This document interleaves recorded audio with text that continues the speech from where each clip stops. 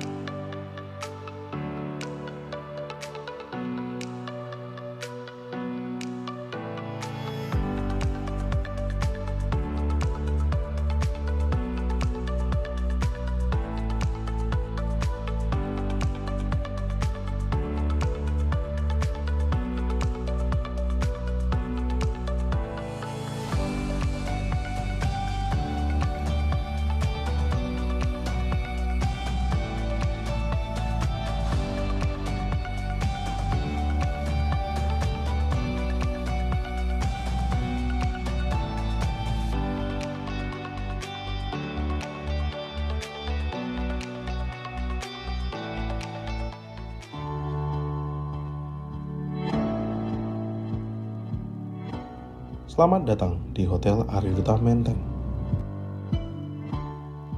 Keselamatan Anda adalah prioritas utama bagi kami. Untuk alasan keselamatan dan kesehatan bersama, mohon kiranya untuk selalu mencuci tangan, menggunakan hand sanitizer, dan menjaga jarak Anda. Kami akan menunjukkan prosedur dan fasilitas untuk keamanan dan keselamatan pada saat terjadi keadaan darurat. Saat ini, Hotel Ariduta Menteng telah dilengkapi dengan sistem keamanan dan keselamatan yang dikontrol selama 24 jam. Setiap ruang meeting dan ballroom telah dilengkapi dengan CCTV, alat pendeteksi asap, alat pemercik air, alat semprot kebakaran, alat pemadam api ringan, dan sistem pengumuman publik. Jika terjadi keadaan darurat, dimohon untuk tetap tenang dan tidak panik. Apabila diumumkan melalui alat pengumuman publik, untuk bersiap dilakukannya evakuasi, emergency response team kami akan mendampingi dan membantu Anda, serta mengarahkan Anda ke titik kumpul melalui pintu darurat terdekat.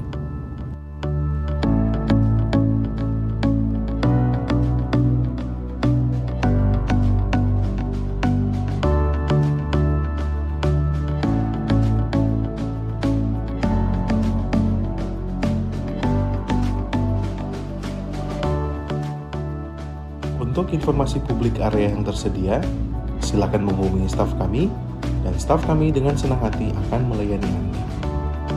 Terima kasih atas kepercayaan Anda, dan selamat beraktivitas di Hotel Ariduta Menteng.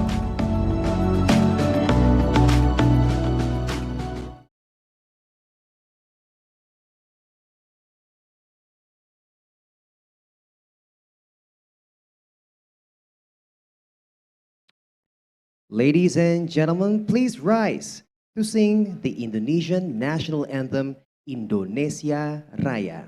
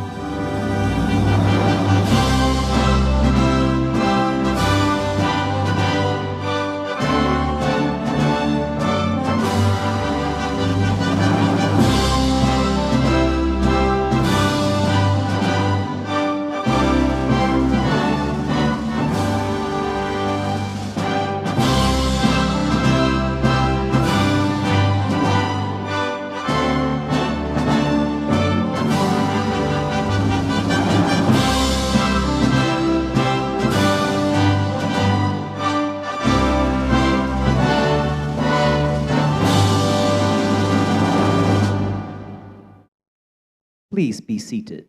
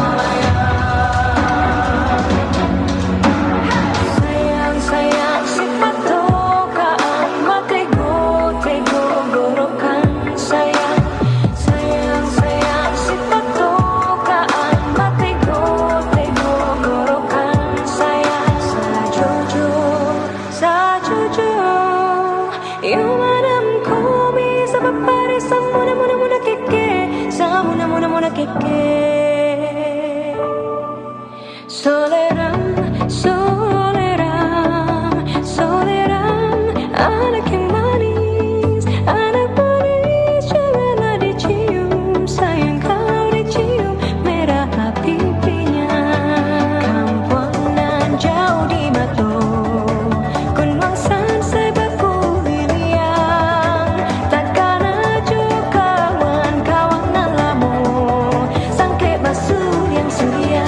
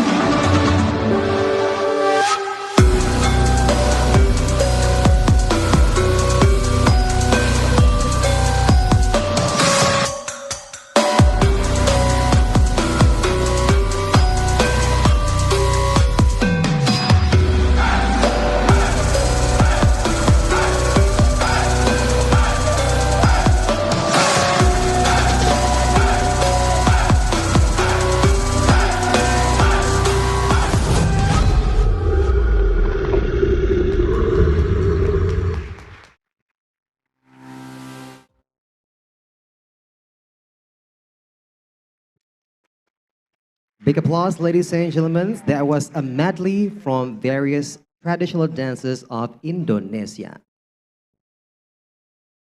Before we begin, just a quick reminder that the summit follows planned international safeguarding and PSEA policy, which means we're all here to create a safe, respectful, and inclusive space for everyone.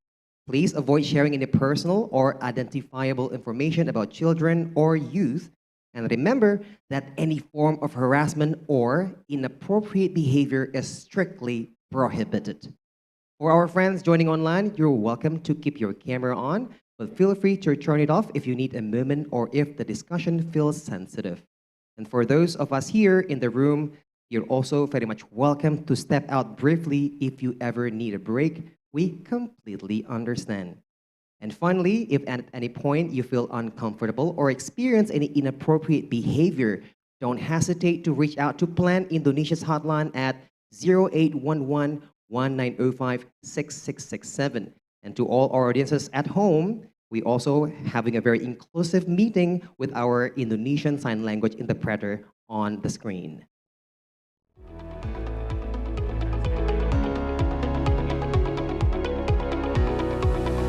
Assalamualaikum warahmatullahi wabarakatuh. A very good morning, everyone. Can I have a big warm applause for everyone here? Thank you very much. Selamat datang and welcome to the Youth Leadership Summit 2025. Once again, can I have the warmest applause we can have today? Thank you very much. Thank you for having your sunny Sunday with us today. And allow me to first introduce myself. My name is Randy Wicaksana. Simply call me Randy. And I would like to first say thank you for allowing me to host this event. I am incredibly honored to host this very special event because somewhat I feel validated. Why is that? Because this is, as the name suggests, a summit for youth. And as someone that is still young inside, I feel very much validated. Often I get mistaken to appear younger than my actual age, that shall be unnamed. However, my lower back pain begs to disagree. So my dear young friends, exercise and do yoga because lower back pain is real. Allow me to first extend my warmest welcome to our VIP guests that has been joining today. First of all, I would like to welcome the Director of Sub-Region Asia Pacific Plan International Asia Pacific. Welcome, Mrs. Sharon Kane. A big applause, ladies and gentlemen. Also, I would like to welcome the Executive Director Plan International Indonesia. We have Ibu Dini Widiastuti. Selamat pagi, Ibu. And also on behalf of Professor Insinyur Dwi Korita Karnawati, the head of Indonesian Agency for Meteorology, Climatology and Geophysical or BMKG, please welcome Bapak Marzuki. He is the Director of Applied Climate Services. The weather is very much sunny outside, betul Pak? And we can safely say, I think BMKG can also forecast the future is bright with you all here. And definitely welcome to all the youth in this room. A big applause for us. I'm pretty sure most of you who are attending this event pretty much understand what the Youth Leadership Summit is. But I'm pretty sure some of you still questioning what the event is actually for. Allow me to briefly explain to you that the Youth Leadership Summit, or YLS, is the capstone of the Youth Leadership Academy, or YLA, for Gender and Climate Action. This is a program by Plan International and Plan International Asia Pacific under the leadership of Plan International Indonesia with the support from the Rockefeller Foundations. And the program empowers 40 youth ambassadors from India. Can I see your hand? India. India represent. Our neighbor Vietnam. Xian Chao. And then Indonesia. Thailand. The Philippines. There you go. And these incredible youth are here to lead, to influence, and advocate for gender and climate action. Once again, for gender and climate action, ladies and gentlemen. So the YLS 2025 will showcase 8 youth-led gender-responsive climate actions, amplifying youth voices and strengthening collective action across the region, health both offline here in Jakarta and also online. All right. Without any further ado, we're going to enter our first agenda today. We're going to hear a remark, and we have the podium on the stage with me. We're going to hear an opening remark first from the project manager Plan International Indonesia. The youth who are participating in this event pretty much know this guy I'm about to introduce. Can I have a big applause for Kakak Royke Anto?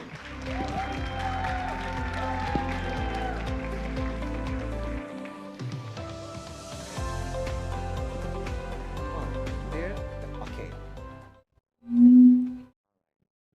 Yeah. This mic. I'm taller than this actually. Yeah. Hopefully.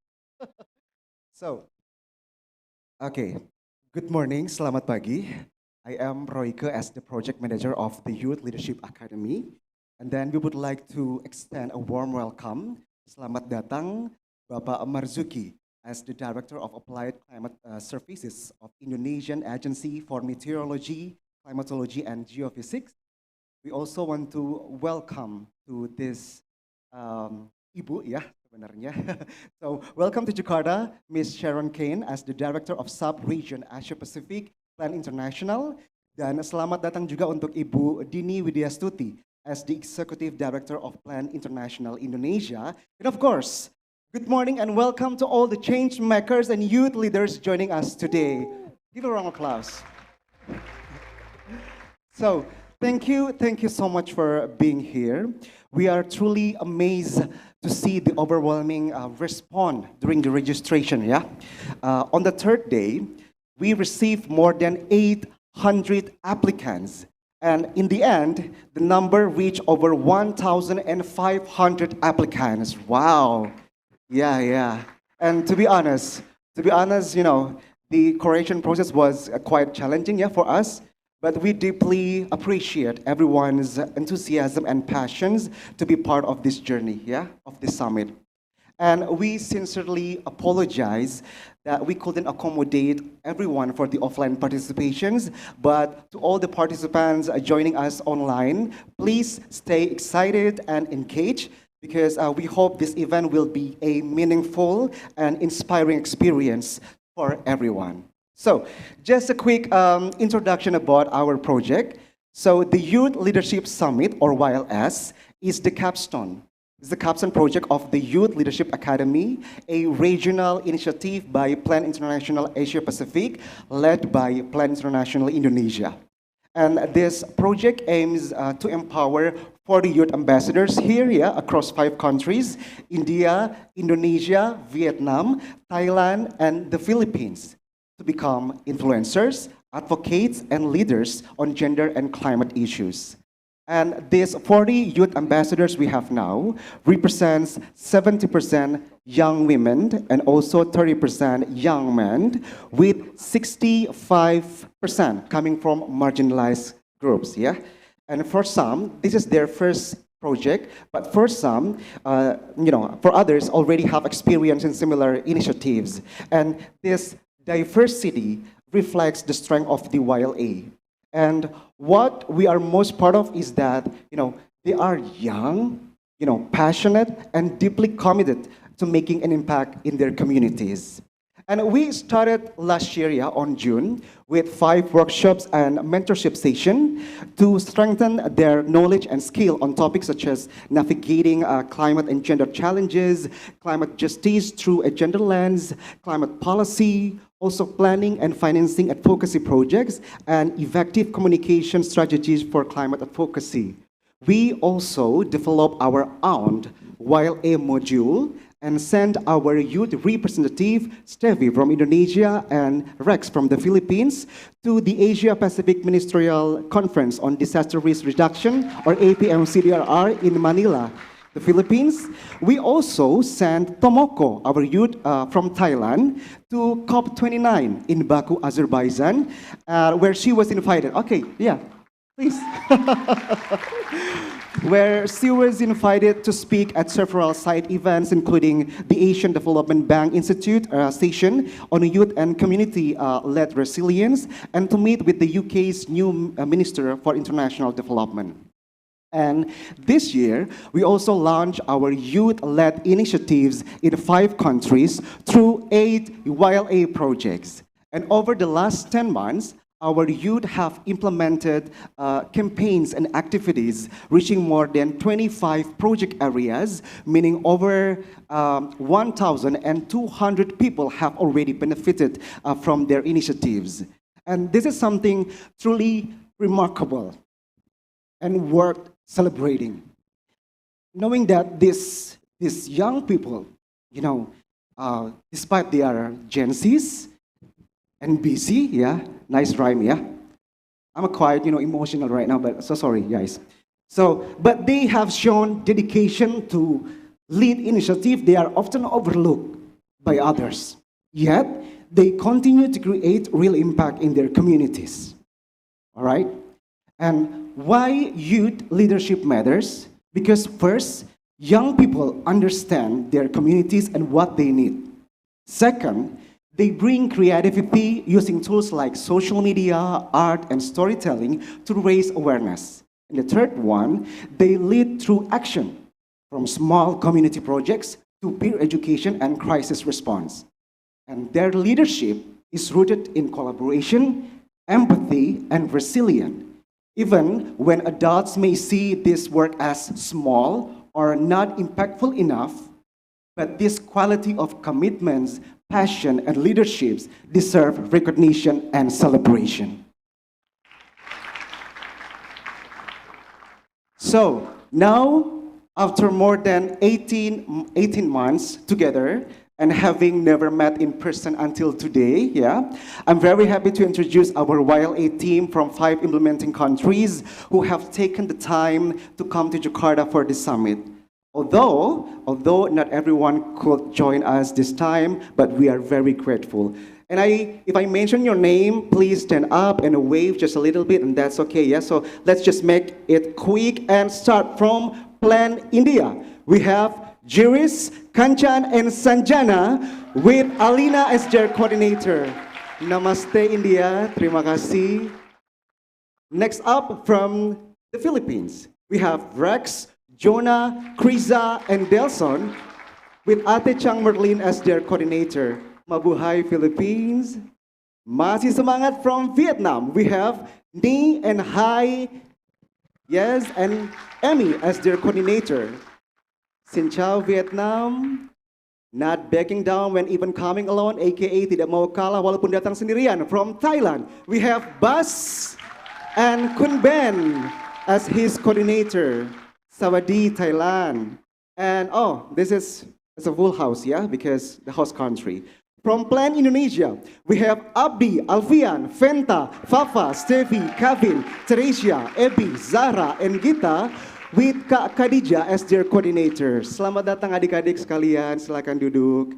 Okay, and it's not yet the full team, yeah, but that's okay. Hopefully next month we will have the chance to meet all of the 40 youth ambassadors in one place. Yeah, I just spilled the tea. Okay.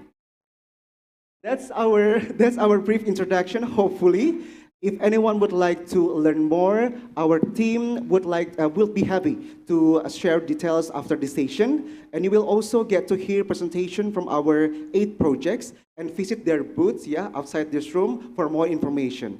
So to everyone here in person, and also for those joining us via Zoom or YouTube, thank you so much for being part of this summit. Let's just enjoy the session together, because there are still many surprises ahead. Thank you so much.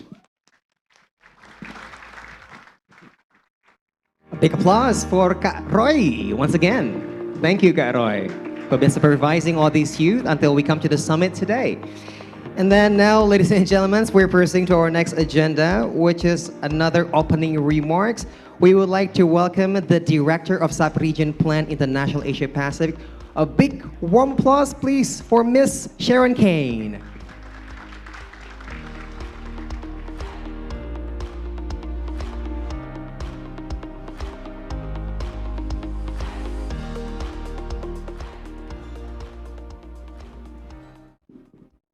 So good morning. Selamat pagi. Good morning, everyone.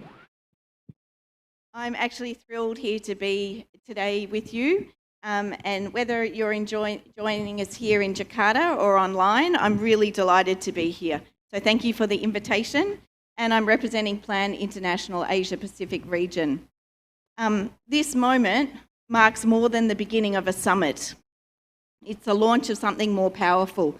It's a movement led by young people who are ready to shape the future, not just someday, but today and onwards. Our theme of unifying voices and amplifying action calls us to come together, strengthen our voices, and expand our impact. This is your time to step forward as change makers. Let this summit today inspire your next courageous step, your next idea, and your next collaboration. Whether you're leading a project, engaging with policymakers, or motivating your peers, your voice matters. Use it to challenge, connect, and lead. We're here to celebrate the work of the 40 youth ambassadors from Indonesia, Vietnam, India, Thailand, and the Philippines. I actually spent some time learning all your names, but Royke just introduced you all, so I look forward to coming and speaking to every one of you individually over the next day. So you've shown leadership regardless of what your age is and regardless of titles. It's about how you've stepped up and you're sharing your voice and you're showing courage. And through the Youth Leadership Academy for Gender and Climate Action, you've built skills, led initiatives, and made your voices heard, locally and globally. So this is your platform today to inspire and connect. So let me just share a personal story. In 2020, in central Vietnam, where I was working at the time, there was a devastating flood that affected some of the central provinces of Vietnam. At the time, one of Plan International's Youth Advisory Committee members, she was 16, she was in one of the communities that was affected by this devastating flood. And she was one of the first people to report from her community. She went on social media with support from Plan International. She sent photos, videos in real time of what was happening in her community. And she helped us understand what was needed in her community at the time. She didn't wait for anyone. She did it and led by herself. Her voice ensured that the most vulnerable people in that community were heard and we were able to respond. So she helped mobilise support for almost 200,000 people, and with her work and her real-time photos and videos that she led by herself, she helped raise over 1.5 million euro for that community. She was involved in assessments, in coordination, in distribution, psychosocial support for community and her peers, and she was involved in every single step of the way. She became a communicator, a connector, and a true ambassador for her community at 16. She became a role model. And her leadership at that time has left a lasting impression on me.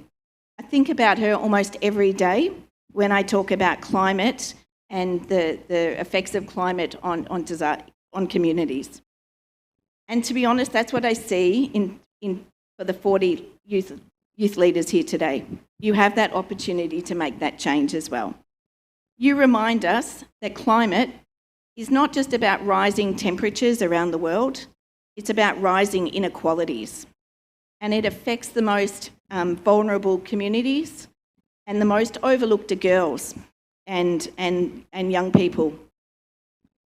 Yet here you are, choosing to lead, act and believe in change, even when we think about the climate and we think about the world and the state of the world, the youth here can see that they can make a difference. It's your space to share your stories, your solutions and your dreams. It's a space also to influence. Your voices matter, and it's a room where decisions can be made. So I encourage you to speak to policy makers and leaders, and they must hear from you, not just a formality, but that your voice matters. So here's my invitation to you, the youth in the room. Please be bold, be honest, be the voice that someone needs to hear, and never underestimate the power of your presence in the room. You are leading the way.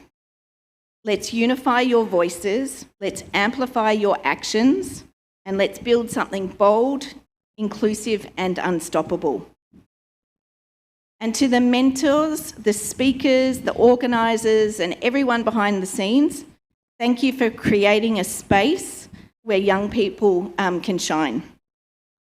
We as adults, I would like to think I've got a youth mind, but I'm definitely not in the youth category. But we as adults, we walk beside you, we listen and we learn, and we help to remove barriers. And we must ensure that the future includes your leadership, and it's welcomed and celebrated. So those of you are probably familiar with Dr. Jane Goodall, who passed away recently. She's a renowned conservationist and the founder of Roots and Shoots youth movement. And she spent her life advocating for animal welfare, the environment, and the power of young people to lead change. So she said, and I quote her, "Think about our ecological footprint. Every day on this planet, you make a difference. If you start thinking about the consequences of the small choices you make, and then we start to get the kind of world that we cannot be too embarrassed to leave behind." She also reminded us, young people, when informed and empowered, when they realise that what they do truly makes a difference, can indeed change the world. One of my greatest reasons for hope in this world is the youth. So her words remind us that climate action isn't just about the policies, it's about the people. It's about the choices we make, the values we hold, and the courage to lead with purpose. And it's about ensuring that young people, their voices are not only heard, but trusted to guide us along the way. And to the adults in the room, policymakers, educators, community leaders and allies, our call to action is to listen actively, support consistently, and to create the space intentionally. So let's commit today and onwards to be the champions that youth need, not just in words, but in action. Because when we stand together with young change makers, we don't just empower them, but we can also transform the future together. So on behalf of Plan International Asia Pacific, I welcome you all to the Youth Leadership Summit today. Thank you very much.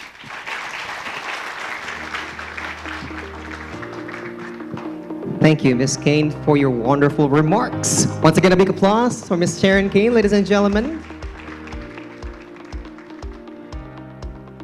And now we are going to proceed to our next agenda, which is a very special keynote speech. This keynote speech is going to be delivered by the representative from Indonesian Agency for Meteorology, Climatology, and Geophysics, or we simply call them BMKG or BMKG. We usually see their forecasts on TV every single day, but don't worry, he will not talk whether or not we should bring umbrella after we leave the premises today. He will talk about something more significant, about the climate and gender and how it actually has consequences to our daily life and the disparity of quality of life for people. Without any further ado, allow me to introduce representing Miss Professor Insinyur Dwi Korita Karnawati, who cannot join us today. This is Bapak Marjuki, the Director of Applied Climate Services of BMKG. Silakan, Pak.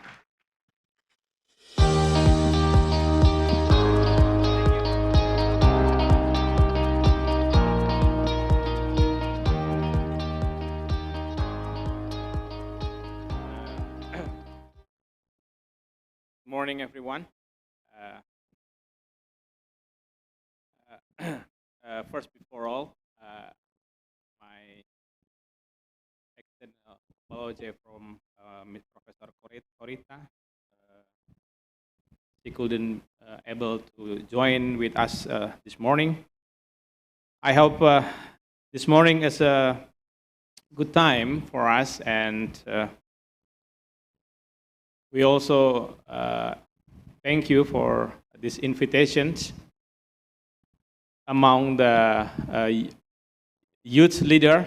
Yeah, this is my first time talking surrounded the youth leader. I think this full energy. Yeah, this is transmissible, I think. Yeah. I'm sorry, I will display a slide maybe. All right, thank you. Yeah, let's start the session with the questions for ourselves. What dreams come in mind if we talk about the future? I believe that a lot of dream for us, especially for the youth leader. Maybe you're dreaming about the great new job. Maybe the dreaming regarding the cool technology. Maybe the dreaming regarding the epic travel, etc. But there is a fundamental things that necessary and decide is whether those our dreaming possible come true. You know what? That's a condition our planet that we live on. And if we look back, say that the last summer in this year, what did you feel? Maybe you feel the summer is hotter than normal. Maybe you feel the summer more humid than normal. Maybe you feel the summer wetter than normal.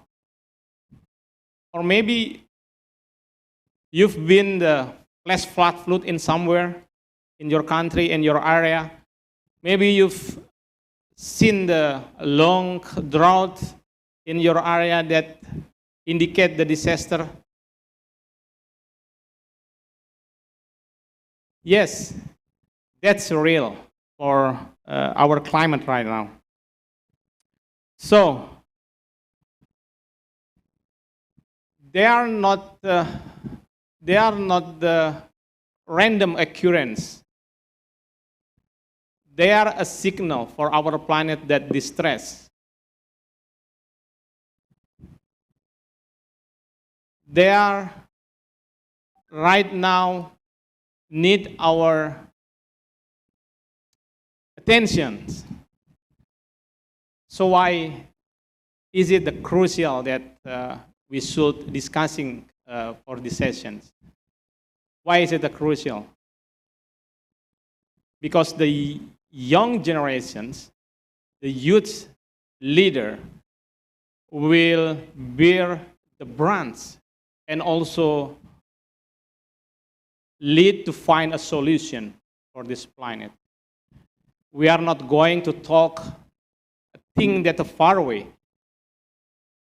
We are going to talk thing that already have a big challenge for us in this time. So this is like motivations for this session.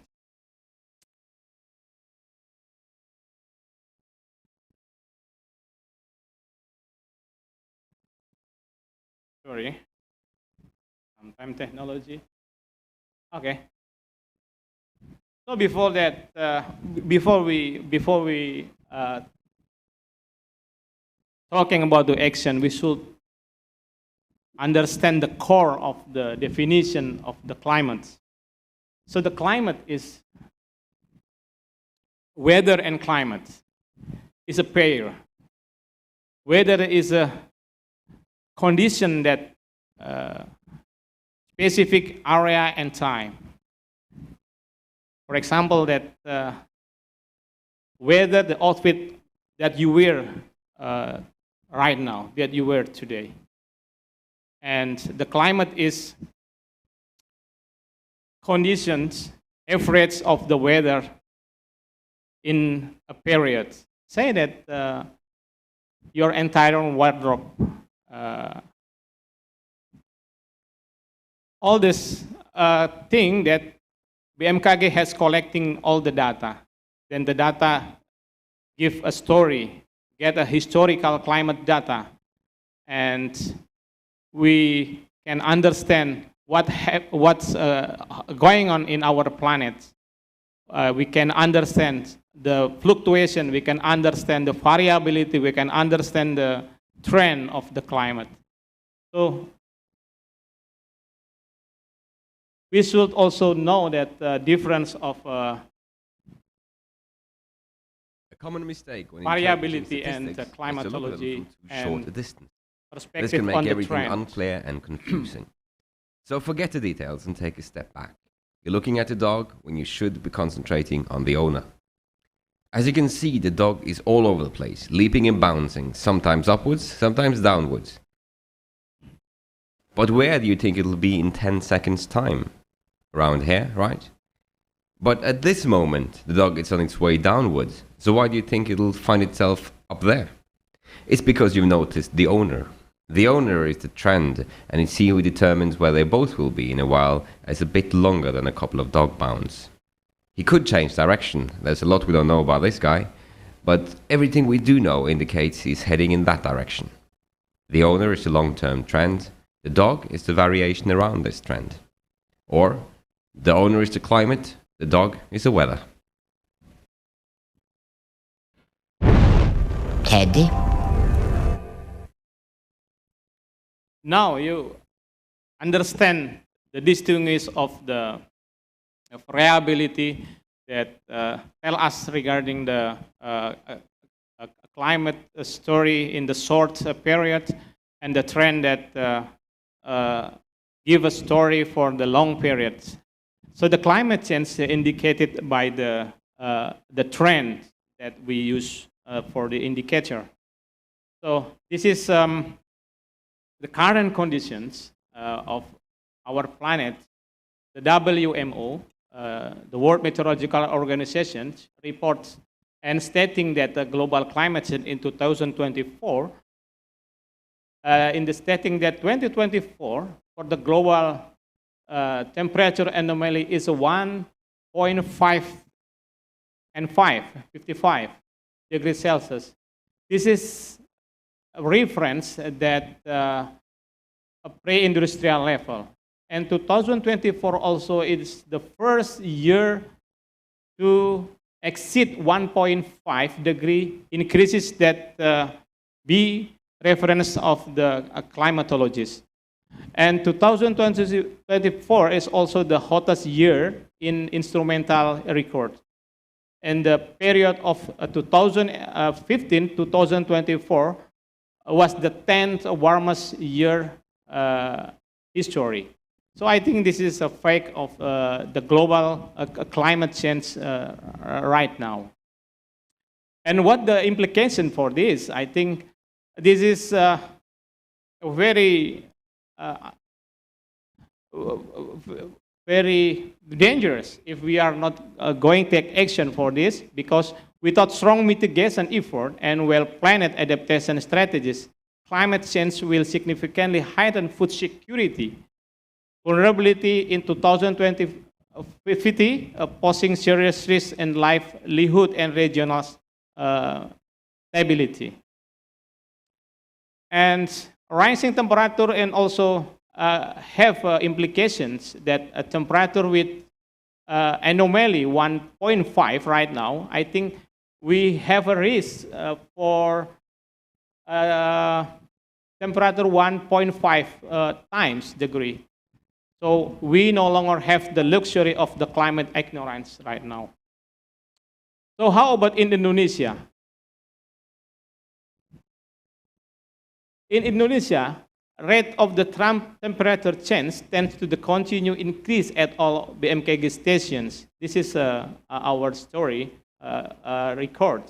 And temperature anomaly is 0.x degree with reference to the climate normal 90 and 2020, or 1.15 degree reference to pre-industrial era.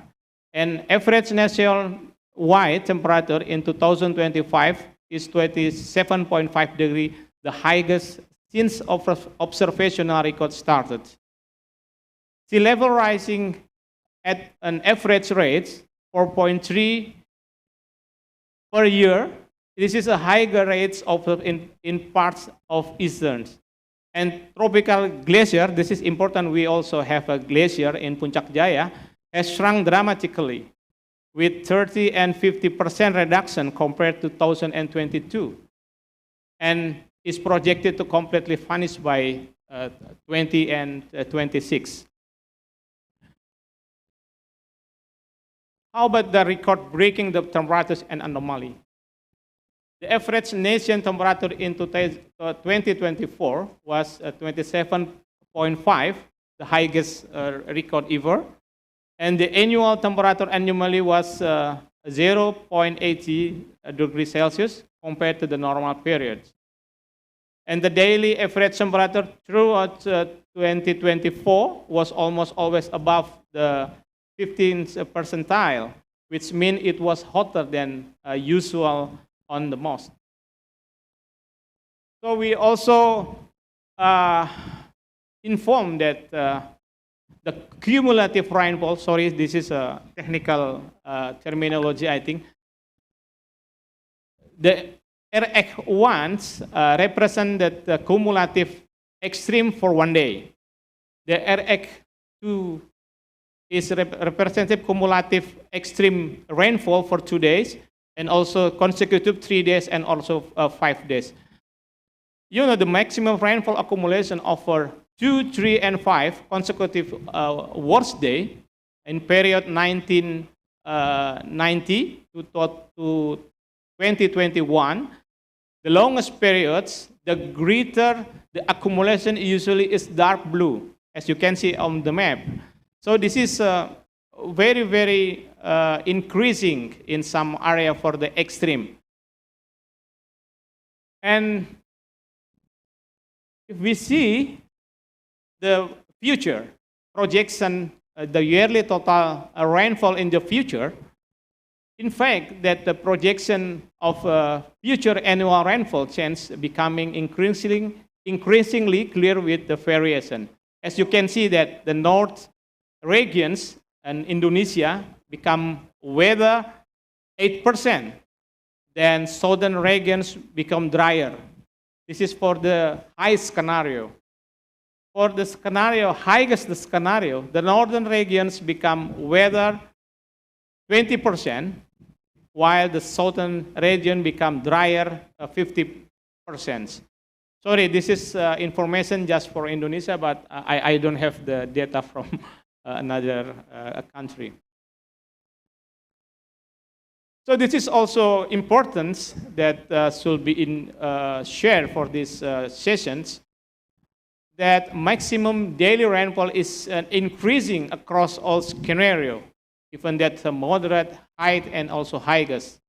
And also heavy rainfall is becoming more intense and more frequent across all scenario. And that's last information that extreme rainfall is projected to become become a new normal in the future. For example, that the Bali's rainfall during the flood, 9 to 10 September, is reached nearly.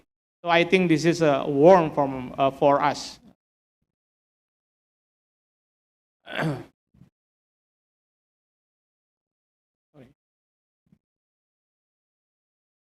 So, what implication for the generations? So this is a 6th assessment report from the APCC. Yeah, this is strongly highlight the concept, the intergenerational equity. Starting the future generation are highly vulnerable to the impact of the climate change and will bear the heaviest consequence of the current inactions.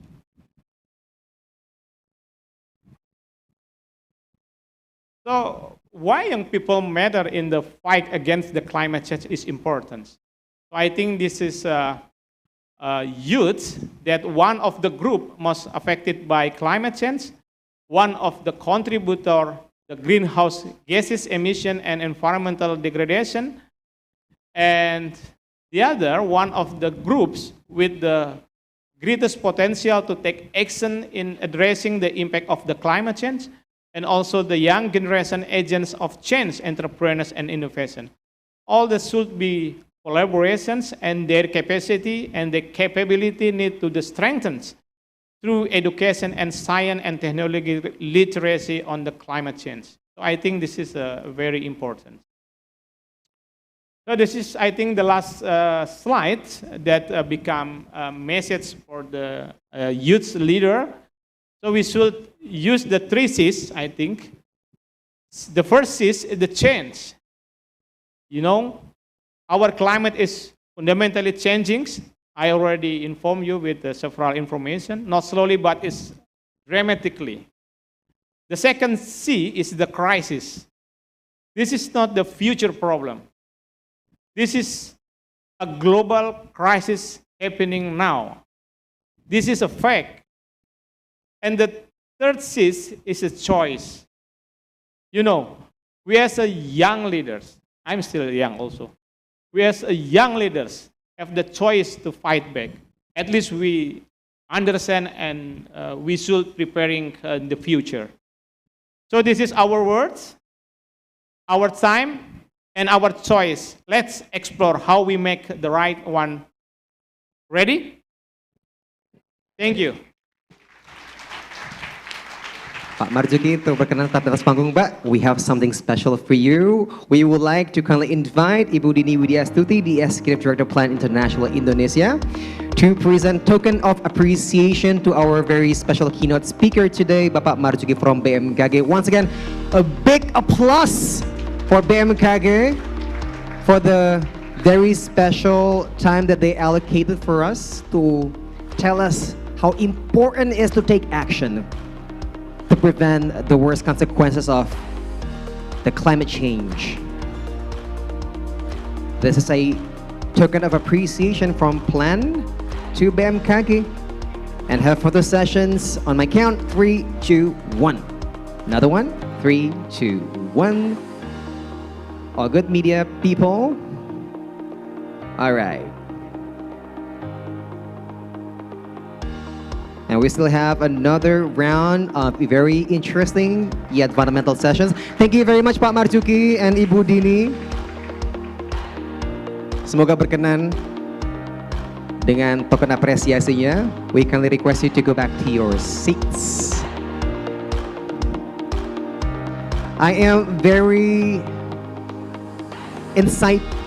again a really big insight from Bapak Marzuki presentations. He did mention about how hot it had been. Do you feel that? The heat has been really crazy lately? Yeah? And that pretty much explains why my electricity bill has been over the roof, Pak. Biaya listrik saya mahal belakangan, Pak. Pulsanya bunyi-bunyi terus di rumah tuh. Because I've been turning on the AC 24/7 because the heat is really unbearable. But on a more serious note, climate change is real and the big consequences will be pretty much impacting the young generations. And it is only the young generation who can take action and save the planet. And talking about saving the planet, we are going to hear the first 4 project presentations from our youth ambassadors. Some of them are doing some real climate changing actions. A little bit about these amazing teams, ladies and gentlemen. We will see about the project outcomes that they've been doing for the past months. And they will be highlighting some key achievements and showing you the great result that they have accomplished together. Each team representative will be sharing their product and how they managed to achieve the result that they've been doing for the past months. Without any further ado, are you ready to hear their incredible presentations?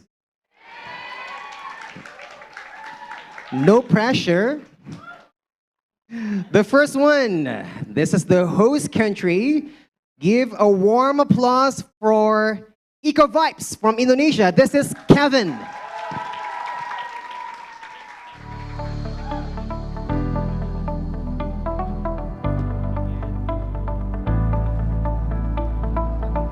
In every corner in Indonesia, waste looks different. In cities, it clogs river. In islands, it drifts on the shore. And in a village, it burns in the open air. But everywhere, the question is the same. How can communities protect both people and the planet? Across Jakarta, Bandung, Cianjur, and Anambas, we work with youth and women to find those answers through actions. From the coastal cleanups to mangrove planting and eco-print, we use creativity to turn waste into climate actions. Each workshop begins small but ends with a spark, a new idea, a local policy, a community that refuses to give up. In every place, we see the same truth. Climate resilience starts when everyone has a voice. From the coast to the cities, we have seen what shared effort can do. The next step is ours to take.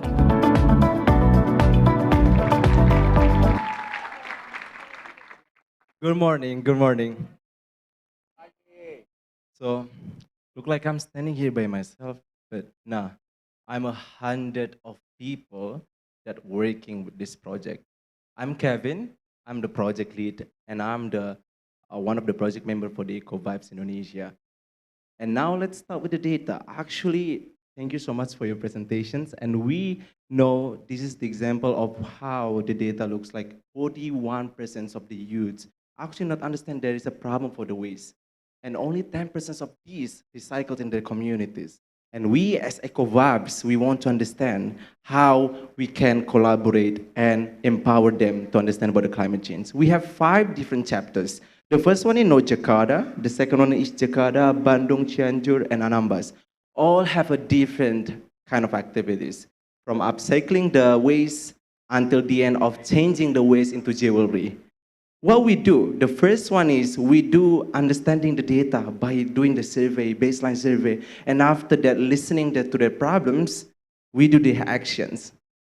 Only data and do the actions, and the last one is we incorporate that to the system by doing the policy dialogue. And from all these 3 things, we have the first one, the workshop 1, doing the diagnostics and doing the climate change resilience. We talk with them, understanding how the awareness, when we got the data, 70% of them, they don't understand that the climate change is real, not only from the environment, but also from the social aspect. And from that, we got 10% of them trying to do something, but they don't have the resource. And then the second one, workshop 2, we have the hands-on activities. We do change, one of them doing the eco-print, we change the waste into the jewelry, and also we do change that into something that they can use in their communities. And you can see the pictures in here. And the last one is we have workshop number 3, policy dialogue. All those things will be important once we talk with the policymakers. We talk with the government, and we got the point from 30 plus governments, and we got their commitment to change the community and impact the systems itself. And this is one of the examples of what we've been doing, and we're still ongoing of what we do. So we as EcoVibes, we see the impact, 150 plus youths from the 5 different regions, and we really want to see this impact continue. I'm Kevin, and all the people here really want to talk more about our project, but then again, we need you as the people to talk and connect with the youths and women from all. So you can see all the aspect, now they do something, and they have all this impact from their communities. So these insights not only stopping by us, but by you helping us and discussing with us on our booth on next to the floor. So that's all from me, Eco Vibes. What we believe we want to bridge grassroots voice and doing the policy to scale communities and youth and women leadership. Thank you. Terima kasih, Kevin. A big applause for Kevin. From Eco Vibes. We're truly vibing with whoever care about the ecosystem. Thank you very much. Before we proceed to our next project leader, we would like to inform you that we have water available on the left side, on the right side of this hall. We have glasses also available to reduce plastic and paper waste. If you bring your tumbler, even better. All right, we're gonna proceed to our second speaker. This is from Green Voices for a Sustainable Future. Please welcome Kanchan from India.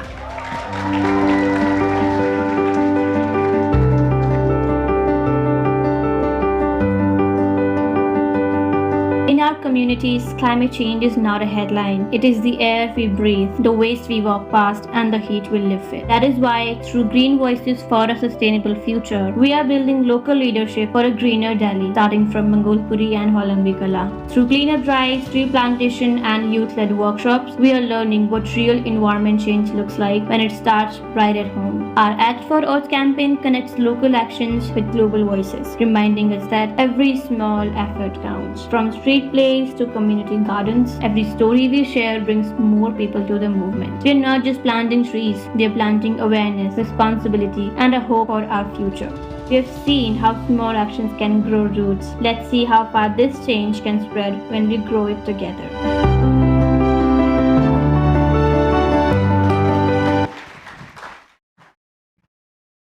Thank you so much.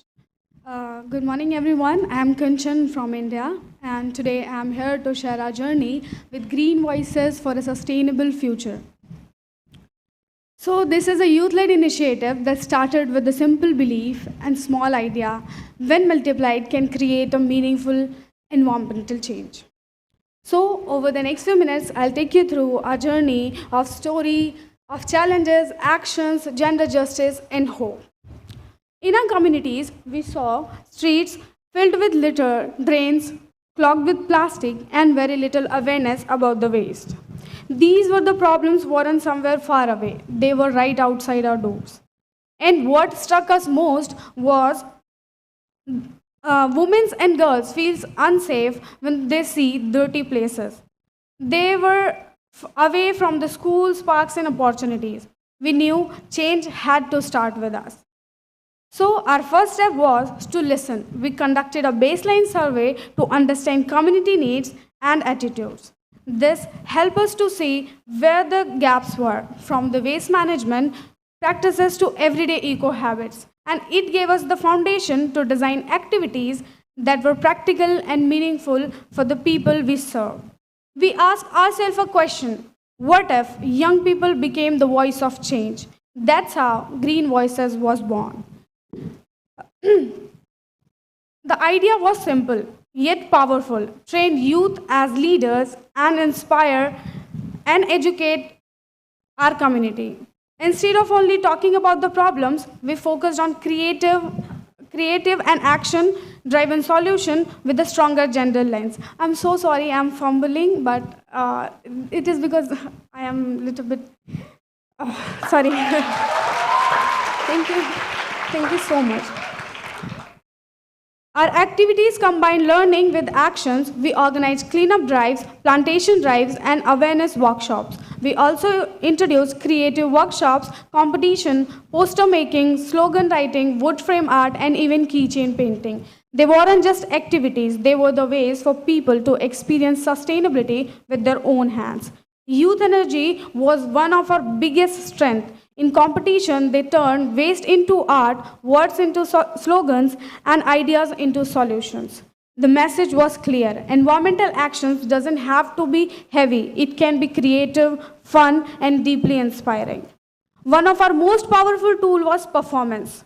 Through street play, we told stories of waste, responsibility, and how climate change connects with gender inequality. It wasn't a lecture, it was a storytelling. The moment we performed, the audience stopped being bystanders and started becoming change makers. In short time, we engaged more than 60 youth and community members trained. Together, we planted about 50 trees, each adopted by a tree guardian. We collected nearly 100 kilos of waste and even placed a dustbin in local parks. Beyond numbers, we saw attitude shifts. People pledged eco-friendly habits, especially young girls who said they felt safer and more confident in cleaner spaces. The journey was never about one person. It was about teamwork. Every member contributed from organizing sessions to leading. Each member played a unique role. I worked on the ground and online. We have organized workshops and sessions, both project location, while also managing our social media to document our journey and amplifying our voices. This role taught me that true change happens when offline actions meet online advocacy. But honestly, titles never mattered. We all worked together at the ground level for the real change. Of course, it wasn't easy. Limited funds, balancing studies with project, and even delays in posting due to busy schedules tested us. But every challenge made us more resilient. We learned that leadership doesn't mean never failing. It means adapting, learning, and moving forward stronger together. So what's next? We want to scale our online challenges, take workshops into more schools, and strengthen green networks across communities. But we know this can't be done alone. So my message to you is this: plant one tree, adopt one street,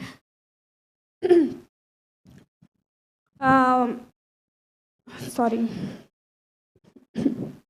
Plant one tree, adopt one street for a sustainable future. Future is built our project Green Voices for a Sustainable Future is built on one simple idea. Small actions can create big change. In our community, we turned waste into art, planted trees, clean streets, and performed plays that connect climate change to gender equality. My message is this: climate is not just about planet. It's about people, about equality, and about the choices we made every day. So let's act together, because when youth rise, when women and men act together, we create a sustainable and equal future for all. Thank you. Have a nice day. Dhanyavad Kanchan from India, thank you very much for your incredible project. From these two speakers, we can see how they are very active in advocating and campaigning, and this is why the youth ambassadors are called the agent changer, right? Because they change people through their advocacy from bystander to upstander. So if my ex can change, so can you. Ladies and gentlemen, we are going to our third speaker. Please welcome You Learn. It is the youth-led environmental action for nature. This is Delson from the Philippines.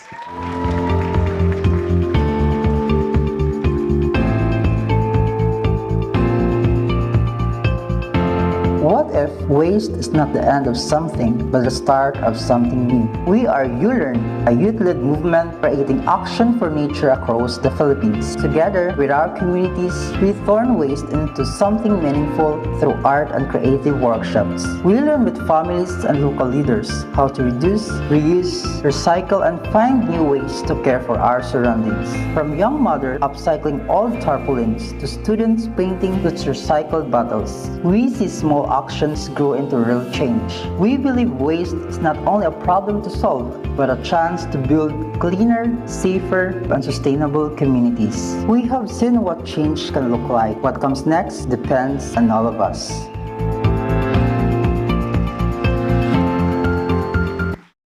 All right, so improper waste management is one of the biggest issues in our community. Trash is not sorted properly, and then open burning is common. and then even and also policies still exist. It's still people still lack of power or support to follow them. Then definitely it lead to smoke-related diseases and a lot of things. So that's why we did planning workshop to really dig deeper on this, to have that kind of what would be the best strategies or activities that we can implement to really to reduce or to minimize this kind of waste issues. So after the planning workshop, we really collaborate with the stakeholders because we cannot do this alone.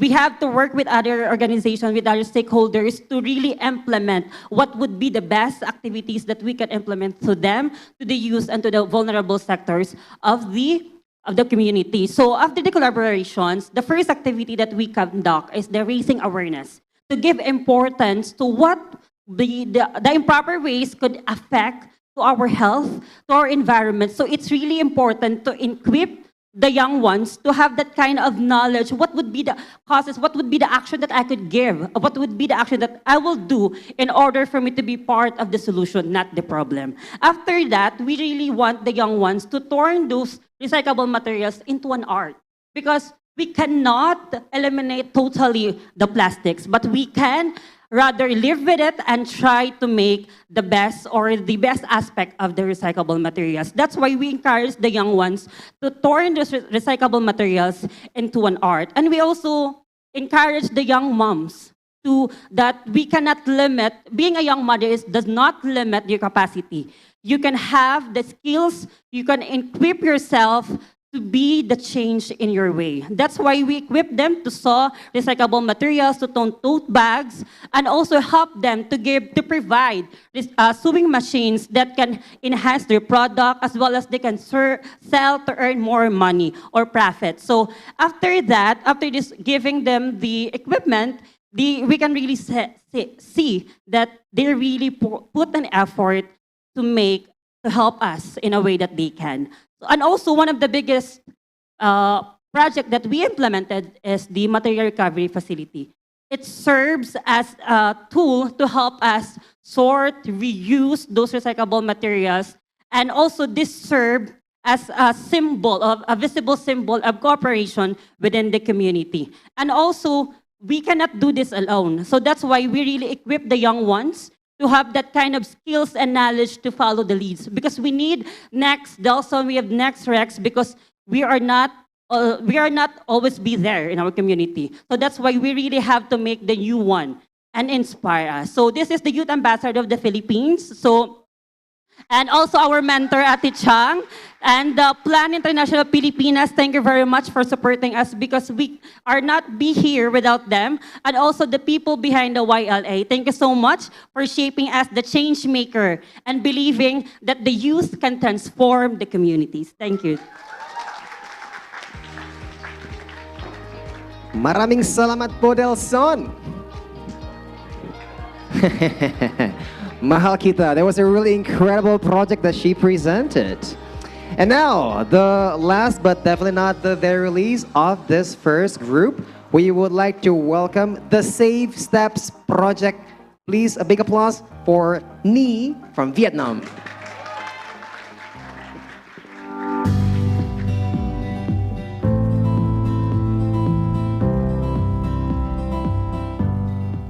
When the floodwater rose, schools closed, family waited. Many of us didn't know what to do. That moment showed us how unprepared we were and how much stronger we could be if we learned to act together. So we began the Safe Steps, a project to help students build confidence and readiness for the next disaster.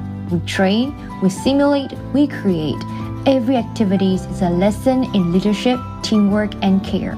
Some of us design evacuation kits, others lead awareness campaigns or write guides for our schools. Every step we take is a reminder that preparedness begins long before the storm. And resilience is not only about surviving, it's about making sure no one is left behind.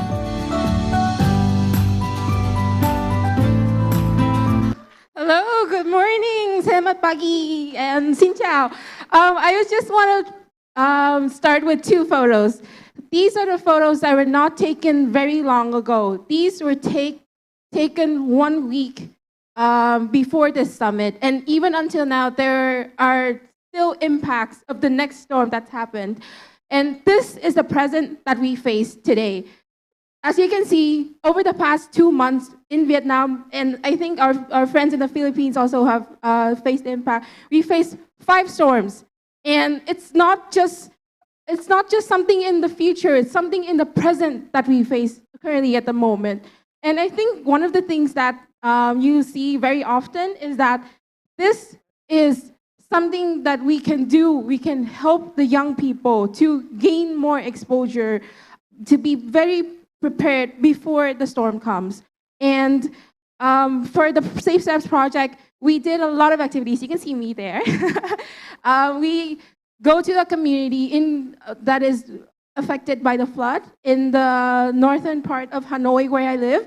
We take the notebooks that we do, we help them to prepare emergency preparedness bags. We teach them how to draft things before, drafting the maps of the hotspots in their communities so that they will be very much prepared when the storm comes. And also, we also give them a lot of interactive activities to help them spot which are the disasters that they will face. And this is one of the key products that we made for this project. It's called the Emergency Handbook Guide. We also integrated a lot of gender-based elements so that for the young girls, they will know what to do, what will they need to prepare. Because during last year, there were a lot of incidents that affects the girls' health. And after that, we also had a cascade campaign. The communities themselves organized. This is not organized by us, organized by the community to have like contests on infographic, and they also do disaster training workshop in schools. It's now the things that we give them, it's given back to the community. And not just about the young people that were trained, it's also the other young people that are younger than them. And we were very surprised because, as you can see, we did this after that one typhoon in July, and then there were 4 more typhoons coming in. The young people, they took the knowledge themselves that they learned from us, and then they help the community, they give back to the community and build a further resilient for themselves. So the results are here. It's very clear for you to see. But I think one thing that is not really mentioned is the hardship behind the project. We were supposed to have one more workshop with the young children in the community, but at the moment, the area is flooded. We cannot go there to do it. And but we are very happy that the project was able to help the community become safer in the natural disasters.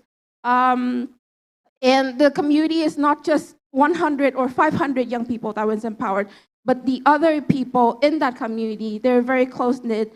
They become more resilient together. And behind the team, we're all girls from Hanoi. We're from very different backgrounds, but we share the same passion for building a more resilient future and more resilient communities for the young people in the future.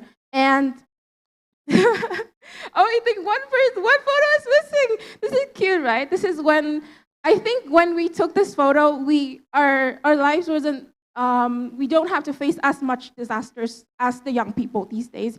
We don't have to face one typhoon every week. So for us, it's not just about building a more resilient future for the young people. When you look at our faces, our photos, our smiles, it's gone. But I think it will help you to remind you of us and how we started, the smiles that we had when we were young. Think about the children these days. They're innocent smiles and stuff, and it makes us think about what we're going to do to help build a more resilient future for the young people, for the future, one safe step at a time. And thank you very much for your attention. Thank you very much. Come on, Ni.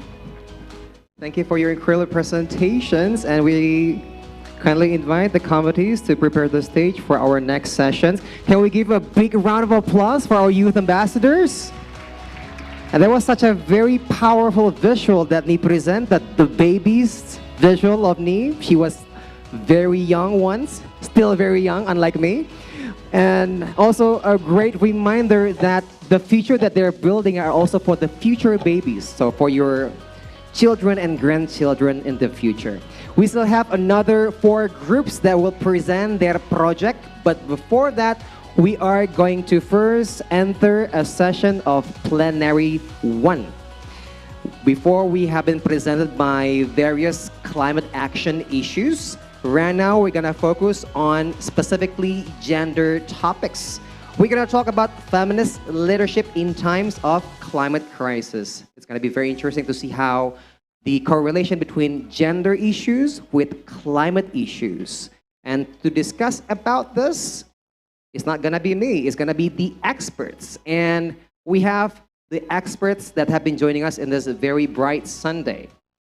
Allow me to welcome the moderator of today's session. But before that, allow me to also inform you that there will be no question and answer session for our youth ambassador. However, they have their booth outside, correct? So you can engage to them personally outside after this during lunch break. You can ask them any question that you have. You can also talk about the future engagement that you may be able to collaborate together, because to tackle this issue, collaboration is key. Now, allow me to introduce our moderator, who also will introduce the speakers of the plenary sessions. Big applause for the head of disaster and sustainable resilience at Plan International Asia Pacific. This is Miss Panda Lengkong.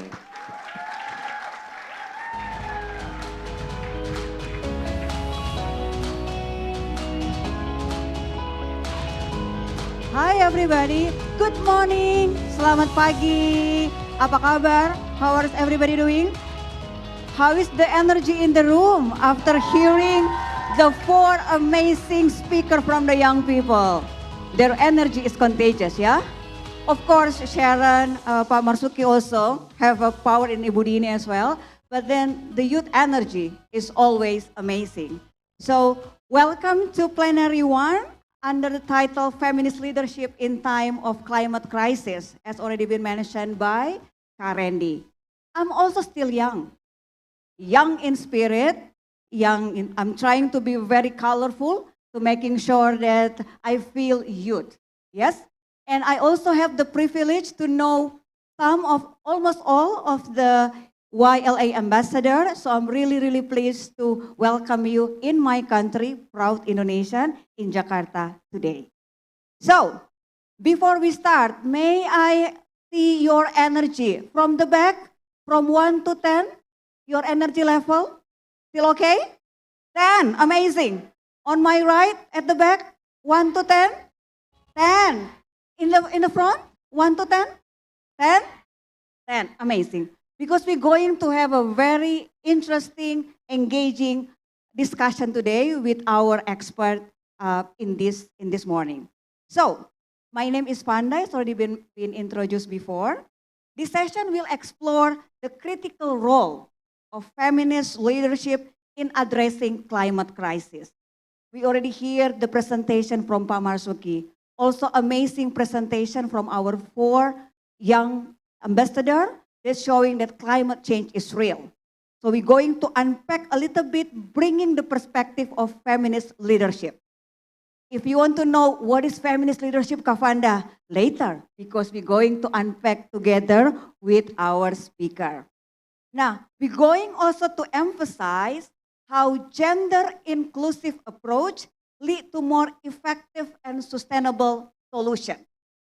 Remember the 3C of Pak Marsuki. Anyone still remember the 3C? Come on. Change, amazing. Last but not least, meaning everybody pay attention to the presentation. Well done, guys. We hope also this session will inspire you. I know it's already inspired us since the beginning. Not only for the young leaders, but also to everybody in this room, and how to integrate the feminist principle in our leadership, also fostering collaborative and intersectional solution to the climate crisis.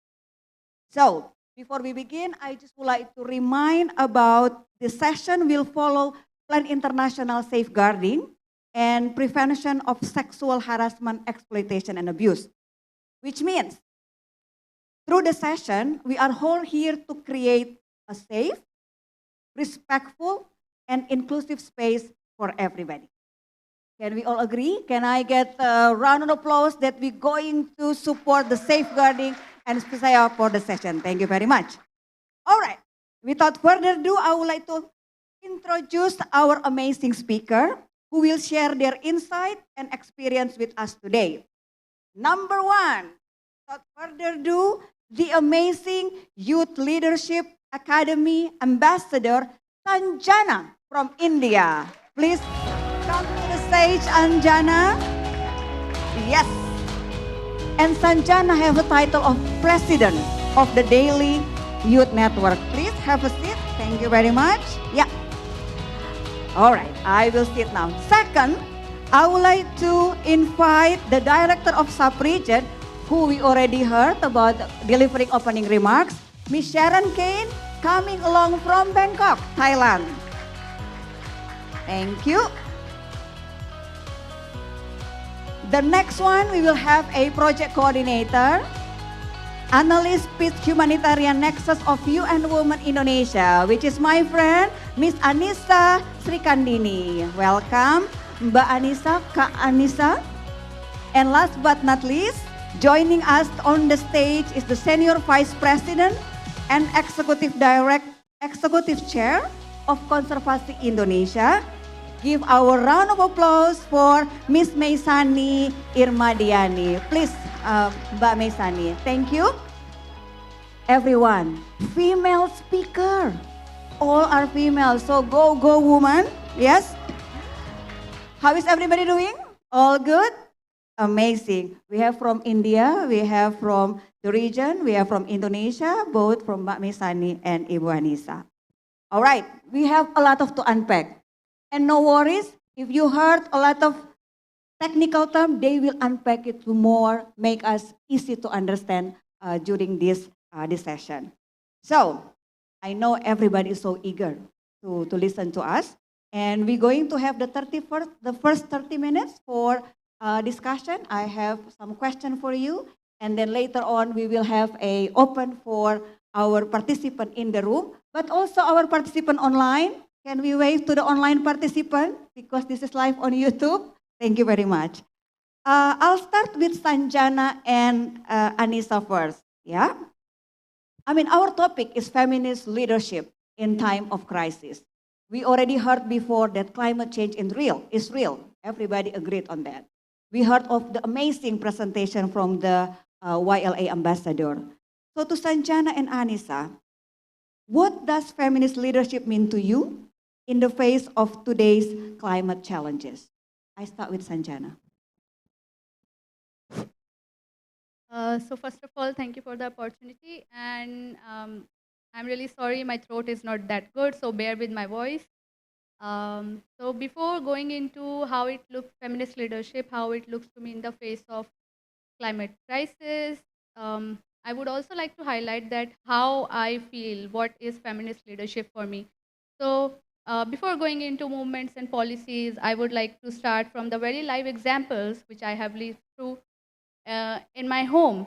So like reflected in my own home, my mother has been my role model, my inspiration, and I have grown up seeing her, how she has been doing all the leadership, how she has been leading our house and like through sympathy and through lot of love, care, empathy, and how she has been always so active. She has always listened to me and my sister, and then same with my father, like how he has always been beside her, always supporting her, always like they both together led the decision making things, like they both led me and my sister grow together with more empathy, care, love, and took care of both of our needs. I guess this is what exactly feminist leadership looks like to me. Like it's more of going together hand in hand, standing beside rather than being behind. It's like making like about how we lead with care, with love, with more empathy, and changing the status quo. So this is what looks like to me. And one more thing, this like it's more of a collaboration and establishing the cooperation rather than the competition. So how does it feel to me? This is what feminist leadership is like. When I talk about how it seems to me in the climate crisis situation, my mind immediately goes back to one of the movement which was in India somewhere in 1970s, which was Chipko movement. So over there, the women who almost had no formal education or a little of formal education, they together wrapped their arms around the trees to reduce the deforestation, not allowing to cut the trees. So this was one kind of a movement which always lives in my mind when I talk about like climate crisis and feminist leadership. And I mean, this is what makes it up all. Like they were mothers, they were farmers, and I mean, losing trees means like they understood the problem. It's like they took the lead. So this is what how it looks like. And I mean, one last thing I would like to add to this point is that I always believe then that feminist leadership ensures that every individual, every young person around the world, wherever they are, wherever he or she is, they must know that they are a leader within themselves. They must know that they have that power, that motivation, that zeal to do anything. So this is what I think the feminist right. leadership ensures. Thank you so much, Sanjana, and thank you for bringing a personal story of you. I mean, being here is already also a proof about how you really amplifying your confidence in you, as well as also some of the notes that you are mentioning. Kanisa, same question. Yeah, over to you. Yes. Thank you, Kak Panda. First of all, I would like to thank Plan International Indonesia for inviting UN Women to this very important and strategic event. Plus, also, it is delighted to be here, sharing the stage with distinguished speakers, and most importantly, to be here with the dynamic young leaders who will lead us in the future.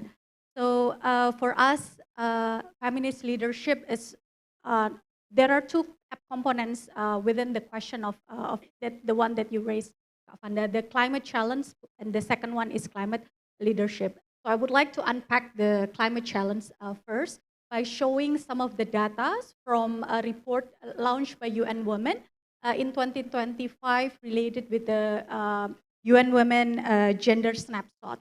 So this report is basically try to capture and also measure the progress of global progress on achieving sustainable development goals.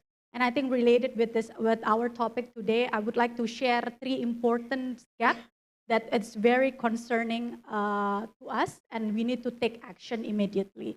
First, it's related with the gender equality. So from the report, as of 2024, only 26% out of 121 countries in the world has a mechanism to track their investment to gender equalities. This is very concerning, meaning that it is quite limited numbers of countries who has a structured mechanism on this way.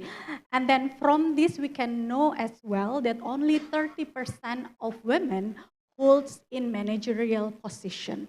So this is talking about how women can lead, not only provide an access for meaningful participation, but also lead the way and guide us. The second one related with the climate. By 2050, we will we live in the worst climate scenario. Around 158 million women and girls will live in extreme poverty due to climate change. And then the third one is about representation of women. Women perspective remain underrepresented, and only 39% of countries have national coordination mechanism to integrate gender equality across climate policy sectors. We've been listening all these data gaps for a couple of years or even decades, yeah. But now how we take this into action, how we have a new ways or like change the game so we can have a better results. And one of the proposed idea is this feminist leadership. And for UN Women, feminist leadership is not only about you lead, but it's also about perspective, about mindset, and also about practice. So the key words on feminist leadership is how to bring transformation. And this is a very magical word for this type of leadership, because if you miss transformation in your design of intervention, you will miss the possible solution to address the root causes. So we've been listening different proposal and different project from amazing youth leaders here, and I can see how they try to also bring a solution toward the root causes. So I would like to share some of the example that we did with the government of Indonesia. So in 2021, UN Women in partnership with UNFPA, Ministry of Women Empowerment and Ministry of Women Empowerment and Child Protection developed this study and launched the study related with the impact of climate change to gender-based violence. So this is some of the areas that mostly overlooked, because we talk about climate change and migration, we talk about climate change and livelihood, and that reality is actually linked into the improvement and increasing number of gender-based violence. And from this study, we learn as well about 5 root causes that I think most of the youth here are also pay attention to that. First is the traditional social norms. I think we learn as well from the colleagues from Philippines on the YouLearn, if I'm not mistaken, yeah, that they want to bring a new and promote the social norms that women can do something and even can lead. The second root causes is related with access to economy. So this is something that you need to also considerate when you design your intervention. The third one is related with the GBV itself. And then the fourth one is weak institutional setting and poor mechanism at the community level. So our work around feminist leadership needs to navigate to provide a solution to these root causes. So back to your question, Kak Vanda, what is feminist leadership? So for us, feminist leadership is a transformative approach that rooted in feminist principle, which is equity, inclusivity, and it aims to challenge the traditional hierarchical and hegemonic patriarchal model of leadership, which lead to the transformative solution. And how it's translated into community, I will share that a bit later. Over to Thank you so much, Kanis. A lot of to unpack over there. But I really appreciate the data that you mentioned, because when we talk about feminist leadership, when we talk about transformative climate injustice, we need to bring data. Because when we bring data, people will know that, okay, it is real. It is not something that we made up. So you mentioned a little bit about the challenge, the traditional decision making, right, within the community. So before I go to Sharon, quickly to Sanjana, as a young girl, and you are the president of Delhi Youth Network. So how are the young women driving climate solution from grown up and challenging traditional decision making spaces in your community? If you can give a concrete example, will be great, Sanjana. Over to you. Yeah, sure. So first of all, how young women are doing it. To all the young women sitting in front of me, can you just, yeah, this is how they are leading it. Like, this is the real life examples, all the young women leading the change in the community. And this is how we do it. Like, it's not a one-day game. It takes a lot of efforts. Like, even in our project, the Green Voices for Sustainable Future, we 5 ladies together are trying to do it, like me, Ekta, Kanchan, Dipti, Muskan. We all are like coming from different backgrounds. Like we all are living in a society, in a family where the gender stereotypes are so deeply rooted that we don't even realize that, yeah, it is being there. So it's already a challenge when you live in the place where the immediate requirement is the meal of the next day, and then you are talking about the climate change. I mean, what is this? What does it have to do with me? So this is one of the toughest thing which I feel And like if quoting the examples from my youth network, so yeah, as an individual, I am engaged with Youth for Ecological Sustainability Youth Network, which works in 17 states of India. And in Delhi state, I serve as the president. So over there, like, I mean, of course, because I have been active and I have been taking the lead charge, my other members of the network, they decided, okay, let's make Sanjana the president. And it was not just like that, because we all the members had that sort of orientation. We have been working like that. We have been taught about, oriented about gender discrimination, how it is there in the society, and what are the indifferences, and what you need to do as a youth leader. So we also try to study a lot and develop a lot of understanding on these topics. And then now in my youth network, we ensure that majority of the participation will come from girls, and specifically from the marginalized communities. So we always ensure that, like, and whatever activities we do, I mean, most of the activities, that's very impressive that the girls take the charge, they lead it. And why not? Like, it's more like you are the one who is most impacted. So why not just, not only just keep it in yourself, but let's try to discuss it. Okay, and now also this is very so contradictory, like, over though, like, all the people here, all the young girls over here who are taking the charge in the Youth Leadership Academy, like, most of us come from the community where even discussing about this topic is something like, yeah, okay, we are not that much into it because it's not something which is affecting us very immediately, though in some places it is. But yeah, so it's always a challenge. But the girls are doing it because they have that motivation, they have that energy, and they want to bring the change. And I would really like to appreciate all those males who are really there beside, like helping them out, talking things, deliberating. And like this is about like how they do the activities on the ground level. It's about like doing the stuff. But when it comes to policy and decision making, and if young women is given the platform, bingo, then you have another voice who can bring more interesting policies, more interesting change, more interesting and innovative solutions. Thank you so much. Can we give a round of applause for all the girls? But also a big round of applause for all the men who are also supporting, because talking about gender is not about girls. It's also about the equality between girls and men. Now I would like to thank you, Sanjana, for sharing that. I'm going to turn to Sharon. After hearing from Sanjana, powerful young person, also some information data from UN Women. Anissa also still very young. Sharon, how does feminist leadership at the community level help dismantle restrictive norms and driving lasting climate action? Over to you. Thanks, Vanda. Thanks, Sanjana and Anissa. Thank you. First of all, one of the reasons I love working for Plan International is because we focus on gender equality, and we do it with feminist principles in mind. So Plan International has 10 principles that we work with in terms of the feminist lens, which I can talk about for many hours.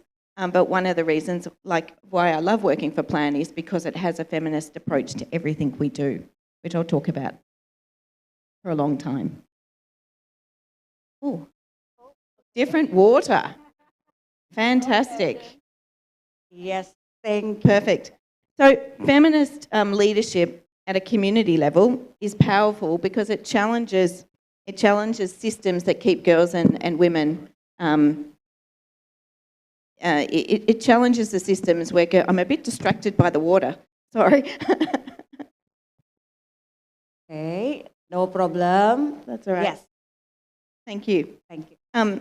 It challenges feminist leadership at the community level is powerful because it helps challenge the unfair systems that keep women and girls out of decision making at the community level. It's about making sure that everyone, including the most vulnerable or the most marginalised, are actually having a voice and making sure that they're involved in decision making. And we all know that women and youth, we know it from the projects that we just saw, women and youth, they know what's happening in their community. Women and youth are connected to the land, to the water, to the forest, to the earth that they live in. They know what's going on in their communities. But often they don't get involved in the planning or the decision making. So if you look at it from a feminist lens, which is about equal power and equal sharing of decisions, we can ensure that those voices are heard by asking who's not at the table in these discussions, which knowledge is missing, and how can we change that dynamics. We also know very clearly from Mr. Matuski this morning, sorry I mispronounced, we saw the data that climate change especially hits girls hard. It means that girls drop out of school. At times of disaster, they may get married early, and they're often the last ones to eat at the table in the family because boys are often prioritised. And these are not just the side effects of climate, it's actually the side effects of unequal systems. And feminist leadership looks at inclusivity to make sure that those systems are challenged. We've seen it in the projects today. We've seen it in places like Timor-Leste, where women and girls are at the table learning about how to do climate resilient agriculture. We've seen it in places like Vietnam, where ethnic minority women are actually leading on agriculture solutions. So when girls, as we see, when girls and youth, supported by men and boys, they lead on climate action, then we can actually make a difference. And that's how we break down barriers. All right, thank you so much. I'm now turning to Ibu Mesani. Well, impressive CV, by the way. Ibu, you are 18 years driving impact in environmental, social, and business as well. So after hearing from Sharon, also from Sanjana and Anissa, how can feminist leadership ensure that conservation and climate action are not only ecological sound, but also inclusive and equitable? Over to you. Thank you. It's really nice to be here today. And for those of you that are not familiar with Conservasi Indonesia, we are partners of Conservation International, and our focus is really on how do we protect critical ecosystems and nature around us. And what has been interesting in the work that we've done in many areas, we now have about 16 offices all across Indonesia, is that we put nature, we put people at the heart and center of this, because essentially we got into the situation that we got into is because of people, but we are also a big part of an ecosystem, and really trying to look at nature as something that is a part of us, and that I think one of the key things that we've learned, right, with the climate crisis is that we are here because for so many years, we think of things as being in silos, and that one thing is not connected to the other.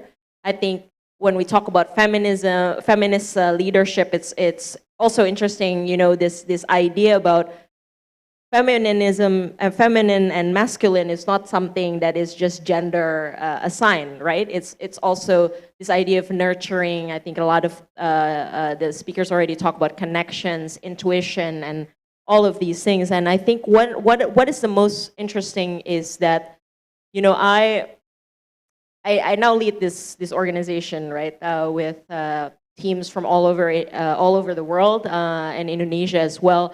And what's most fascinating is that when we think about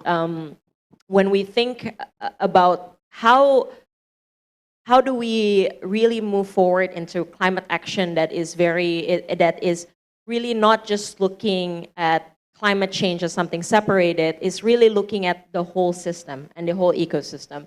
And what is also interesting, you know, before I left today, I was talking to my 12-year-old son, right?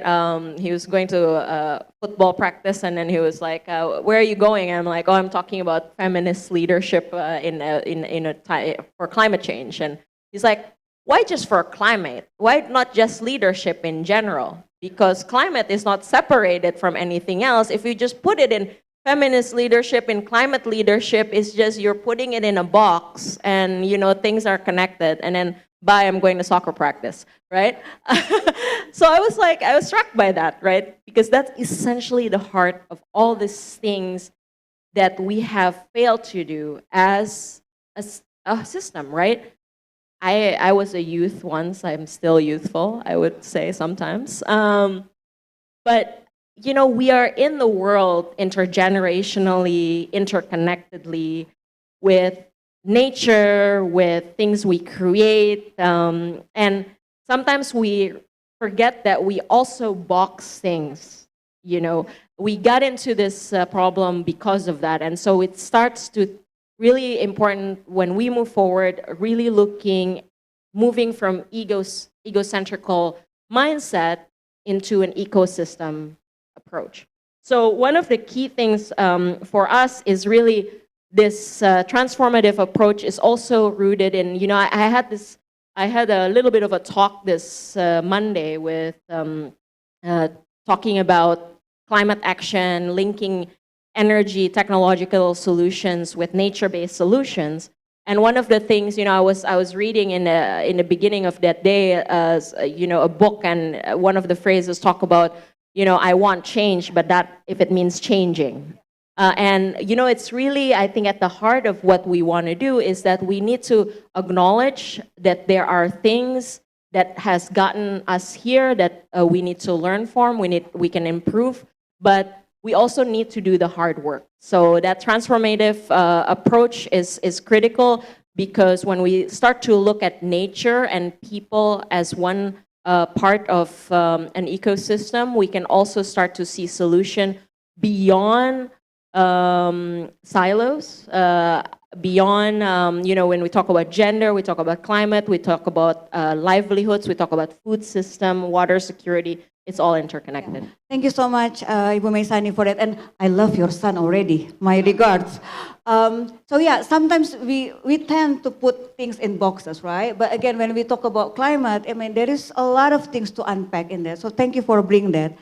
And just hearing from all four of you, I mean, there is similarity in the sense of how all of you understand feminist leadership, about the transformative, about the care, about also how to really root it into the empathy that also been mentioned. I know also the time, but I would like to unpack a little bit and now maybe go to Sharon a little bit. You mentioned before about, you know, experience from Plan International, also from the community base as well. So do you mind to share with all of us here, how can organization like Plan International help to sustain grassroots feminist movement so they can continue shaping the long-term climate solution? Yes, Vanda. I note the close to time. Okay, so Plan International, as you know, we have a big role to play on supporting youth movements, just like today, right? This is an example of how Plan can support youth movements at a grassroots level. It's helping, it's not just about the projects, it's not just about the implementation, but it's actually, you know, encouraging you to be leaders in the future. And also making sure that you have the resources and the tools and the mentoring to do so. So I see three things that Plan International and other like-minded organisations should do. The first one is we have to make, as a bit like Mazani just said, we need to make climate part of everything we do, part of the core strategy of how we work. It's not an add-on. It's part of everything that we should do, whether or not it's education, sexual reproductive health and rights programs, etc. Climate should be core. The second thing is we need to support youth-led and girl-led movements with not just the talk, but the funding, the resources, the mentorship and the access to decision-making spaces. Access to speaking at COP, speaking at, you know, the summit like here today, and to make sure it's not just symbolic, but it's actually meaningful and real. And the third thing is, as we've seen in the projects that were presented earlier, we need to work with local partners, communities, to make sure, because they're the ones who know the real situation in their lives. So we need to work with village leaders, local groups to empower women and girls. And once those projects are co-created and led by the community and youth and girls and boys, then we will actually be able to build something that lasts. Okay, thank you so much. Resonating, right, with our theme of the day. What is our theme of this Youth Leadership Summit, everybody? Um, Amazing, meaning we still have the attention. All right, thank you very much for that.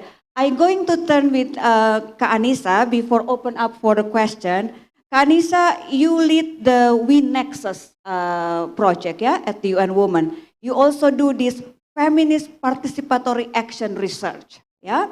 So drawing from that experience, Kak Anissa, how that, from your point of view, how this feminist participatory action research ensure that community most affected by climate and conflict lead to solution themselves. Yeah, thank you. So feminist participatory action research, it sounds complex, but it's actually not. I think, in fact, you probably work related around this topic. So this research is basically combining research and also participatory action research with feminist principles. So we try to democratize the, data by bringing and amplifying the living experience of people from the community by empowering them to be the co-researcher. So our findings basically coming from their living experience which they shared with us through different techniques like community mapping and then storytellings, and then from there this approach, this methodology, and help them to equip them with the skills to mapping the root causes in their community at the village level. So from them we can understand better what is actually the problem. And I think from the initiative that has been shared by the Youth Academy, it is something that they actually do. So they talk to the community, we facilitate them to define the problem, etc. So this is basically feminist participatory action research. What is interesting coming from this one, we are not only amplifying their voice, but also boost their confidence. And most importantly is we equip them with advocacy skill.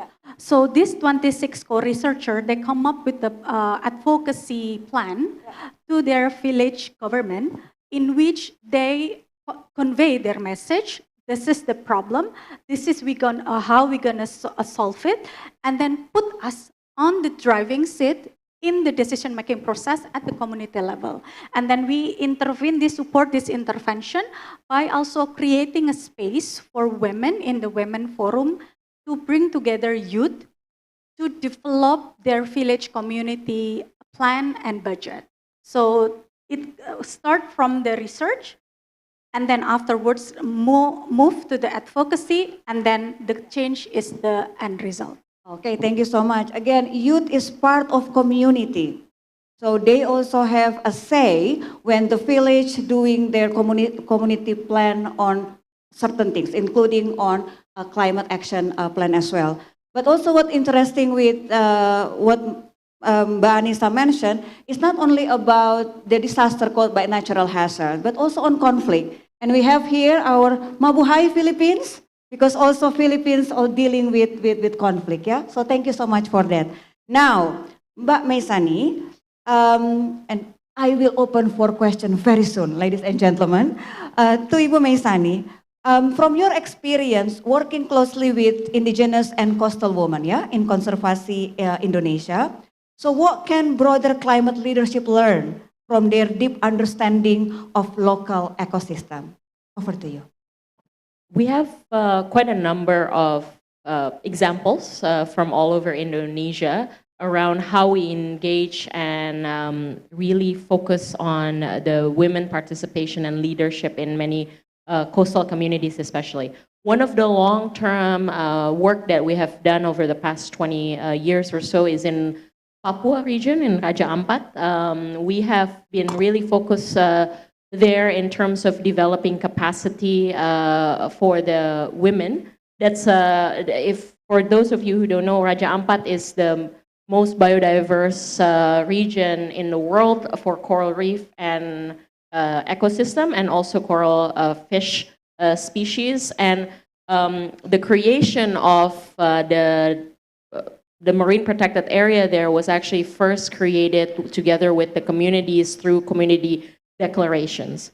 So through these community declaration, we really focus on also developing the participation of women in many of the sectors, moving towards the activities around science as well as protection, so community patrols itself, as well as livelihoods, so really focusing on things relating to, now that it's created as a marine protected area, there's a lot of tourism going on there.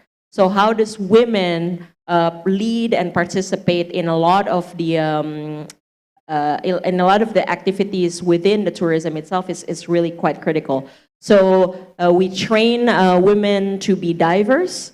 We train women also to be community patrols. There's one community that has all the patrol, with the patrol boats and everything managed by women. And for the participation in tourism is quite interesting because it's typically, of course, there's work in the hotels, accommodation, and things like that, but not a lot of women participating in diving itself. So really focusing on that is critical. We also have work in Saleh Bay in Sumbawa, where this is going to be created as the first marine protected area based on species or whale sharks. Within that, we developed some participatory mapping tools to really understand how to bring this participation of women even further along, because within both the protection, the education, the livelihoods, and the economic activities, women have to participate more greatly. And part of it is really creating the space and time that is well fitted for their schedule, taking care of the kids and other activities. The other piece is that we also work with shrimp farmers in Banyuwangi in East Java, where a lot of these women are not typically included greatly in the shrimp farming, but we really focuses on the need for them to increase capacity. So becoming administration staff, as well as lab technician, and also farmers itself. So a lot of this is listening, is actively doing research, surveys, activities together, co-designing what they need. Sometimes it's space, it's time, sometimes it's capacity, and also access to financing, financial inclusion, and others. Thanks. Thank you so much. A diverse experience in there. And for those in the audience, Papua, the province that Ibu Meisani mentioned, is in the performance when the dancing this morning. So the one that on the other side is from Papua as well. And if you want to visit, you can able to Google how beautiful is Papua. Now, I would like to thank you so much for all the speakers for the fantastic insight. We would like to have a conversation with the audience. So, yes, if you would like to ask questions, we're going to prioritize for those in the room now, but also for those online, we will go to your question. If you would like to ask question, you can raise your hand, and then the organizer will come with the mic. You mention your first name or nickname, which country you are from, and then if any specific speaker that you would like to direct your question, and try to be short and sweet, so then we can able to go to number of question. All right, I see one over here, and then one over there, and if we still have time, the Mbak on the other side. Yes, thank you so much. Yeah, the one, yeah, microphone. Okay.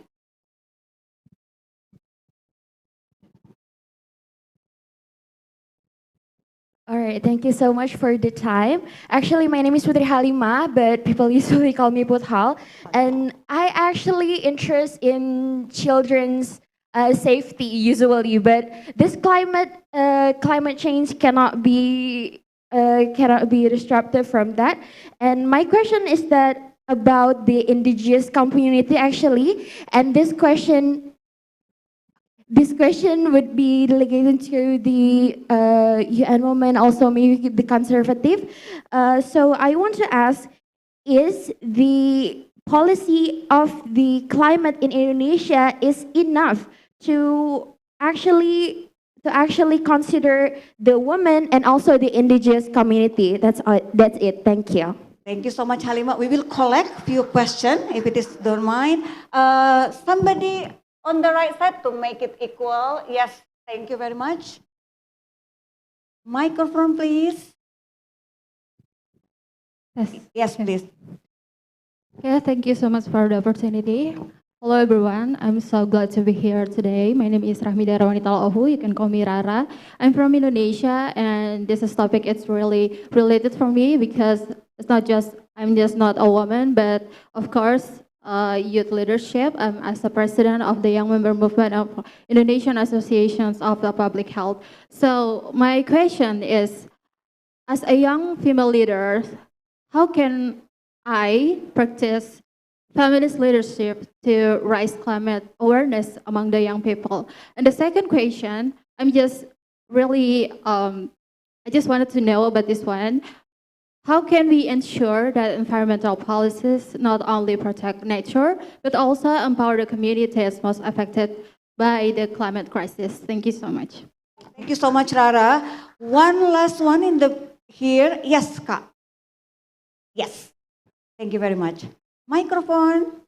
Apology, we will not able to go through all of the question because of the time limitation. Yes. Thank you. Okay, thank you so much for the opportunity. My name is Anissa. I'm from Indonesia. What really caught me off guard is the GBV caused by climate change. So I don't know if Indonesia has touched that issue, especially in our law. So is there any efforts or initiatives by CSO, NGO, and even the government to overcome that problem? And how far these efforts come and what's the output and outcome we can expect? Thank you. Thank you so much, Anissa and Anissa. Thank you for all the question. I think the question by Ibu Maisani and Anissa, and I think the question from Rara, it could be from Sharon and Sanjana. And apology, we only have quite limited time, so if it is short and sweet as well for the response, thank you very much. So I think in terms of policies, there is room for improvement, definitely. I think participation in general needs to be increased.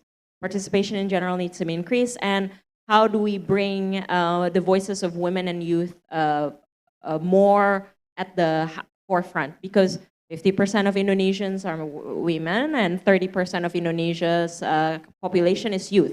So how do we bring that in the forefront and have that level discussion? I think as a leader, young leader, I think there was a question about that. One of the key things is really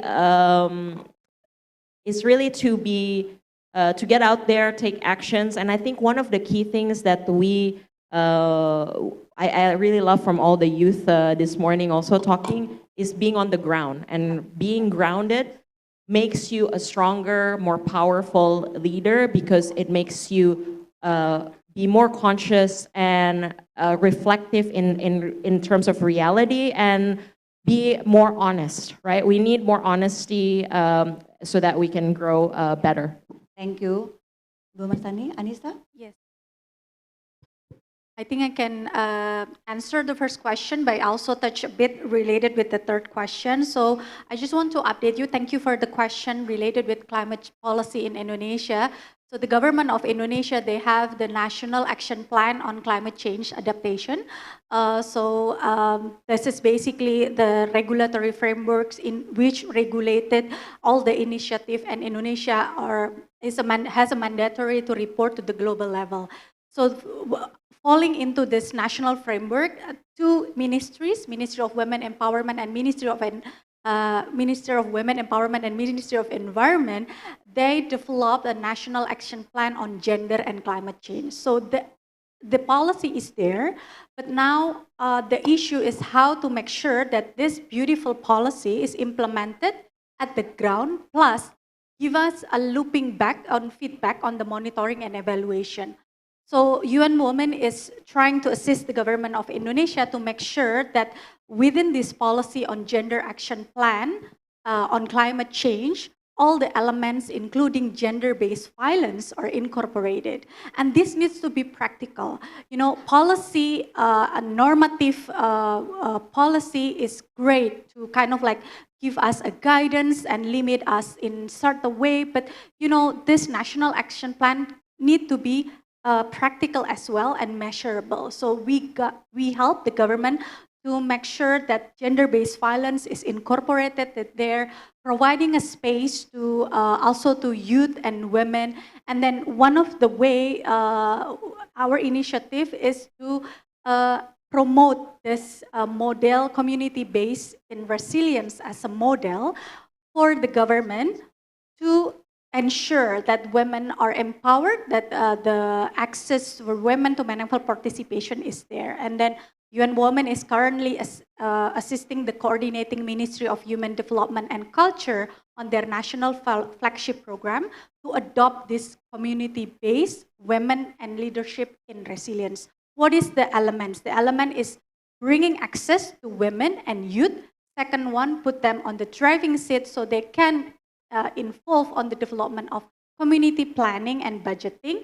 Third one is working on the women groups and youth groups at the community level, empower them, and then working on mechanism, community-based mechanism on prevention on gender-based violence at the community. All right, Over. Sharon, thank you so much, Kanisa. Anything that you would like to add, maybe across the three questions relate with the policy from the international perspective?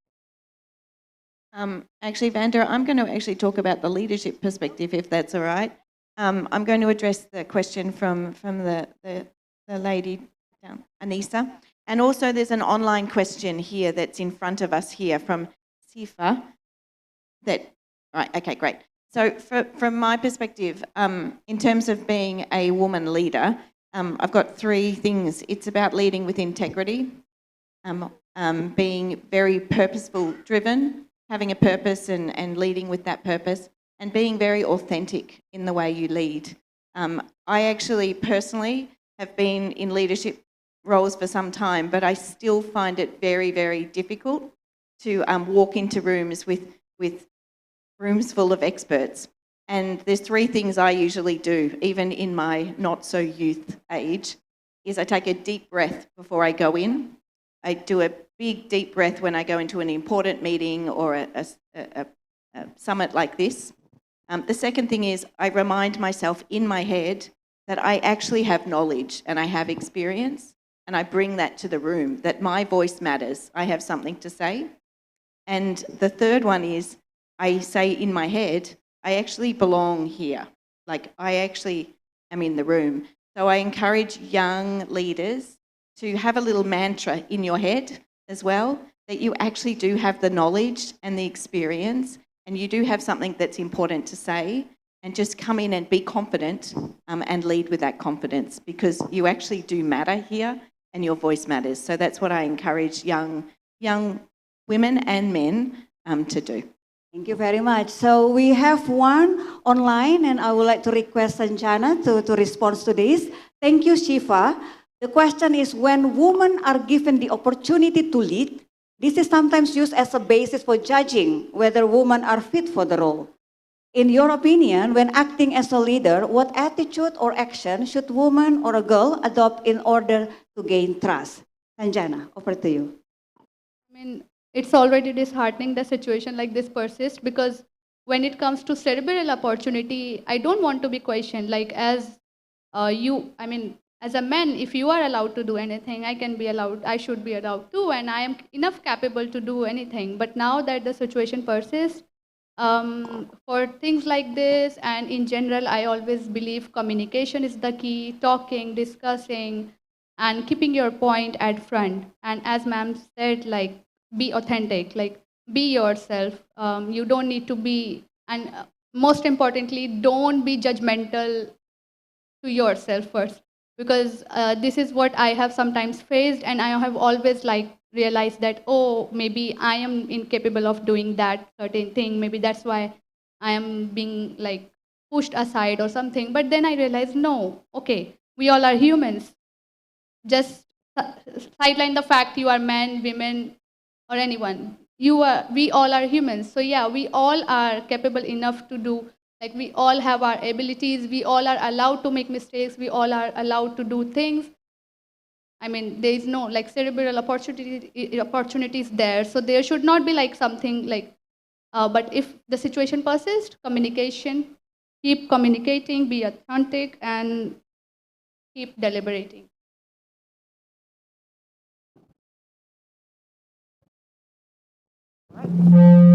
Thank you, Sanjana. And then be yourself as well for all the young leader in here. So thank you so much for the insightful sharing from all the speaker, Ibu Maisani, Ibu Anissa, Sharon, and Sanjana. Unfortunately, because of the time, the program need to move on. So final closing message, and I just would like to ask one word, not sentence, not paragraph, from each of the speaker. If you would like to inspire and the message from to all of the audience online as well as in person here, when we, again, what one of the key feminist leadership principle that they need to go, they need to kind of like remember for making their life better and then to transform the future together. So from Ibu Maisani, just one? Yeah, nurturing. Nurturing, thank you. Anissa? Transformation. Transformation, thank you. Collective accountability. That's true, okay, no problem. Collective accountability. And Sanjana? That was mine. Okay, but maybe empathy. Be empathetic. Be empathetic. Thank you so much, everybody. And again, a round of applause for all of the speaker. And again, thank you for your participation. Apology cannot go through all the question. I know how exciting people to raise a hand. But again, when talking about feminist leadership in a climate crisis, know your context, as already been mentioned. Involve everyone, regardless of their background, and then involve everyone. Try to making sure you are partnering with others because it is become important. Let's continue to inspire and empowering others, and let's continue to commit to our environment. And again, try to take from what you are saying in the beginning. Let's be bold, claim our space, but also try to be confident when you are go out there and then claim your space. Because we need to act now. Climate change is real. And then together we can transform the future together. Thank you very much, and please stay here.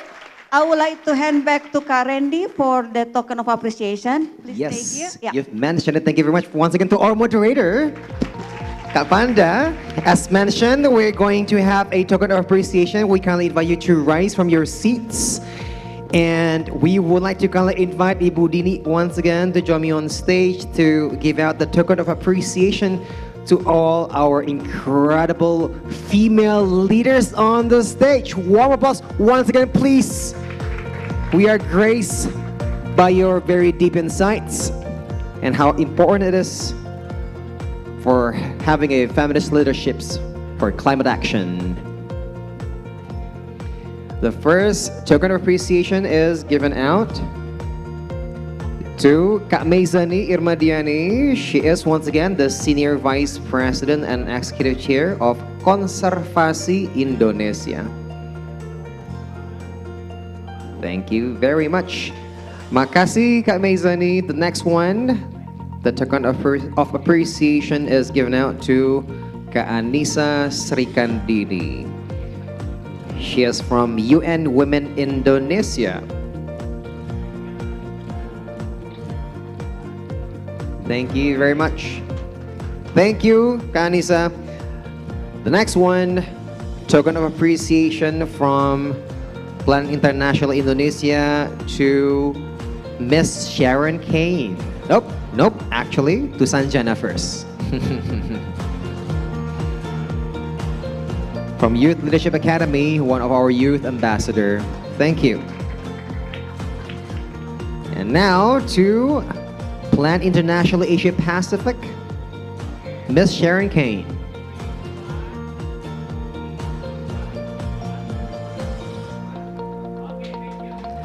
And of course, to our moderator as well. Thank you, Kak Fanda, for moderating this very insightful event. And now all together for a group photo session.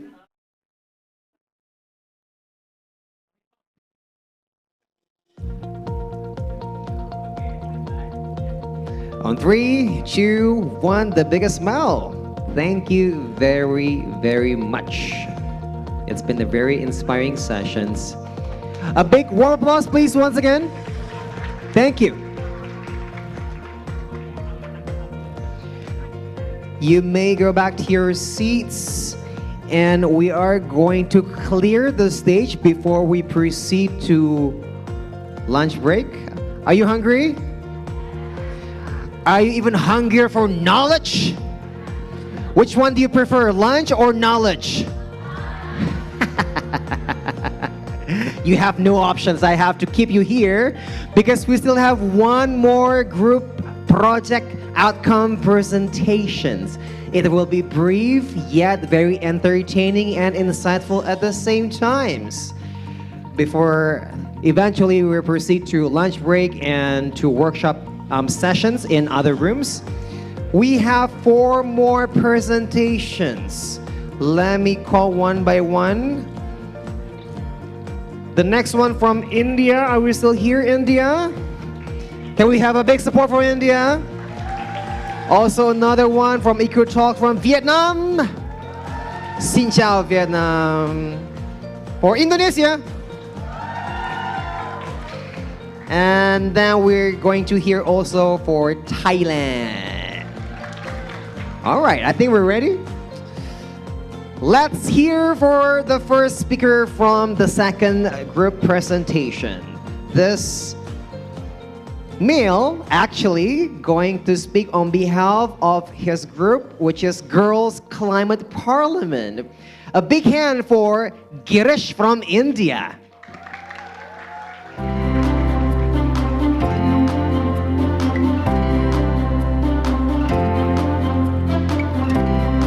In many places, climate decisions are made without the voices of the girls who live through its impact every day. So through Girls Climate Parliament, we are creating spaces where girls from Delhi and Maharashtra can learn, speak and lead. We begin with knowledge by understanding our environment, our rights and the ways climate change shape our life. Then we turn that learning into action, like mapping challenges, building ideas and drafting youth climate manifestos. Each workshop becomes a step toward confidence, a space where voice once silent began to be heard. We are not just preparing girls to survive the climate crisis, we are preparing them to lead through it. We have seen what happens when girls are heard. So what could the world look like when everyone listens?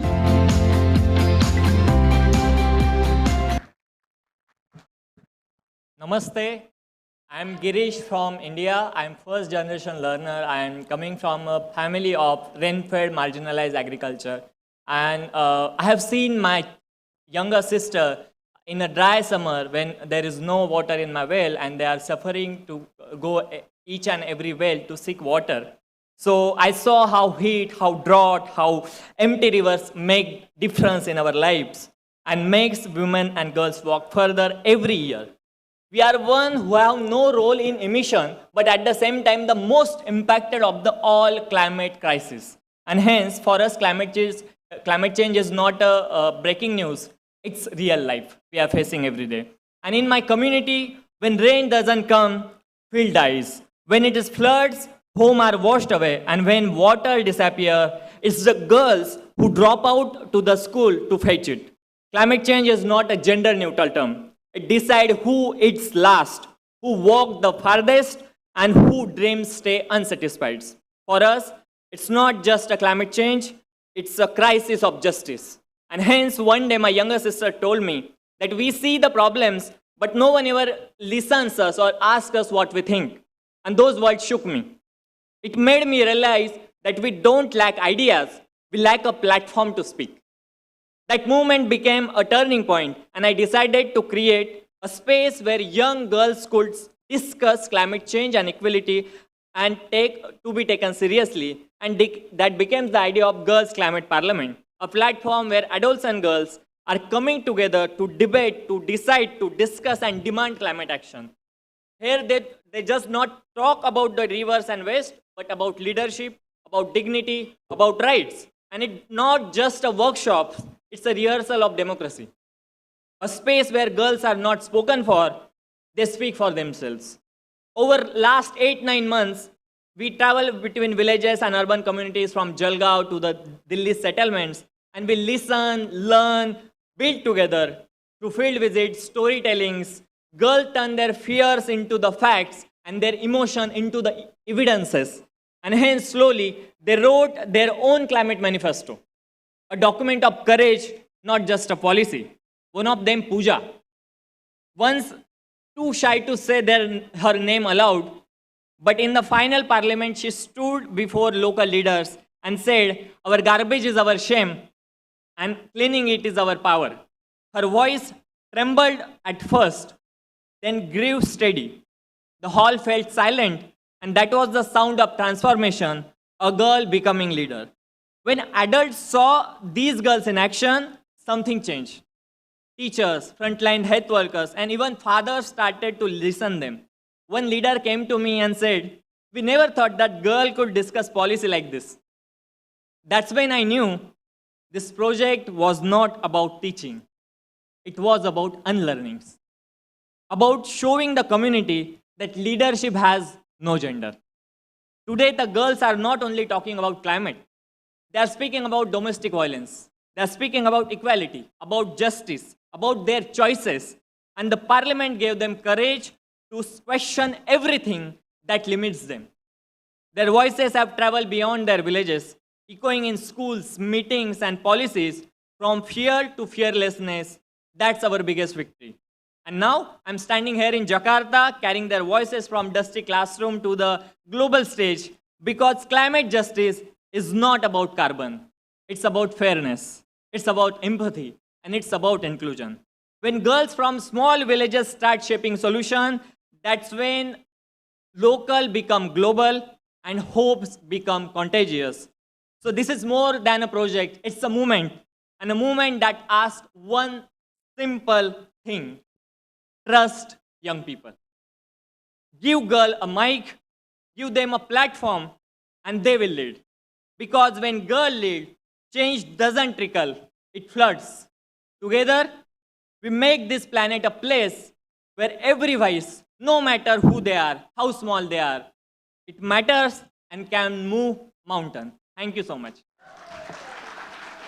Dhanyavad, Girish. Wow, it means so much coming from a male perspective about equality for girls and talking about climate actions.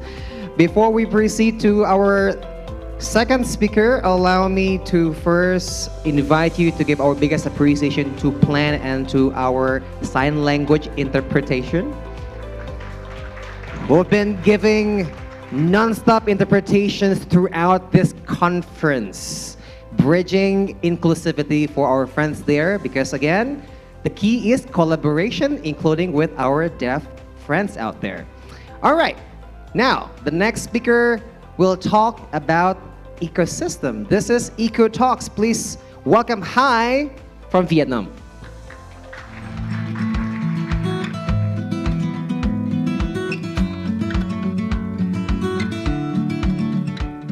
Every zone, every budget, every choice always has the world we live in. Fast trends and railway habits are everywhere, and honestly, we get it. Living sustainably feels hard when the system keeps telling us to consume. That's why we started asking what change would look like in our own lives. In our podcast, we sit with students, creators, and experts to explore fast fashion, greenwashing, and every climate choice. Each story reminds us sustainability isn't about being perfect, it's about trying together. We are learning, laughing, and growing with each episode. We are building a culture that listens as much as it asks. We have started asking questions that matter. The next one begins here.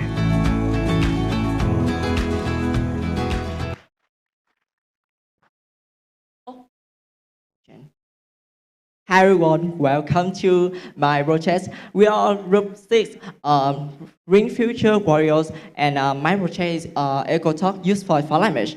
Do you know, in our generation, we have to face more problem about disaster. It's like flooding, heat wave, and more than. And many young people are not aware of that.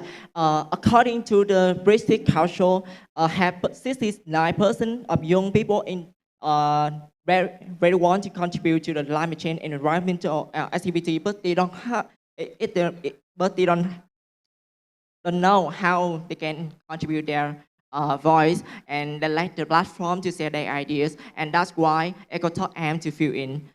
We raise a platform is rule of four platform in my EcoTalks. It's from YouTube, Facebook, LinkedIn, and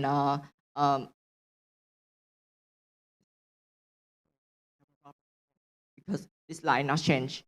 I have a gadget.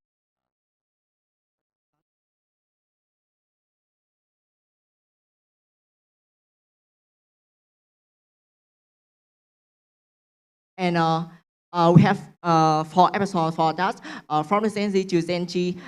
Here we invite youth, young women leaders from a small action. They lead to 200,000 volunteers in a project to create more lean up activity in lean up event campaign in across Vietnam. And a second to topic 2, we invite ESG manager from Mobile World Group. It's a big club in Vietnam, and they work in a retail. And he say about how they can get a green job in this era. And then we go to the mental health in the crisis. Maybe everyone in us sometimes feels anxious or anxiety or something new like a burnout or hopeless when we have to face the slow progress when alignment action. And that's why we have this episode. And the topic 4 is green urban. I think everyone here will living in the cities, and most of them will have to stay in this city. And that's why invite expert have 20 years experience in design green urban and green city to people and natural and innovation can ride together. And this is communication campaign. We have some youth-led in project in Vietnam to support for this campaign. And about research, we have over 124,000 views in the 7 days, and 56 people research. And that's all about my project. It's wrong because this slide I have updated yesterday, but it's not done and uploaded today. So sorry for. Thank you for your listening. Thank you, Hey, for your presentations. If you have further questions for Hey, go ahead and see their booth outside during the lunch break sessions. But now we're going to divert our attention to Indonesia. We have SAFE, or Student Action for Environment, for Gender and Climate. Big hand for Abby.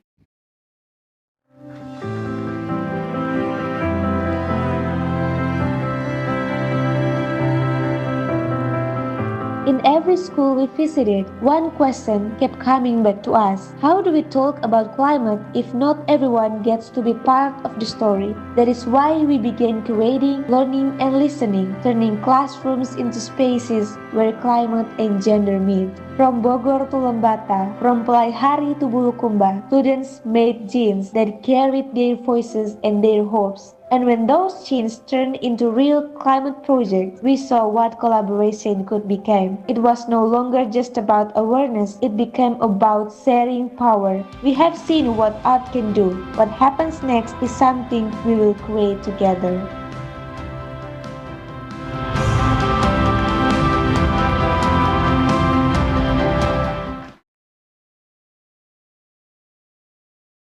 Okay, I came here with one question. What small step can we take as a young people? When we talk about change, it often feels too big or too fun to reach. But you know, every big change can also start with a small steps like listening and sharing ideas with young people. Our project is implemented in 5 areas. There was Jakarta, West Java, East Nusa Tenggara, South Sulawesi, and South Kalimantan. Our goal is to create a big impact and a fun activities with young people. And this is the first journey. We have a tour the school program. In this program, And in this session, we visited schools to open discussion with young people about climate crisis, gender equality through the art. And this session were friendly and actively fun because we have a deep conversation with young people to develop and to express their feeling about their environment in school. And then after we do the tour the school project, we start with a zine making journey. And this making journey was students can express their feeling, their concerns through the art. And they can express their feeling in terms of zine. A simple magazine crafted by recycled materials like snack wrappers or magazines or papers. And we do know that students can also share their feelings and thoughts towards zine making. And this zines is not just an art. This is called artivism. And in this artivism is activism towards an art. And this is artivism, zine making and the power of connection where creativity meets collective action for change.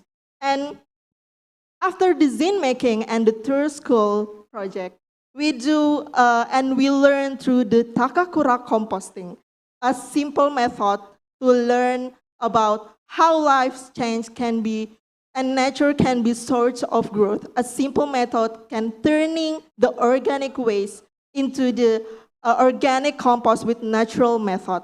And in this composting area, become a new learning space from students that they learn how can the waste organic waste can be turned the search of growth and can be used to the garden school or the greenhouse in their school, can be sold in the students' council in their schools.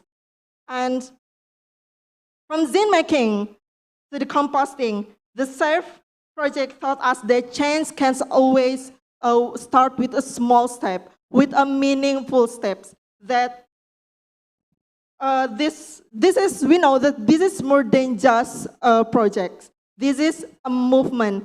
A movement can bring together an art, an empathy, and solidarity and collective young with a bunch of young people to create a good and sustainability and equal future. We SAFE project from Group T. Thank you. Terima kasih, Evie. Now we are coming to the last, but certainly not the very least. Let me introduce you the Green Caviar Project. Please welcome Bas from Thailand.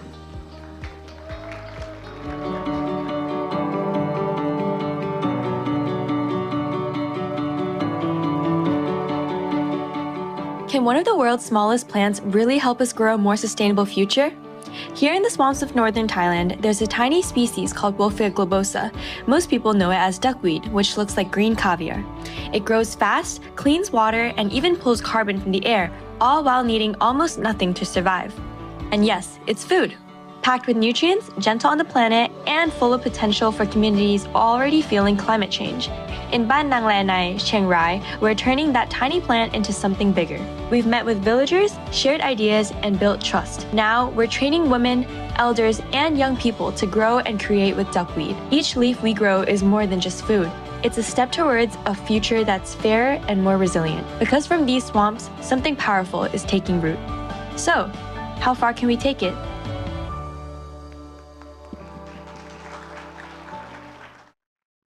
Test. Okay.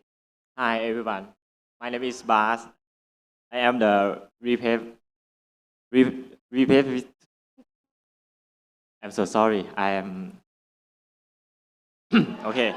I'm already excited to tell you about our project, the Green Caviar Project. Okay. This is a small project with a big dream. Yeah. Okay. In northern Thailand, many families have a small income. The weather change a lot and it is hard to grow food. Women and elder farmers work really hard to live. We ask ourselves, how can we help people live in a how can we help people live better, especially women and girls in community? We found the four big problems.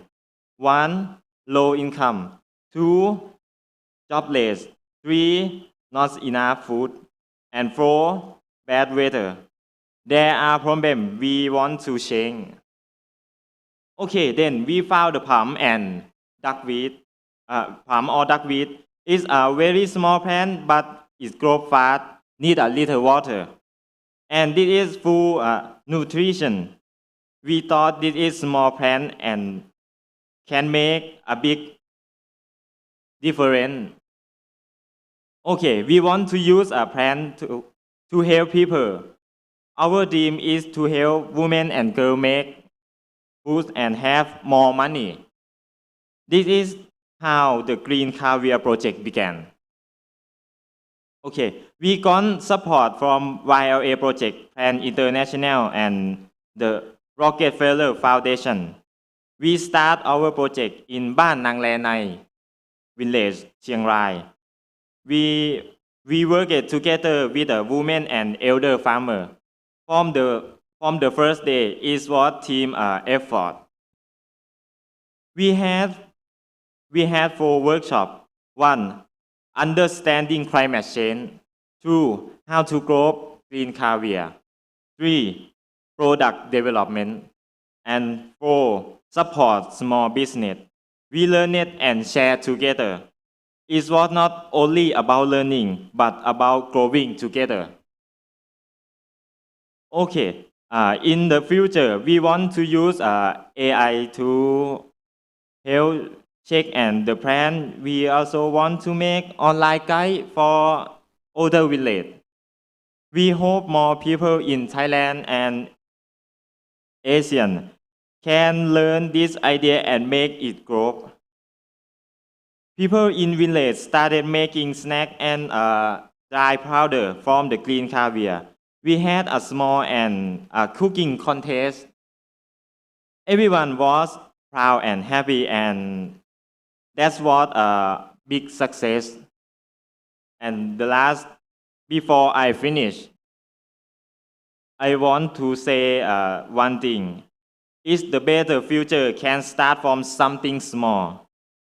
If we grow it together, Green Caviar Thailand is not a project. It is a movement for good food and good life. For more information, see you outside and at the Green Caviar Project booth. See you. Thank you, Bas. Thank you very much. Thank you very much. Can I have another mic? Thank you. Oh my God, you're working suddenly. Like a magic.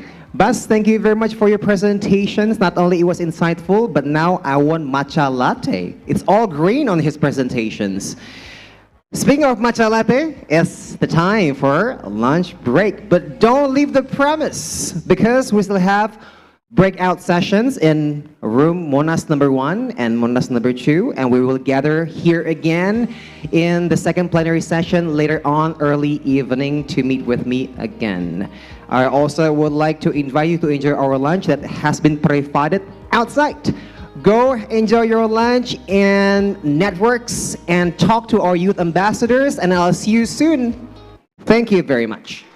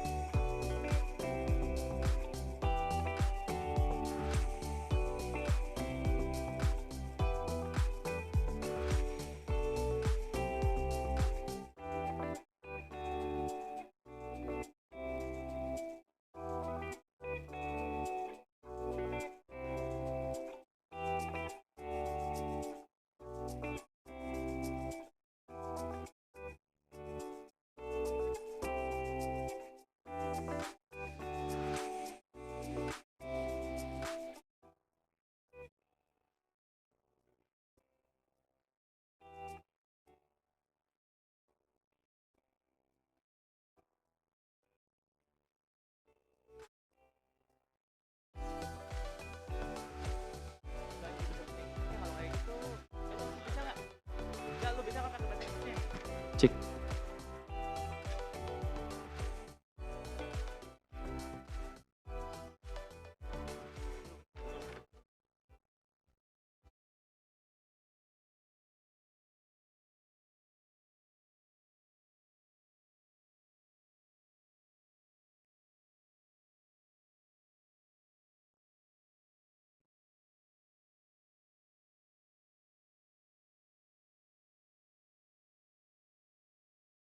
Baik, bagi teman-teman semua yang sedang menikmati hidangan lunch break, kita juga boleh sambil ke breakout room 1 and room 2, boleh juga sambil dibawa makanan dan juga minumannya, karena sesaat lagi kita akan memulai sesi di breakout room 1 dan juga breakout room 2. Sekali lagi,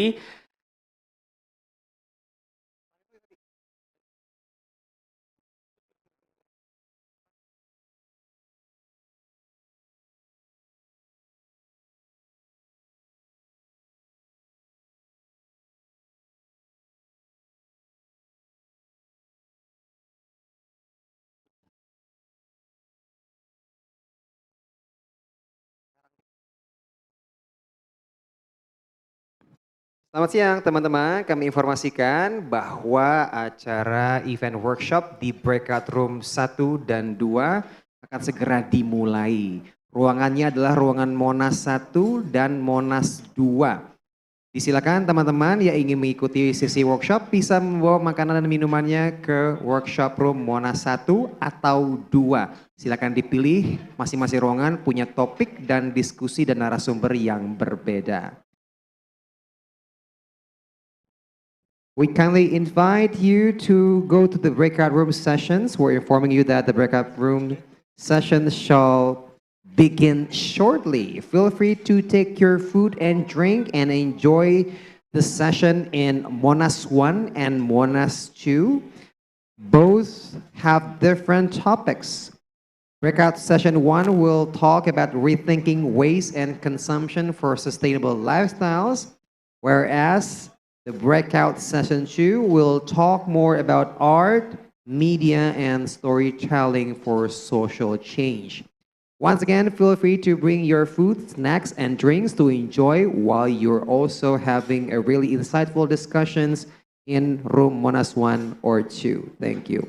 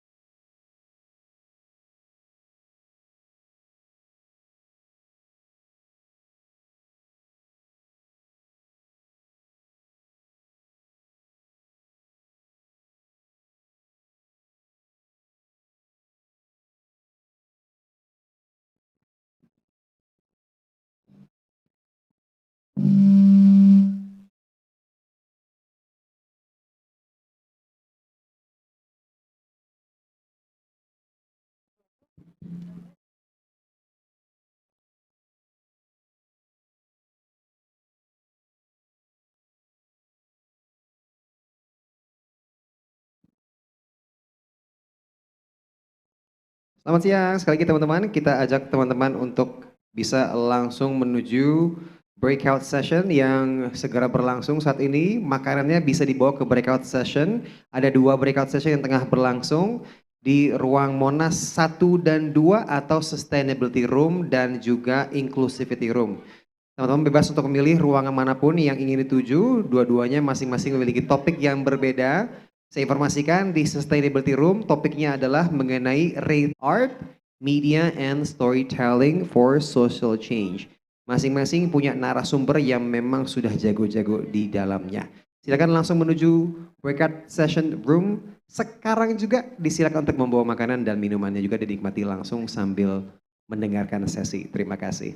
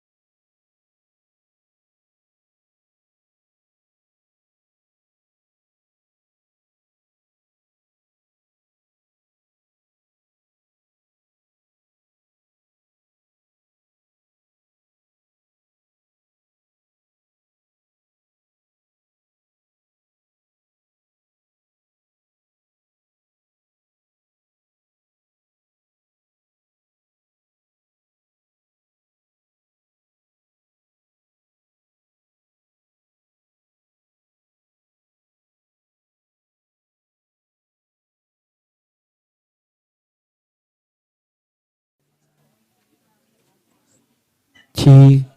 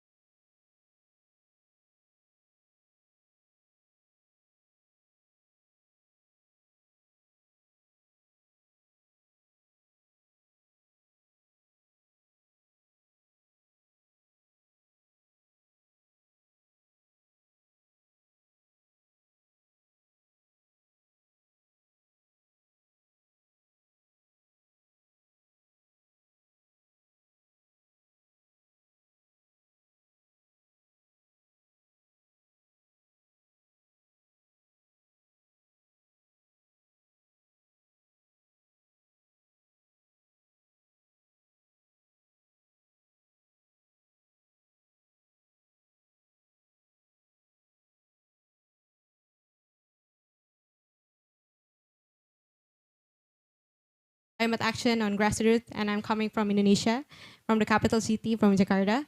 And also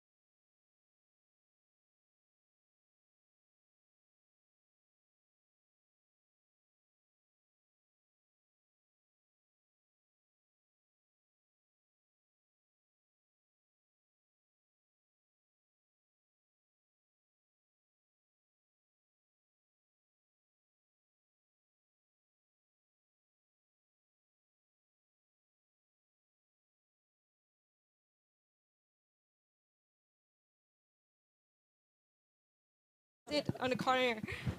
Okay, hello, Ka. And last but not least, the third speaker for today's session is joining online from the United States of America. It's 2 a.m. maybe there. It's Miss Marinelle Ubaldo as co-founder and managing director for Institute for Youth and Climate Diplomacy. Hello, Miss Marinelle. And we're also joined by our online audience. So maybe we can like wave towards the online audience, our online friends there. Hello. Oh, where's the camera actually? Oh, right there. Okay. We can start now. All right. Let's begin exploring today's theme through our first question. Okay, Ka Ines and Ka Mary. So I already stalked their Instagram, so they're doing a wonderful jobs regarding climate and gender, and so I'm eager to take a deep dive about it. And so for the both of you, maybe you guys can decide like which one's gonna answer first. So what does living sustainably mean to each of you personally, and how do you bring that into your daily life or daily like work? You can start. Okay. So for me personally, my background education is biology. So I have an interest in environmental issue in general. But for me personally, living sustainably means being conscious to our everyday choice, whether it's what we consume, what we travel, and what we communicate. So it is our choice in our everyday life. So I think it's always work in progress. It won't be perfect, but it's okay. But the point is, living sustainably means to have a continuous improvement in our daily life. Yeah. Okay. Interesting that you talk about your background is in biology. Biology, yeah. I know your job is about green. Yeah, it's on waste issue, environmental issue, climate change. So yeah, it kind of related in some way. Yeah. Yeah. I see, I see. Thank you for the bright answer. And so, Kameri, how about you, Ka? Hello, good afternoon, everyone. Me personally, when it comes to living sustainably, I think the best way that I feel it is living within our means. So I think Ines explained it beautifully when it comes to how we are being conscious and being more mindful when it comes to our daily life. But also for me, living sustainability, being sustainable is to understand what we actually need. Because at this day and life, with the rising social media and technology, we are exposed to many options in life that we think are something necessary, because if we see something for more than 4 to 5 times, I think it rewires our brain unconsciously into thinking, oh, maybe I need this new clothes, maybe I need this new item. But let's take a step back, because living sustainably is also taking a moment, take a deep breath, and actually rewind. Do we actually need this, or do we just want this? Yeah. Yes. So it's about mindfulness. Yes. I see. Like, for like my perspective, I think like Gen Zs like to put like sustainability into their like identities by like bringing tumblers everywhere, but then buying so much tumbler or like Yeah. so it's not Yes. sustainable anymore. Yeah. And so yeah, the aspect of it is like the style itself being sustainable. I see, I see. That's a good point. Gen Z, when it comes to sustainability and being stylish, as a Gen Z myself, I was born in 2001, so I'm a part of Gen Z. I cannot speak on behalf of all of us, but in my opinion, we need to rethink our ways of thinking when it comes to sustainability, because it is a lifestyle, but some of them actually only think of it as style.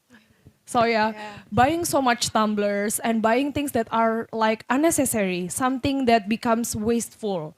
So part of the movement of sustainability is also to stop those things.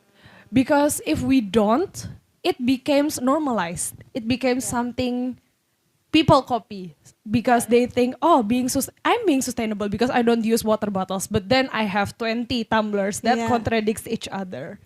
What do you think? Yeah. And I think, but it's okay as an entry point, being a lifestyle. But along the way, we need to learn, and we get access with a lot of information. So I think, yeah, maybe they will change the behavior. Yeah, start with the lifestyle first, but then it became a behavioral change, I think. And so I will ask the next question to Kak Mary first, and then after Kak Ines. Okay. And then to Miss Marinel. And so, Kak Mary, how do you see female role model shaping people's awareness of waste consumption and ethical living? Nice question. Yeah, it is a heavy question. Internationally, in the global world, women have been forefront runners when it comes to changes. We see lots of inspirational women that are taking a lead, that are bringing impact, that are creating movements more than just sustainable itself, but something more like green economy with less waste and also better production for our earth. Because I think to prosper is to sustain, because we need to live this world with mindfulness. So when we think of it, do we actually being the change that we are talking about? A lot of people boast around when it comes to ethical sources, green pathways, environmentally conscious, but how many of us are actually living in those worlds? Because to create a change, we have to be the change.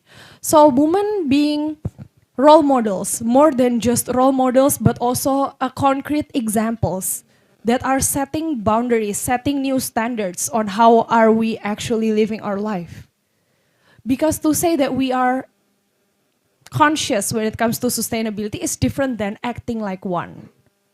So something as simple as swapping our lifestyle for something so simple like from using liquid soaps with plastic packaging into maybe recycling those packaging, or even better, changing it to bar soaps with zero plastic waste. One simple act can influence our life more than we think, because big changes start from little steps. Thank you. Yeah, that's a very important point also about but like from my point, I see that we do small action, like we think that it's truly matter. Yes, it's truly matter, but like on the industrial level, or like maybe on the we see like companies doing like greenwashing itself. How do we keep the passion of like doing all the sustainability efforts, like making it like keeping it in mind that it's actually can be powerful to do the little steps that we do in a daily living? I feel like when it comes to being continuous, when it comes to passion, it takes a huge step in our life, because we have to realize that this actually matters because we are loving our earth. This is the only place we can live, and we need to sustain.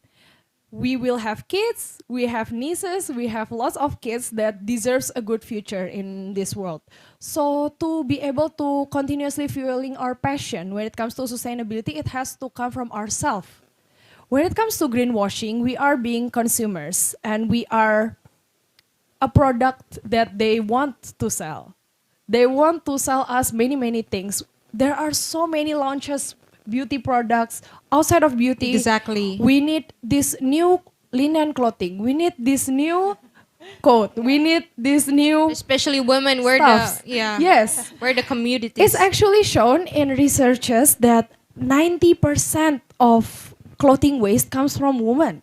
So partially, not partially, I think, most of it is something we need to take action of. It is our responsibility, because when it comes to sustaining our earth, sustaining this world and the environment, it's something we do in the long run. Yes, its impact will not show now, but it will sustain in the long run. Thank you. That's a very mindful answer, very comprehensive. And so, Kaines, from your background from NGO, I must say, like, can you share how young people today actually like can contribute turning awareness into actionable circular economy projects that can make a real difference in communities? Yeah, so Generation Foundation, the NGO that I work in, is we are try to drive behavioral change. We are focusing on waste management, circular economy, and climate change issues. And we collaborate with a lot of communities, especially with young people. So we know they usually have a lot of ideas. They try to find the problem that they face in their lives, and then they try to address it with the smallest step, with the smallest solution. But I think it can grow bigger. The movement can grow bigger through collaboration and also through knowledge sharing, and most importantly, consistently. So they're doing their movement consistently, and uh, along the way they will have this significant impact. So young people really can do anything. Start with small act, but if you do it like more systematic, and you do a lot of collaboration with a lot of peoples, and believe it or not, you can make a great impact in your communities and in your ecosystems. Yeah, like I've seen a huge project as a youth. Like now that we actually realize that we as a youth, we cannot like walk alone. We must walk besides with the intergenerational backgrounds, like from millennials to the Gen Zs, Gen Alpha, with all of their different cultures and attitudes towards this topic.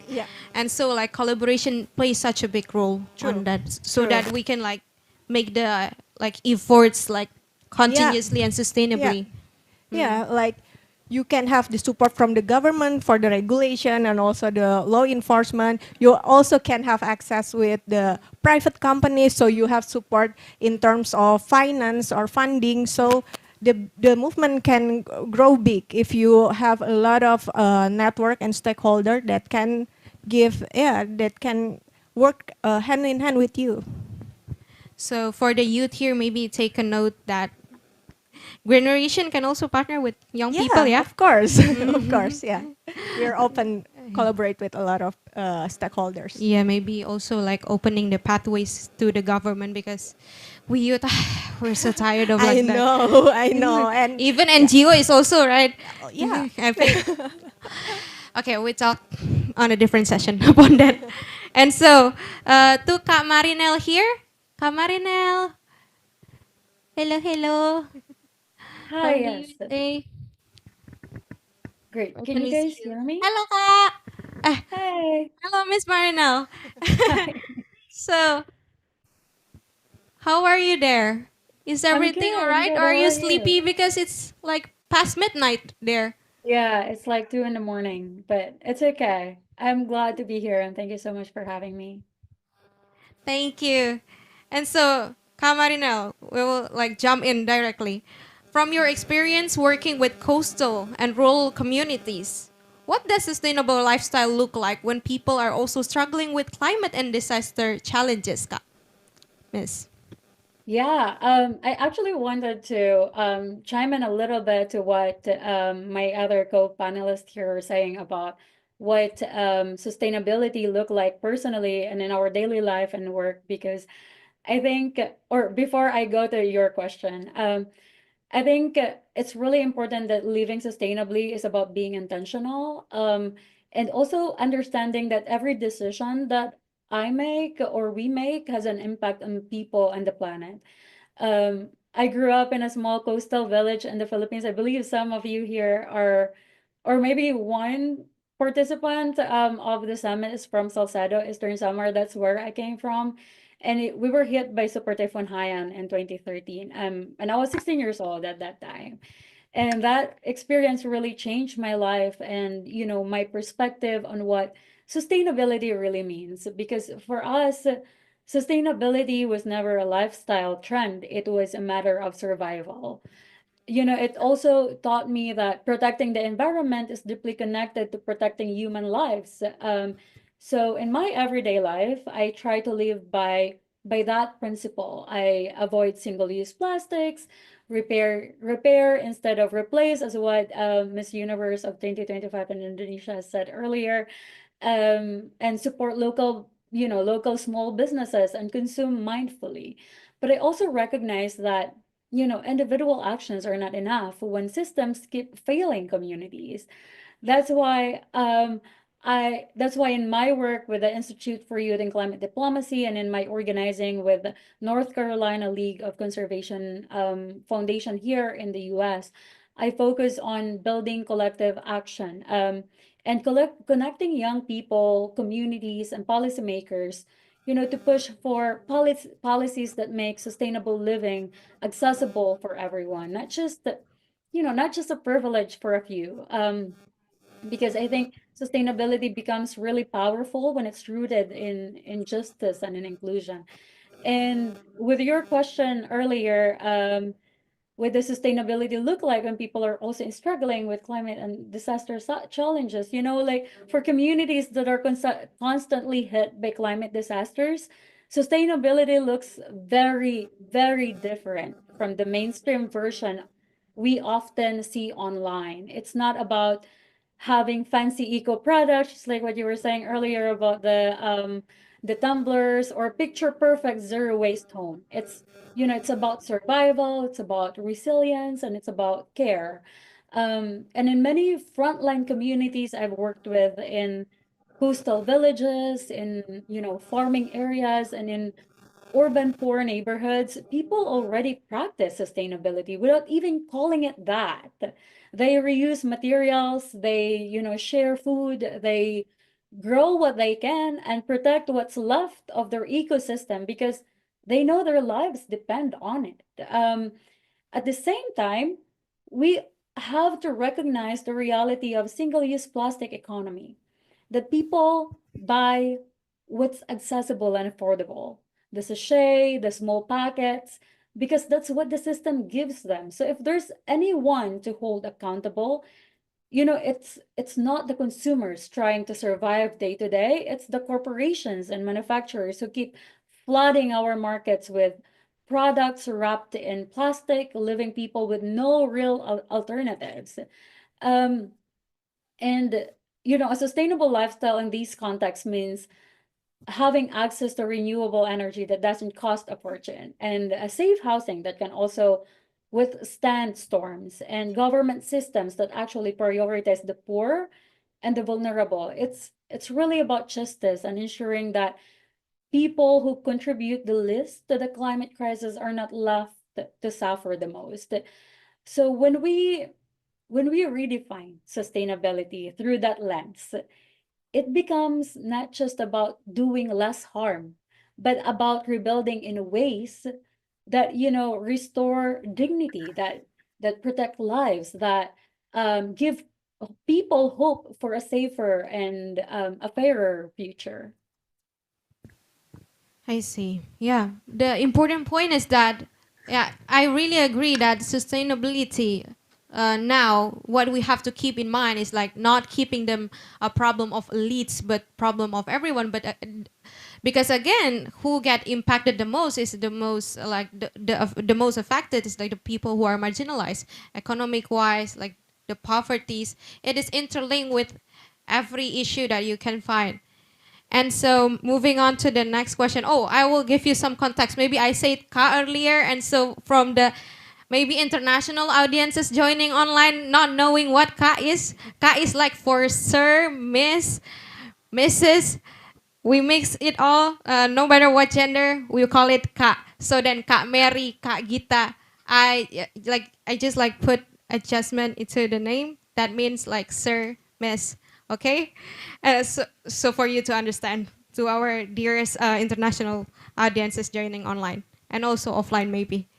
And so moving on to the next question, again to Kak Mary. How can we make conscious living a continuous movement and a collective effort? rather than just a personal lifestyle choice. Highlighting what our online speaker has said, I think when it comes to consumer goods, talking about sustaining local shops and also local businesses, maybe not many of us know, but carbon emissions is very real, guys. So when it comes, we are importing stuff, it's very, very not sustainable if we are talking about it. Because we can receive international package within days. How does that possible? It creates many, many carbon footprints. So one simple act of choosing the right local shops is actually changing lots of things. And also when it comes to sustainability more than just a personal lifestyle, I have worked with many charities and foundations that highlights this issue. One of it is actually something very real, guys. I have worked with Bank Sampah, which is a waste management production in Jakarta, which they collect waste and reproduce them into something more useful. And it can be more than just recyclable things that we see online. It can be clocks, it can be plaques, it can be even be tables and also chairs. As long as we try, there are many, many options that are more accessible now when it comes to sustainability. And also highlighting sustainable beauty, because it's something very close to my heart and I think it's a global issue. That's why I'm here, that's why you all here joining us. When it comes to beauty, I think as a woman, we are deeply, deeply influenced with the beauty industry. The growing and raising fashion and beauty industry continue to inspire us all, and I hope in a positive note, because when it comes to fashion, when it comes to beauty, if there are no markets in the business, they will stop producing it. It's as simple as that. People mass produce stuff because we are buying it as a consumer. It's a chain of business, and understanding this mindset of business market, we can cut ties with microplastics, with polyesters, with stuff that are not just good for the environment, but also not good for us. The polyester fabric is actually very dangerous, guys. It has shown it links with hormonal imbalance for women. The rapid growth of estrogen and progesterone and imbalance of our hormone is affecting us personally. So if you think, oh, I don't care about the environment, think about yourself. Humans are very selfish. We think about ourselves more than anything else. Yes, we think about ourselves more than anything, not just anyone. If we think we are more important, we deserve love, we deserve care, we deserve the best, we live sustainably. Because that is the way of living. Sustainability is not a lifestyle. It has been very, very wrong of us in the pathways of living that we think being sustainable is a lifestyle. It has supposed to be just life. Yeah, that's how we're supposed to live our life. Nobody needs 500 clothes. 10 different lipsticks with similar shades, with different undertones. Companies are creating markets like, what is your undertones? Are we cool tone? Are we olive? Are we warm? You guys, wear whatever makes you happy and safe for you.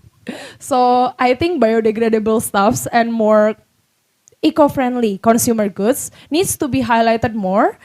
Because when we start talking about our health, people are more health freak rather than sustainability freak.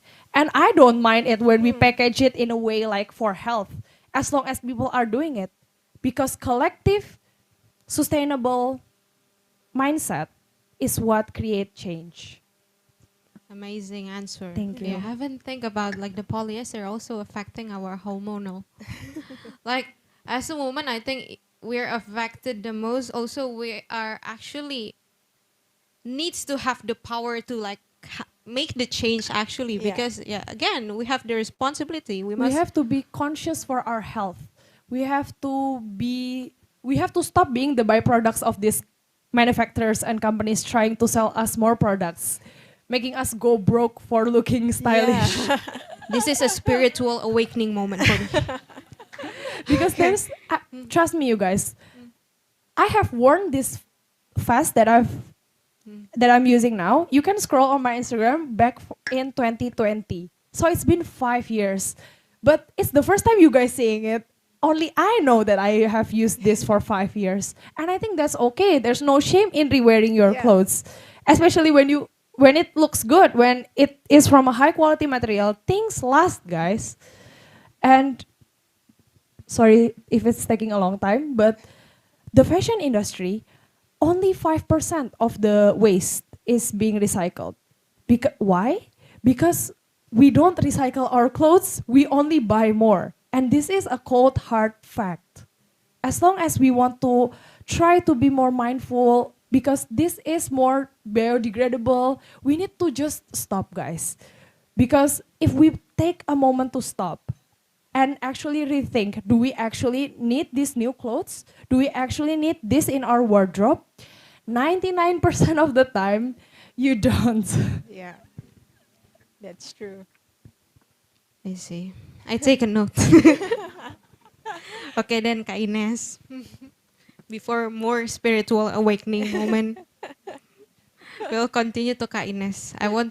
We wanted to know, what are the most effective strategies in shifting consumption habits in terms of behavioral change? And what lesson can youth-led initiatives draw from them?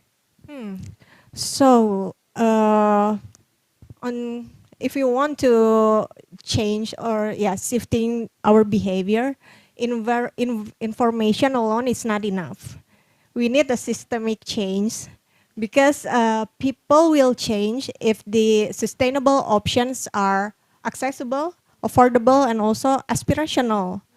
So if we just talk and give them like this campaign and awareness, I think maybe they understand it, but they can't do anything about it. Like we tell them to please sort your waste. Please, you know in the trash bin there are organic, inorganic, and plastic, and whatever type of waste there is, but people know that after the waste picker collect the waste, they will mix it up again.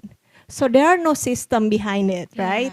So we need systemical change, which involves like law and regulation, whether we like it or not. It is it is what the force the law enforcement is like a big force in the change, and also the campaign, the activation, like we give them like this communication within their level, what they can understand, and then education in the ground. So we give them tools, we give them like the system that already there and clear to understand, and then the change will come eventually if the system is ready.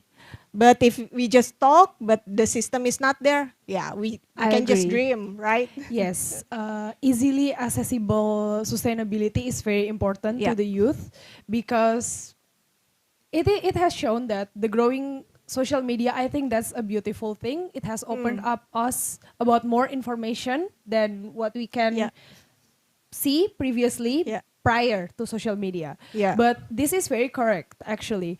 So what we can do as a youth is actually highlighting places and also accessible things that we can genuinely do in our day-to-day life. So when it comes to waste like that, it's easier for us to just promote waste production. Yeah, bank sampah. Because highlighting where the location is and what benefit them and what result could it be, and seeing real result motivates people. Yeah, that's true.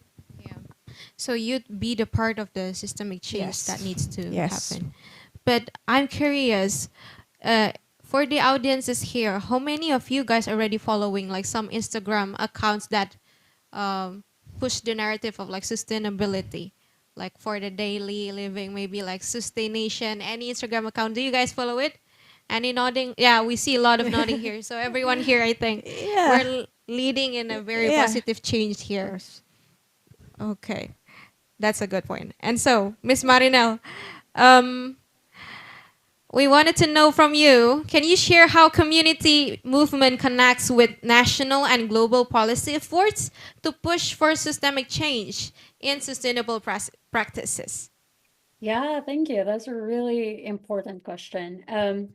I think, community movements are really the heartbeat of climate action. And real change always starts from the ground up. It's not up to the ground, it's always from the bottom up. So when people come together around shared experiences and when we refuse to be silent, I've seen it firsthand. Communities organizing after disasters to demand accountability, just like what happened in the Philippines after, like all the earthquakes that have happened. Not just the earthquakes, but even the typhoons that have happened. People always come together to help each other, but more than that, we come together to demand for accountability. There are also so many initiatives of youth leading cleanup drives that evolve into policy advocacy. As a matter of fact, when I was in the Philippines, we were lobbying for a single use to ban single use plastic in the city of Tacloban. And after in the process of lobbying for that policy, we actually did a brand audit. So we collected the trash from the shore in the Philippines, and then we audited them what brand they are and from what year they were manufactured. And it was really kind of crazy to think that the single-use plastic that has been manufactured in 1980s or 1950s is still in our shore up until now. Even those sachets that are not even existing in the Philippines that are coming from different countries still go to our shore. So it was a mind-blowing experience for me because when we did the brand audit, we really saw who are the top polluters for that area in the Philippines, in Tacloban. So it becomes a policy advocacy. So it's not just a cleanup drive because as we all know, sometimes a cleanup drive is just a band-aid solution to the problem. We really need to go to the root of the problem, which are the producers and the manufacturers.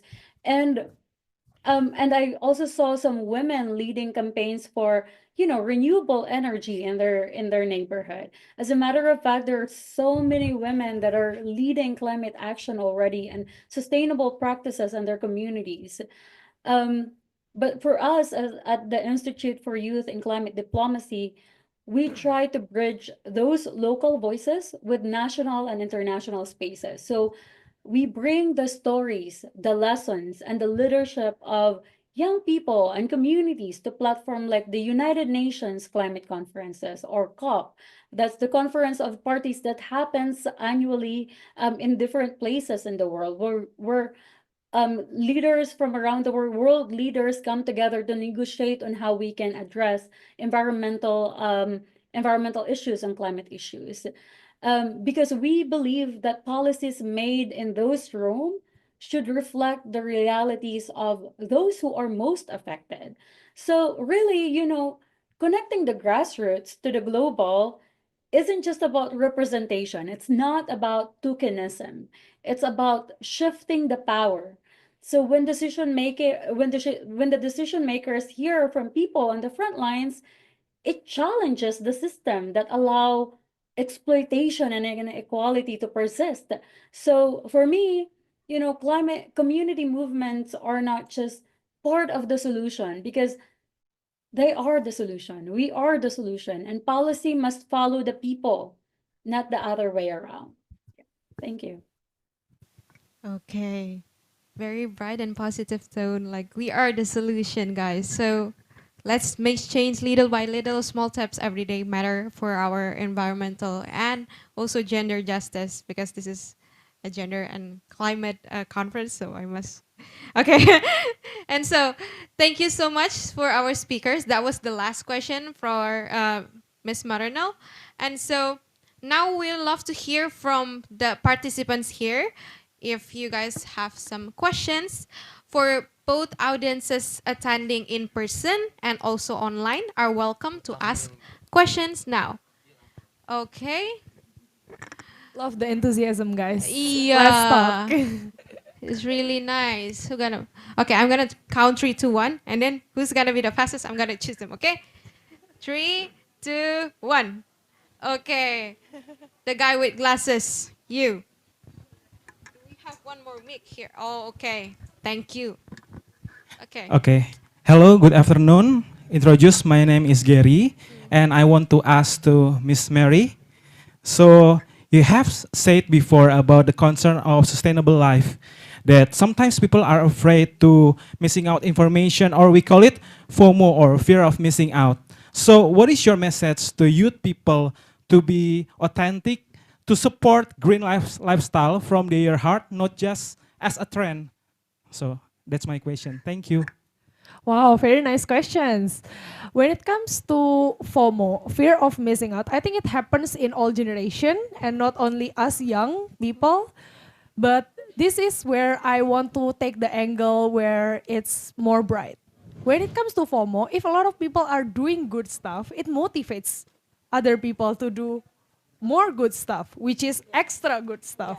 So when we think about it, when it comes to being authentic and being true to yourself, please, please, please keep this in mind. And I mean it in every way possible, that sustainability looks different on everyone. It may look like wearing bar soaps for me and bringing water bottle for you. So there are many, many ways we can support this lifestyle, and it's okay to take very, very brief steps in your day-to-day life that you want to be conscious and consistent with that promotes sustainability. Thank you. Okay, with the answers already. Okay.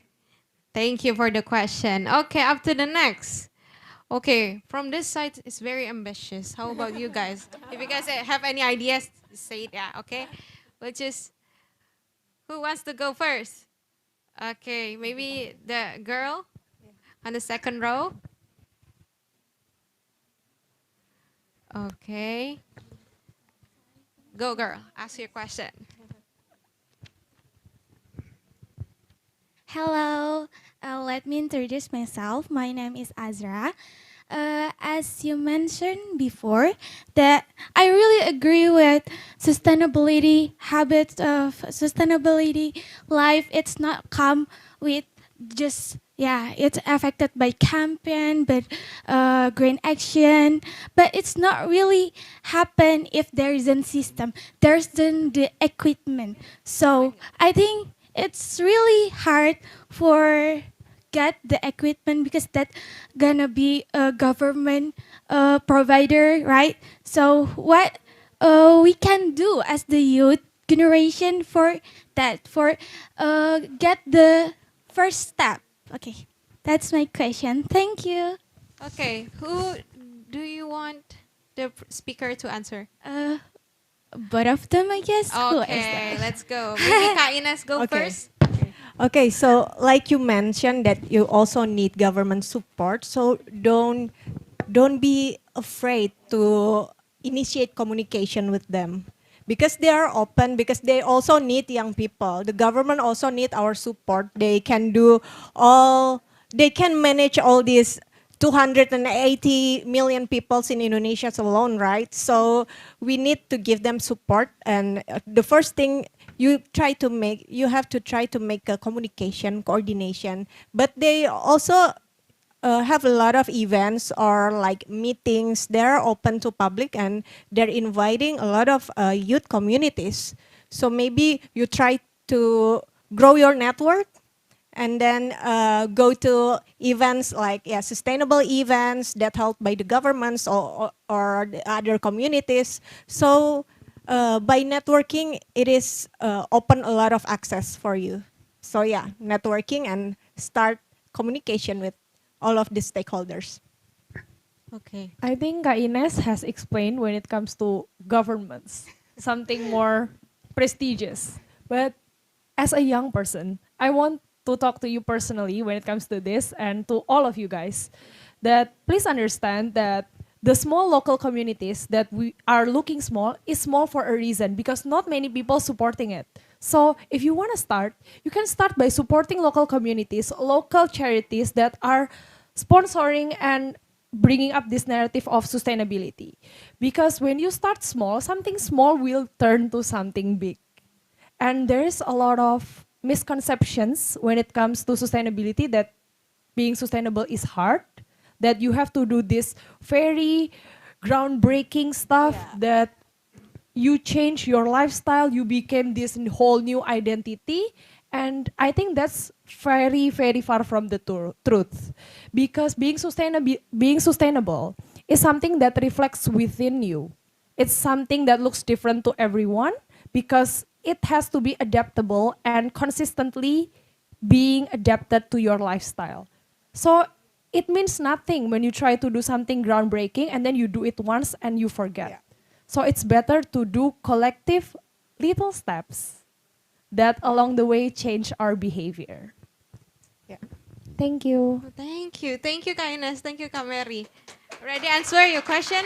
Okay. Thank you. Due to time constraints, sadly, that was the last question, and that marks the end of our Q&A session. So happy to hear such critical and thoughtful question, and thank you for everyone for engaging throughout this session. Before we wrap up, we will give a quick reflection of what we heard today. So firstly, we have talked about what we can do as an individual, which is like start small on our daily habits, our daily choices.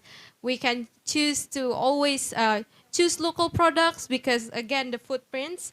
And then again, on a community level, we can work on small communities. We can support them to make such a big impacts on small communities. And so on a systemic level, on a national level, we can also like walk hand in hand with the government to make a systemic change. And so big thank you to our amazing speakers for sharing their time and insight with us today.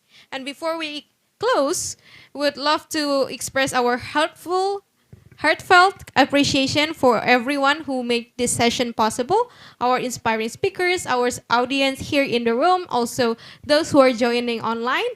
Would like to present also a small token of appreciation for your contribution to this meaningful discussion. And so before we close, maybe we will take a, oh yeah, that's the token of appreciation. And so maybe we can take a quick documentation now.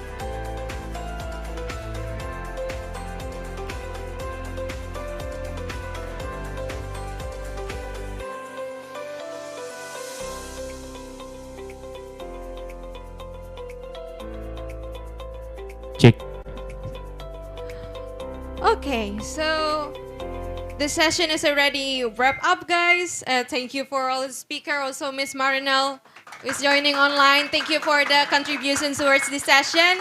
Next, we will have another breakout room session. So breakout session. Sorry, I'm used to Zoom, and so you guys can also still join throughout this event. And that's all from me. Sorry if there is any inconveniences that happens during the session. And thank you. Bye.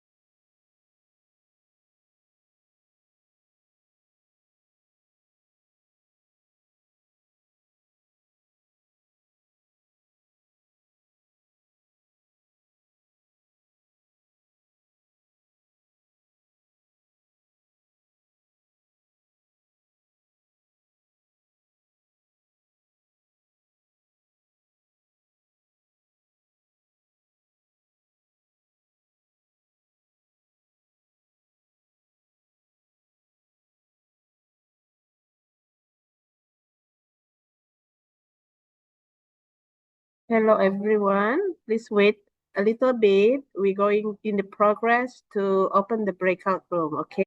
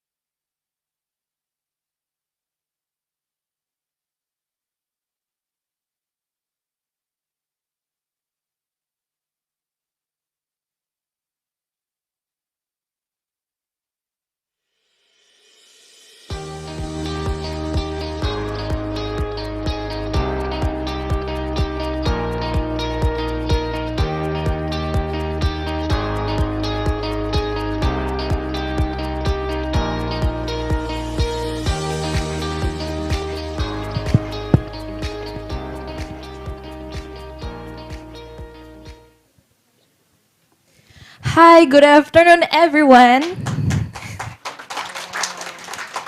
How's everyone feeling today? Good?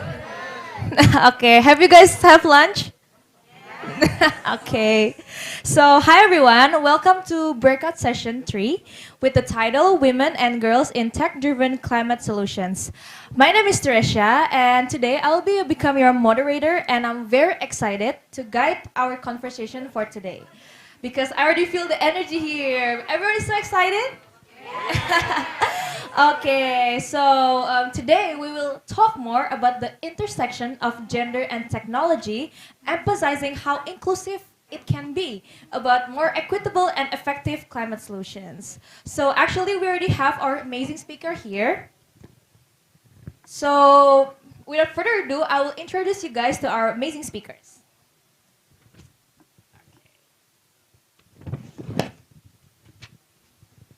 Okay, but before that, we will start with our safeguarding policies. Following the Planned International Safeguarding and PSHEA policy, which means that we are here to create a safe, respectful, and inclusive space for everyone. So, can we all agree to that?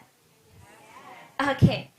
Please avoid sharing any personal or identifiable information about children and youth. And remember that any form of harassment or inappropriate behavior is strictly forbidden. And for our friends who joining online, hi. Okay, you're welcome to keep your camera on, but feel free to turn it off when you need it for a moment if you have like feeling sensitive or any kind of feelings. So, and for those for us here in the room, you can also welcome to step out briefly if you ever need a break or maybe you need some drink. We completely understand. Okay. So,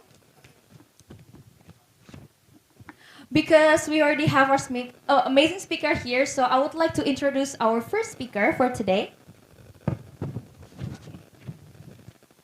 who will share their insights and also experience with us today. So first, welcome, we please Kak Siti Azahra, an environmental consultant at Arup.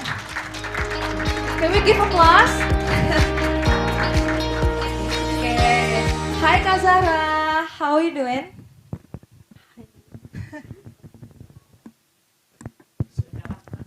Test. Oh, okay. Hello. Thank you for inviting me. Okay. You can please sit down. All right. Thank you. Okay. Okay. So after Kak Zahra, we also have another amazing speaker. Also joining us today offline, Kak Mustika Jaya Wijaya as founder and executive director of Solar Chapter. Can we give applause? Okay. Hi Kak Mustika, how are you? Okay, you can also sit down. And at last but not least, we also have our last speaker that joining online. She's from Pakistan and she is Myra Shai Qureshi as founder of MJ EcoSpain. Hi, Kak Myra. Okay, yeah, there she is. Okay. So, how you guys doing? Good? Have you guys have lunch? Yes. Yeah, it was a good lunch. Yeah. Okay. So, because I know that everyone in here is already excited to hear insight from you guys, so I would like to start our discussion for today. So, without further ado, let's dive straight into it for the conversation. Okay, so the first question is for all of you. Why do you think it's important for young girls and women to be at the forefront of tech-based climate solutions? Maybe we can start with Kak Mustika. Sure. Yeah, so hi everyone, my name is Mustika. I'm the founder and executive director at Solar Chapter. So we're building a solar powered pumping system in rural areas of Indonesia, specifically in East Nusa Tenggara. So you can imagine the work is you need to travel 3 hours off road without, need to have 4x4 car, motorcycles, and going to rural areas. So I remember one time our donor mentioned that, oh, I was a bit shocked that the founder is female and also young, because because the nature of the work that we do, right? And then I talked to him and I said, oh, then I'm breaking your glass ceilings, it's your glass ceilings, not mine.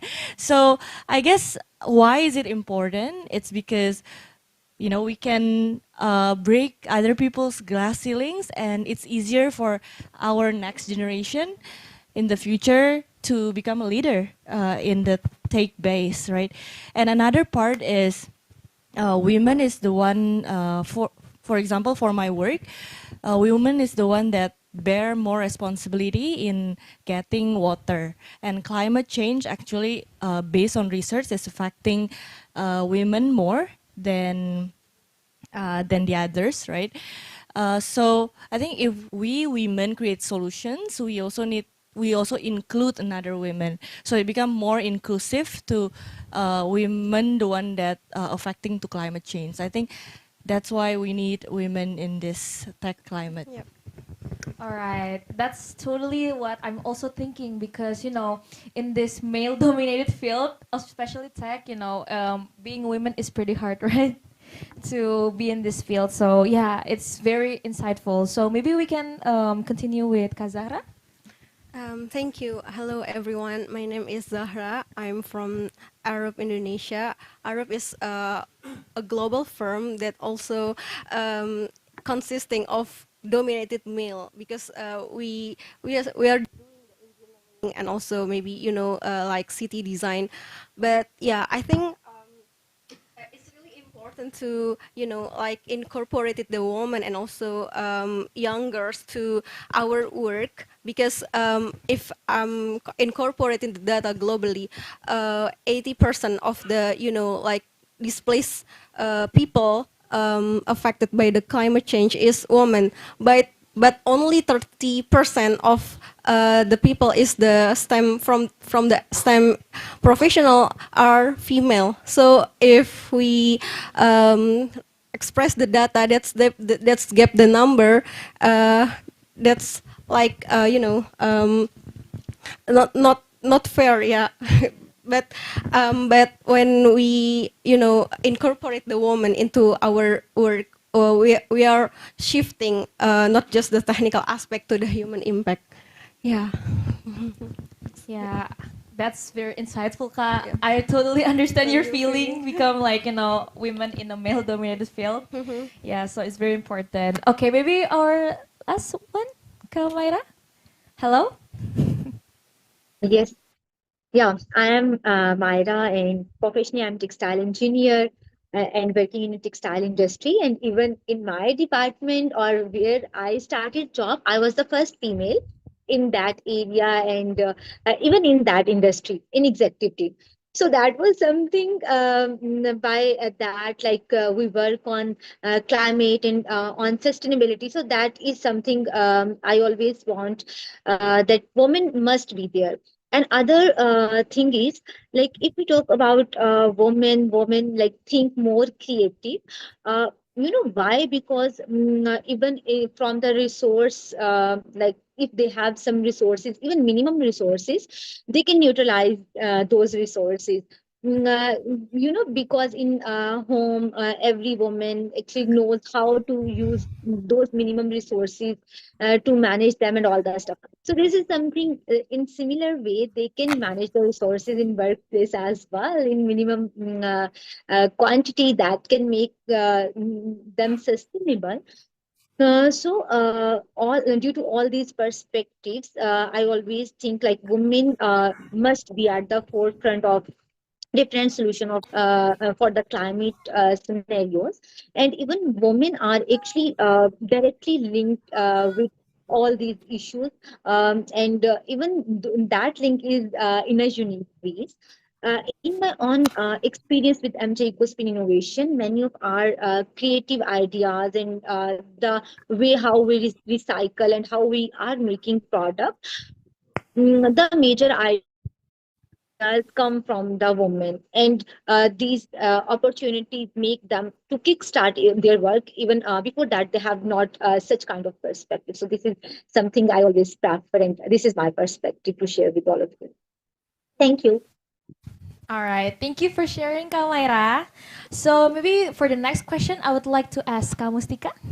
Okay, so the question is, what motivated you to build Solar Chapter and use solar technology to tackle water scarcity, and how did your community respond? Maybe you can share about the bottleneck or your experience. Yeah. Yeah, so a bit background. My background is in electrical engineering. That's why, it's connected why we use solar energy, because I really believe in solar energy since I was in university studying electrical engineering.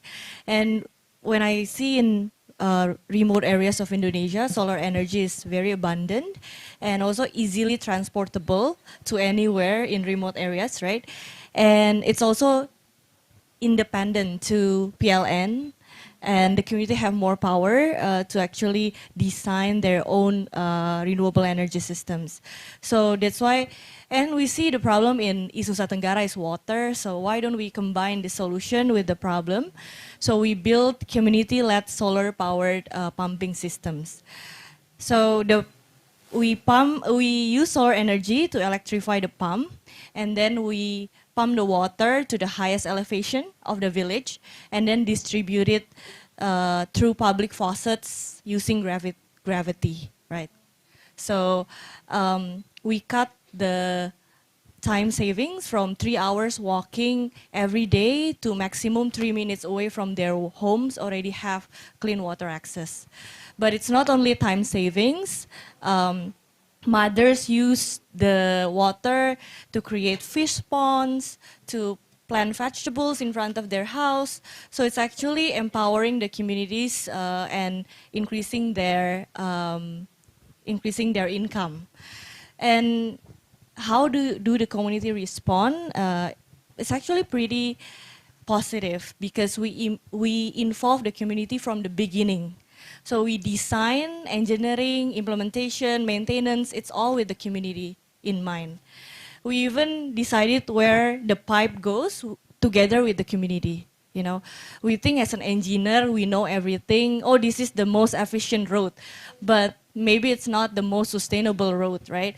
So I think, involving the community is the most important.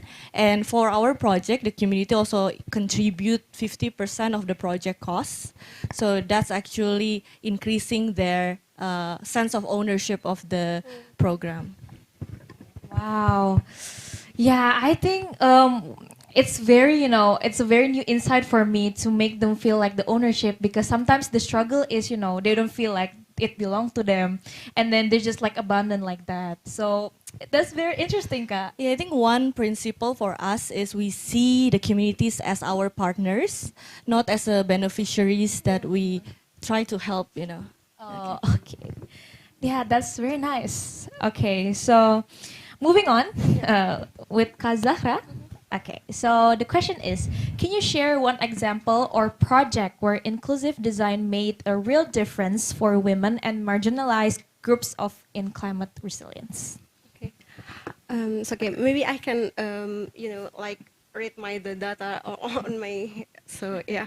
So maybe one example that come top of mind on my mind is the community based flood resilience program that Arab already developed in one of the coastal city.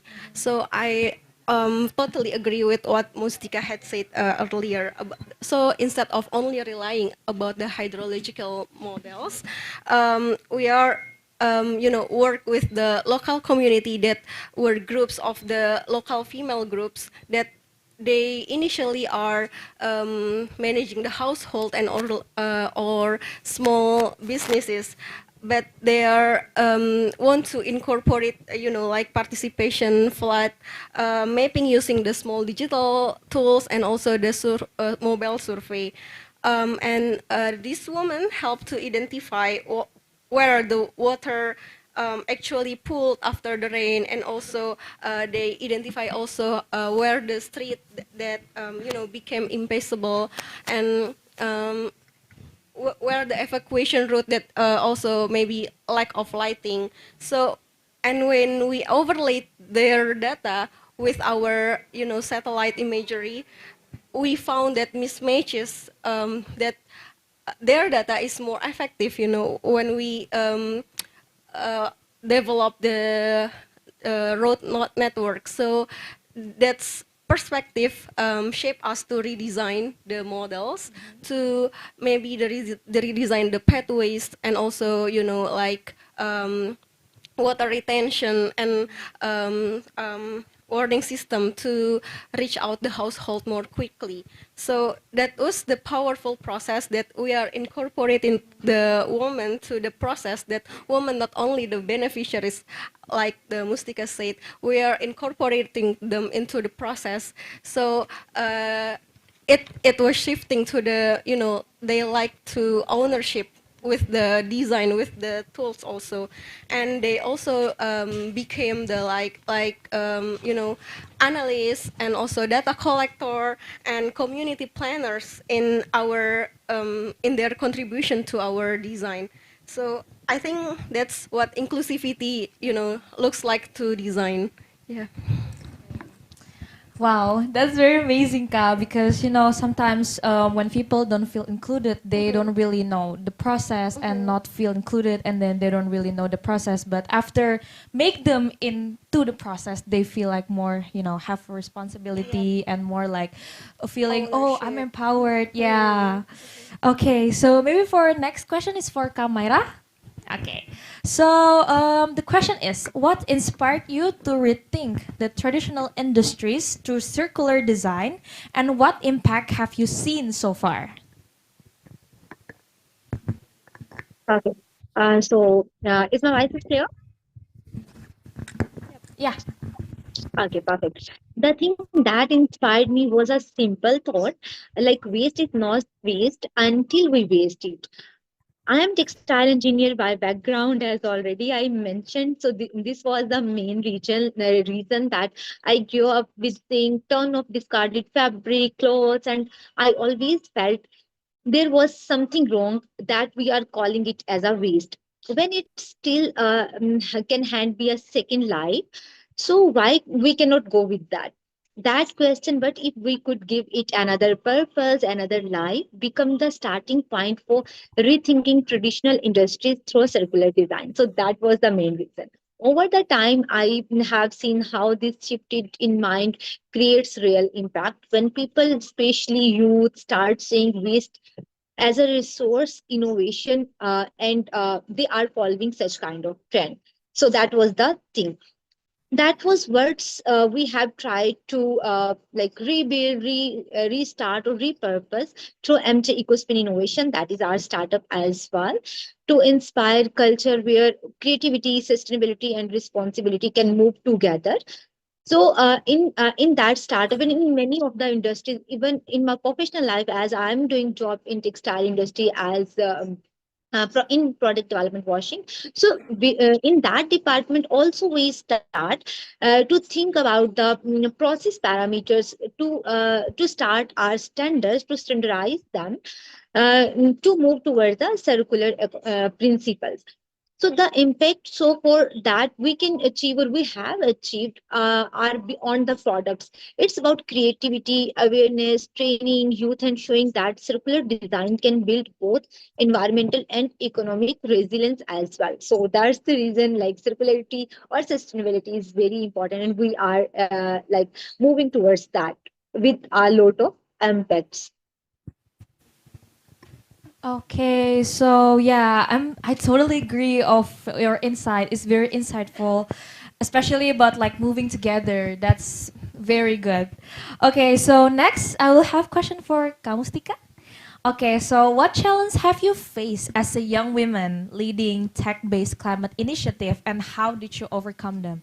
Especially when you tell me about like, oh, when they know like you're the female leader and you're still young. So can you tell more about that? Yeah, I think outside perception is challenge, but it's literally very small challenge. For my opinion, I don't know. It's controversial maybe, but for personal, I only speak on myself.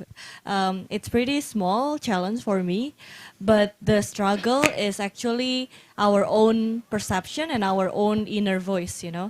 Whoever think over here. who over here think that, oh, maybe they don't want to talk to me because I am still young. Or maybe they don't want to talk to me because I am a female. How many think that way ever? Oh, there's a lot. Okay, maybe it's here, yeah, the hand. But actually, it happens to me a lot sometimes, yeah. Oh, maybe they don't trust us because we're still youth organizations and stuff like that.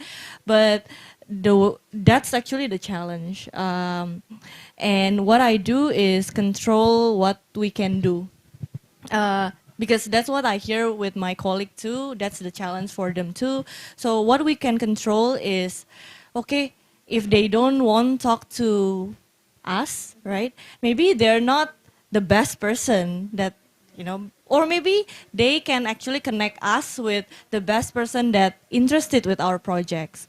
Or maybe our program is not clear enough, or maybe our program is not um, it's not good enough, something. So something that we can improve and we can do action instead of, oh, maybe because I'm still young, okay, let's wait until the next 10 years, but you're not growing in the next 10 years, right? How they want to talk to you in that 10 years. So I think, yeah, I think that's the most important, having a growth mindset. Okay, it's something maybe in our program that we need to improve, right? So yeah, I think just push forward. Um, yeah, maybe that's it. Okay, push forward. Note, you guys. Yeah, I totally agree because sometimes our own enemy is ourselves, right? Okay, so for the next one, Kazara, why do you think it's important to make sure that women's voice are heard in technical space like urban planning and infrastructure design? Thank you. Because I think cities is built for people, but half of the population of the world, more than half, is female, right? But so infrastructure decision affect how we feel, how safe we feel, and how we work, and how we handle things. But from the data globally, only one in five transport planner are women. So maybe we should rethink. Maybe that's the system design is not only reflect our real needs. So in my company, we've seen that women is part of the process. So, for example, in urban mobility program in Europe, we help to design the digital engagement tools to gather the feedback. So this is all also developed by the women because women can give the feedback. We also incorporate it with the mothers, caregivers, and also street vendors to escalate the, something like feedback. So I think we just know that sometimes this role is invisible in the planning, in the female roles, but in result, the road network is not just safe, but also more resilient and more inclusive. I really like how you say like women is also included in the process because that's usually what we're missing, right? We forgot that we also in the process, but sadly the data show we usually not in the process. So yeah, that's a pretty insightful one. So hopefully we can have more female transport planner. Okay, next maybe for Kamaira. The question is, how can young women turn climate conscious ideas into the real businesses or innovation that inspire change in their communities? Okay. So, as per my perspective, I believe that the first step for young women is to start small but think with purpose. Whenever we think with purpose, it can create a huge impact. Every idea doesn't need to begin with the big startup or big start and all that stuff. It can start with a simple observation, a problem that we see around us, and the will to solve it differently.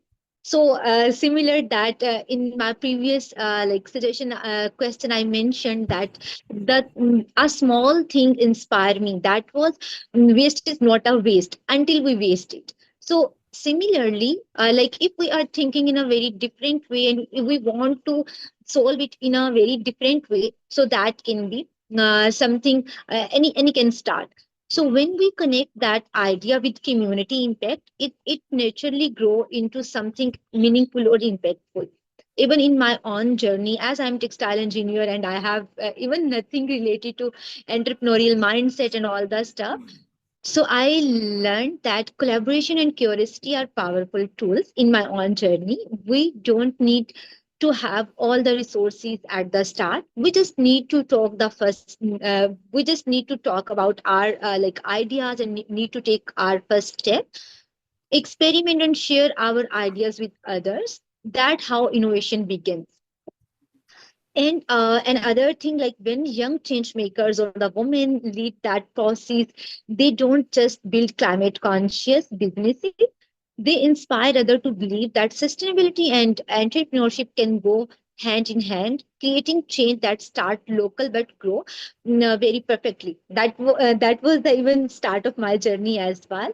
I just pitch my small idea in front of others, and I just want collaboration, and that my small idea actually was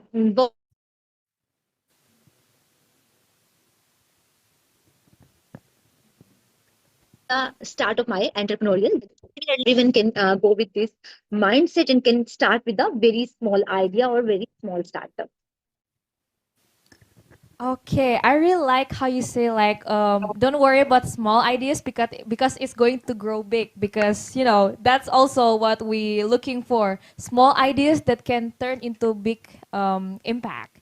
So thank you for the insight, Kamaira, and maybe this is gonna be the last questions for all of you. So maybe you can take turn on answering it.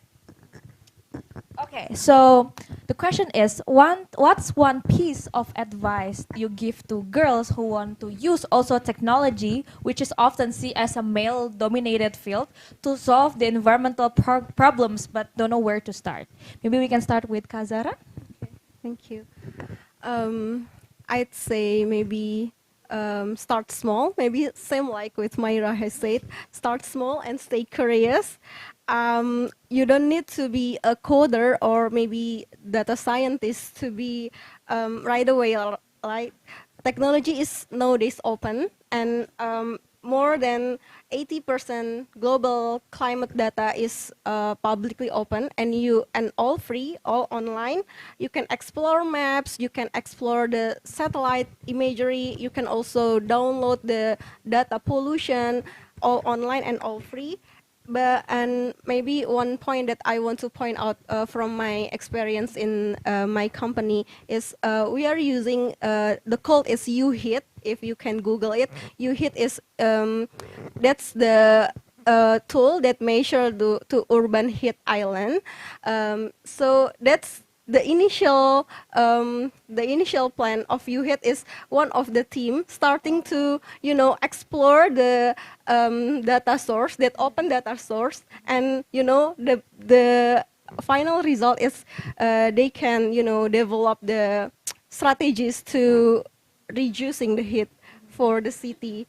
So I think my and maybe my other advice is would be join the community, join the climate hackathon maybe, or maybe online forums or local mapping groups, because climate change is, we can go silo, right? It's about solving problems together. Yeah. I think Wow, so. solving problems together, amazing. Okay, next, Mustika. Maybe some piece of advice. So actually, my notes here is also start small. But maybe I'll share about my personal background, my personal journey. I started this 8 years ago with four or five of friends in university, and we have this dream of building solar-powered pumping systems. And yeah, we fundraise, selling food, fundraise, and implement the systems. Then 8 years later, it's already 32 villages that we built, impacting more than 32,000 people. But the first year we built this, I think only several people actually think this is a good idea, using solar energy to build pumping systems. But then 8 years later, everyone think it's very good idea, you know. so, so yeah, I think you need to start this one, then prove and test your ideas, iterate it, improve it, then scale, and commit to the scale. Means you need to think about financial feasibility, scaling visibility, and stuff other thing. But you don't need to think about it first. You just need to start first, then you improve. I mean, I can share about like my journey 8 years ago, how we come up with the budget. Even we find the budget like online from the proposal of solar powered pumping system in Africa, So it's very absurd, but the deadline of the proposal is tomorrow, so I just need to come up with the budget. But hey, we're here now, improving our budget, improving how we survey the systems, how the distribution are. So it takes actually 8 years of maybe a lifelong journey, So I think just start now. It's the idea. Just start now. Start small and now. Okay. Okay, last one. Myra, do you have anything to add? Yeah, sure. Maybe I have a little different perspective. I always mention don't wait to feel ready. None of us ever fully are. I personally don't believe any field like truly belongs to one gender. We all have different capacities, different perspective, and different mindset, and that's what makes innovation stronger without the perspective of gender. There are things like men can do best, and there are some things that women can do best in a different way, and so both the perspective are equally valuable. Even when I started my journey, in denim washing, I even know that that is a male dominant sector, and even in overall Pakistan at that moment, just two females were in that field, and they just started their career. And even in Punjab there was not any female. So I started my journey from an industry where I was the first female in their history, in executives and even in washing. In washing, sometimes we need to do duty even 24 hours as well, like midnight or for the 24 hours, even on the weekends as well. So the thing was the interest. If we have interest, we can do anything. Even that is a I tech, or that is a AI journey, or that can be any of the industrial journey, or in any kind of journey. If we have interest, we can do. So if we have an idea, we can start exploring in our own ways. We can learn, we can do experiment, connect with others, people, and we can share our visions with them. The only thing that can stop us from success is our own self. If we really want to do something, we can find a way. If we don't, we will find some excuses, like that is something more dominant for something, someone or something like that. When I begin, I didn't have all the answer or resources. Actually, it's now about my entrepreneurial journey. But curiosity and the thing that I want to do, and I want to go for making some differences. So technology is not a boundary, it's not a barrier, it's a bridge. Once you take the one step to overcome the bridge, like we will definitely realize our perspectives as a young woman. It's not like very difficult. So just welcome the things in our life that is essential in shaping solutions that are truly working for everyone. And just remember one thing: if our actions inspire others to dream more, learn more, do more, and become more, we already are a leader. So this is something for everyone, and it's my advice and also about my journey as well. Thank you. Wow. So to conclude all of the message, I will say we just have to start, guys. That's all. Okay, moving on. Because I'm pretty sure our participants is already very curious to ask more. So we will have two questions in person. So anyone want to ask, you can raise your hands. Okay, we have one. Is there anyone? Okay. Okay, we can start with one person over there. You can introduce yourself. Okay, thank you for opportunity. First, I want to say thank you for. So my name is Virial Naura Ravanda, but usually people call me Aura. So my question is, tech is growing so fast, and climate change kept getting worse. If more women join tech innovation, how could that make climate solution strong or more creative? Thank you. Okay, so maybe one of you want to answer with or Kamaira? Okay, Okay, can you maybe. please repeat the question? Actually, I didn't listen properly. There was some distortion in the voice. Okay, maybe you can repeat your questions again. Okay, my question is if more women join tech innovation, how could they make climate solutions strong or more creative? Thank you. Okay, you want to ask how we can make more creative climate solution? Yes. Yeah. Okay, so yeah, I can add in it. You know, if even if we don't have any idea, but if we have some passion to do something, we can set some creative ideas and the solution as well. Even in my journey, my actually industrial journey, where I did some job at the start, I didn't know whatever I am doing that is related to sustainability, related to climate. I was just doing all the stuff like working on CO2 emissions and working to improve the efficiency, working to change the processes. So after that, when I joined actually Movers program, and I know, okay, there is something related to sustainability, related to climate, and we need to work on that. That was the actually sustainable development goals and the climate action. So when I relate my daily life with those sustainable development goals, so I realized I'm doing a lot related to climate action. And when we actually think with this perspective that we want to do something with the perspective of climate, we can make that thing creative. Because in the start, as I mentioned, like we reduce 73% CO2 emissions. We make many developments that were like with the minimum use of water. We skip the water consumptions, and we like eliminate the dangerous chemicals. But the thing, we didn't know this is creative or not. But when we realized this is related to climate, so that make it creative. Another thing, another example that I can add, as the start of my startup, at that moment, I just have an idea, converting textile waste into the quality product. But how? But can make it creative. There is a lot of things. Many persons are working on it. They are converting textile waste into the product.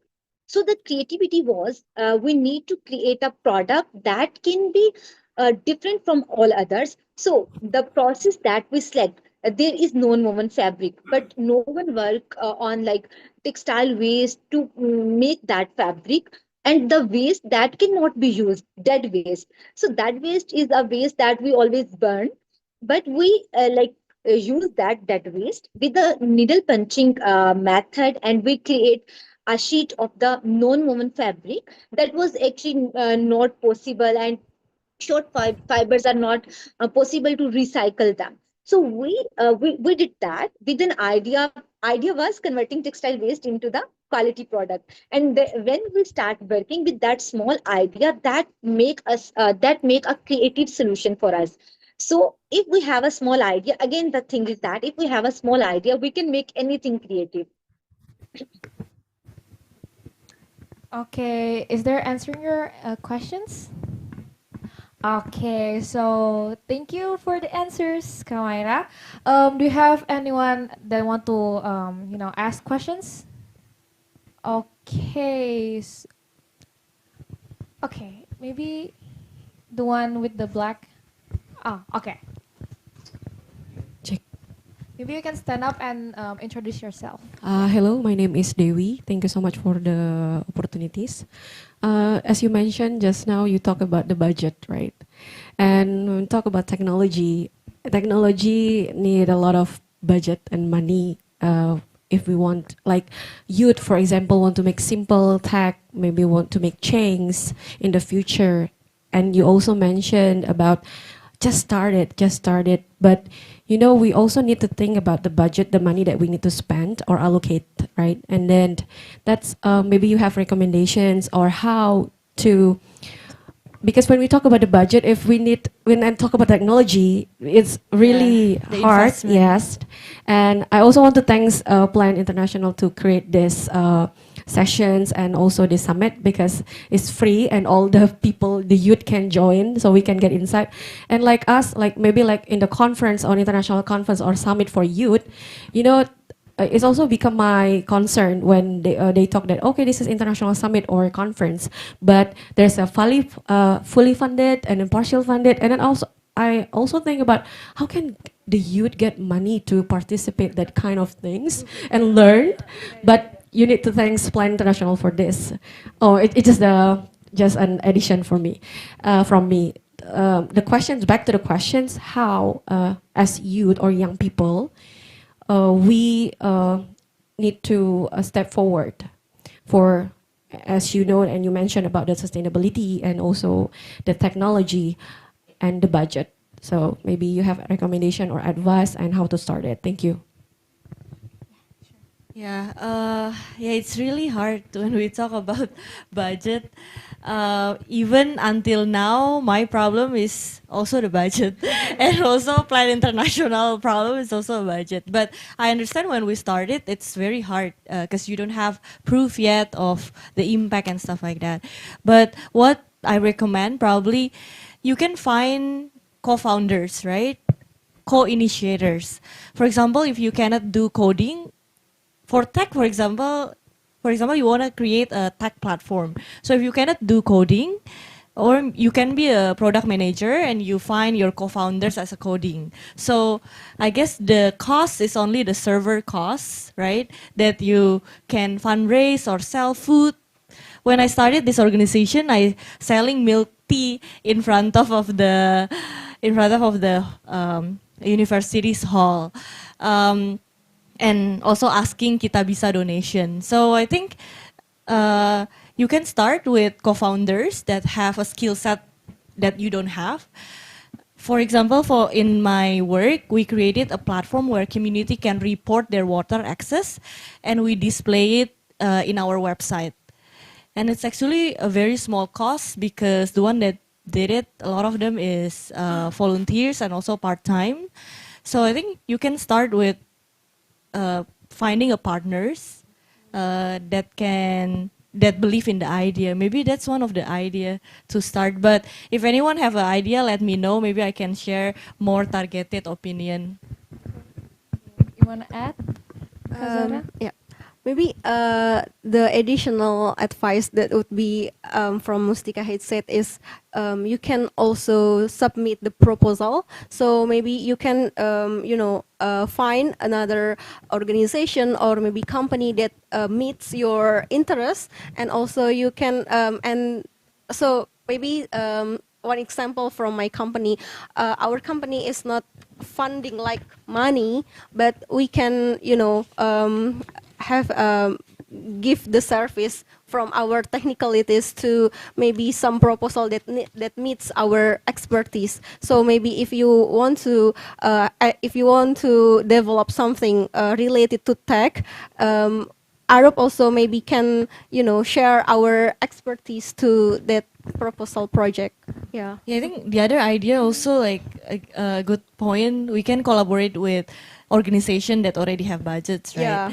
Yeah. For example, a lot of NGOs, actually local NGOs, also having a trouble in the tech areas, maybe it's something that you can propose. Oh, I can help you to bring this, or the cost is, how much, or just do volunteering first in the local NGOs, because starting sometimes it's kind of hard. Yeah. Sorry, starting your own is kind of hard, but you need to start. Okay, do that answer your questions? Okay, so I know all of you still want to ask, but due to the time constraint, we have to limit to 2 questions. But thank you so much, everyone, and for our amazing speakers for today. So I would like to have a little recap, a little bit. So yeah, obviously start small, but start now too. And also, don't forget to have a partner if you have you not need help, and then also collaborate with your peers. Yeah. Okay, so a big thank you for amazing speaker for sharing the time and insight with us. Can I have one more applause? Okay, before we close the session, we'd like to express our heartfelt appreciation to everyone who made this session possible, with our inspiring speakers, our audience here in the room, and also for those who joining virtually. So after this, we will have a little bit of the appreciation for you, also for Myra. So first, we will start with maybe Kazara first. To yeah. Okay.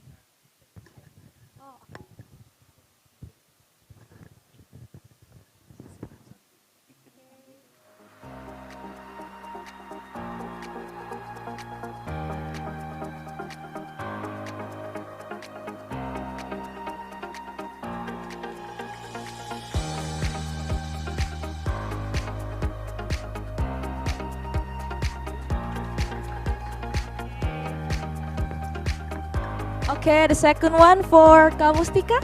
Yeah.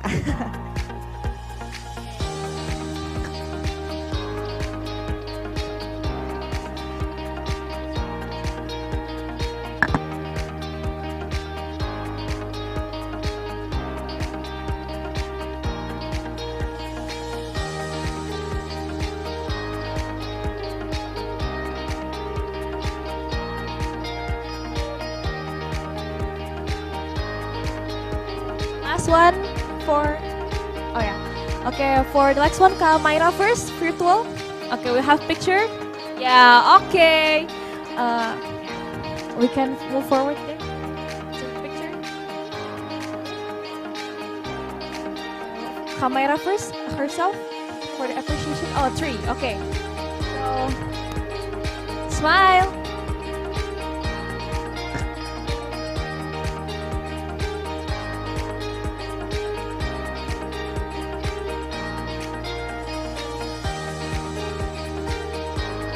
Okay.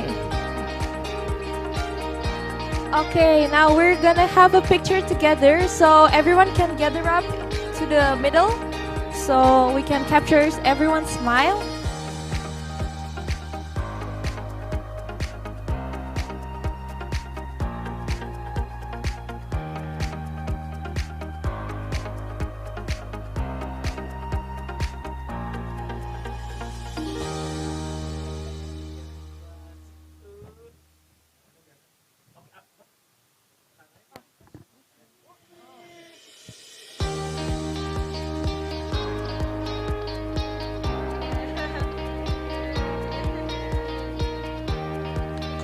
Okay.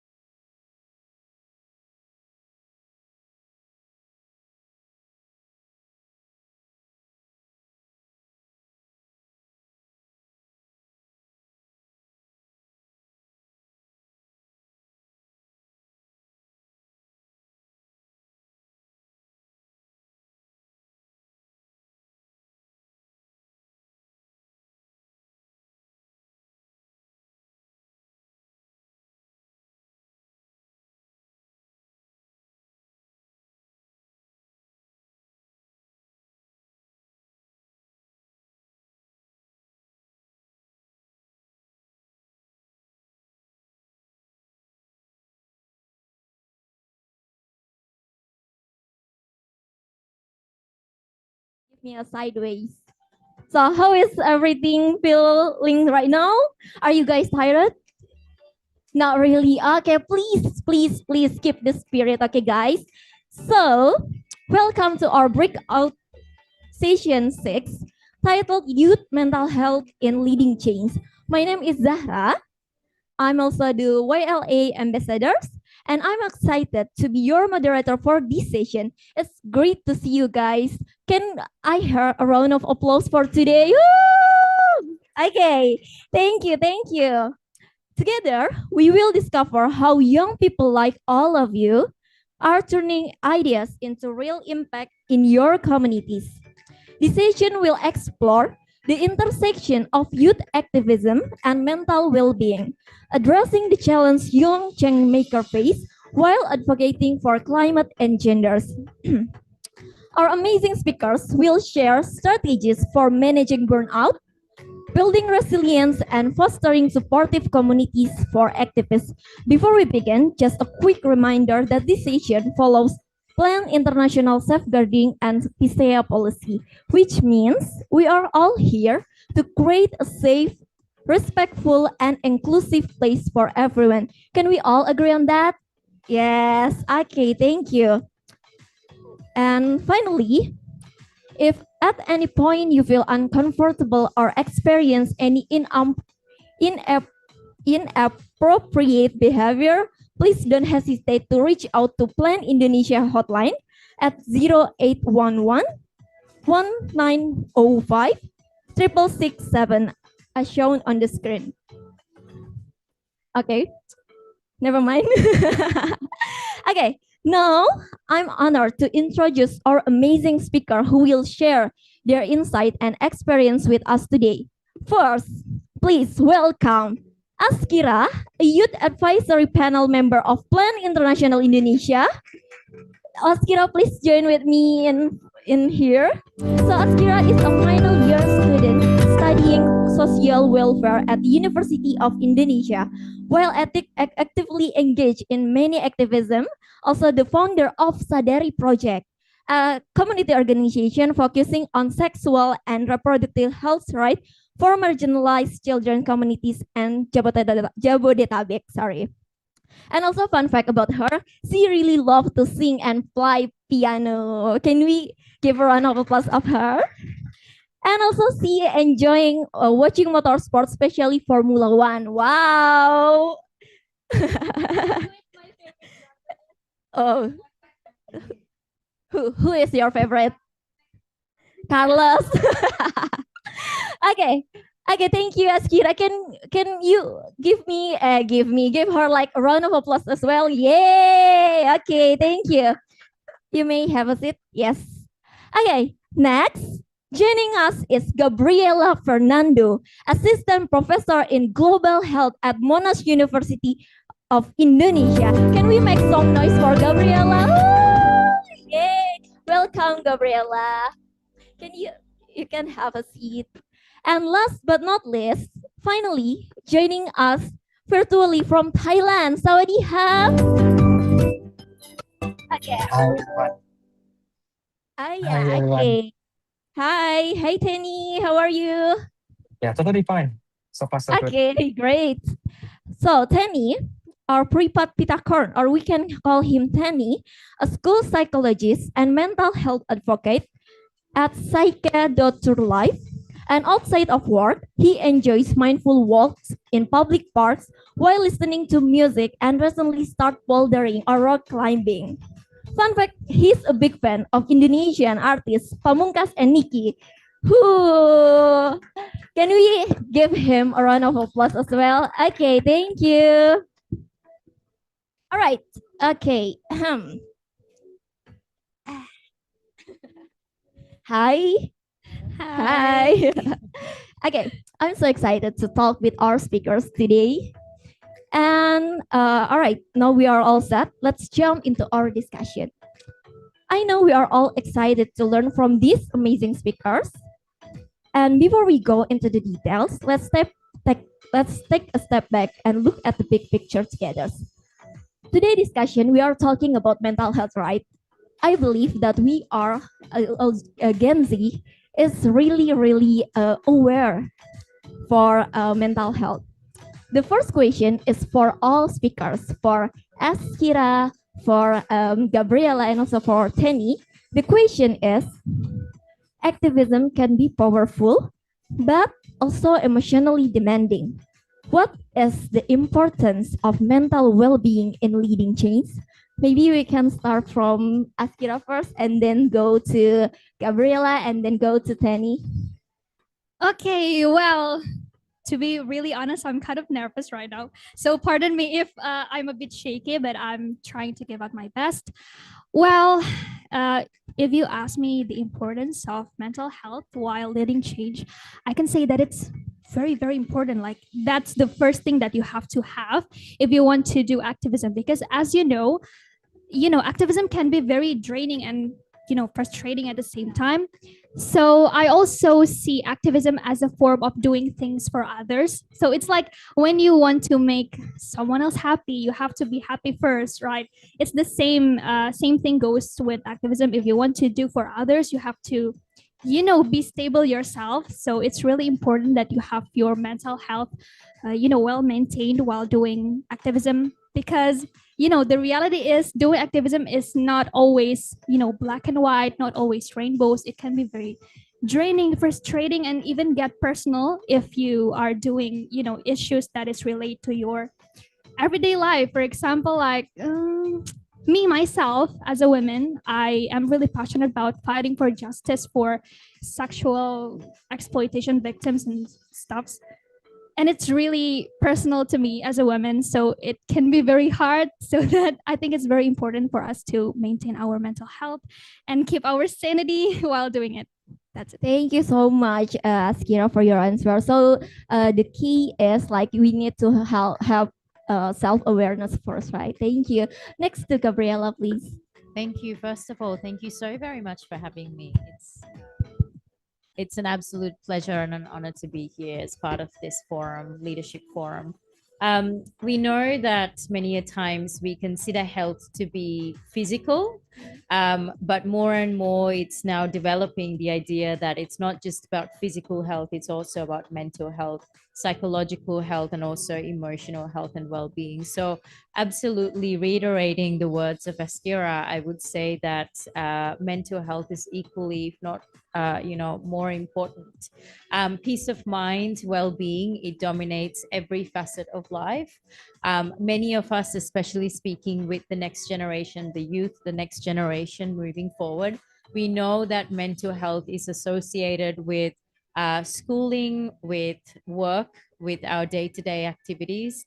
And then when we look at not just youth, but also our personal identities, whether it's being a man, a woman, a mother, a father, a worker, a carer, and so on, it helps us to stay stable. It helps us to maintain health and well-being, but it's also helping us when we are serving others, whether it's in our work, whether it's in volunteerism and activism, or even in caring for our loved ones on a day-to-day basis. So I would say that mental health, emotional health, psychological health alongside physical health is equally important.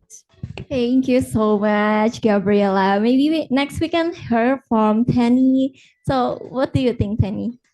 Yeah, for me, first of all, thanks for having me today. I'm so excited and I'm so grateful to be here.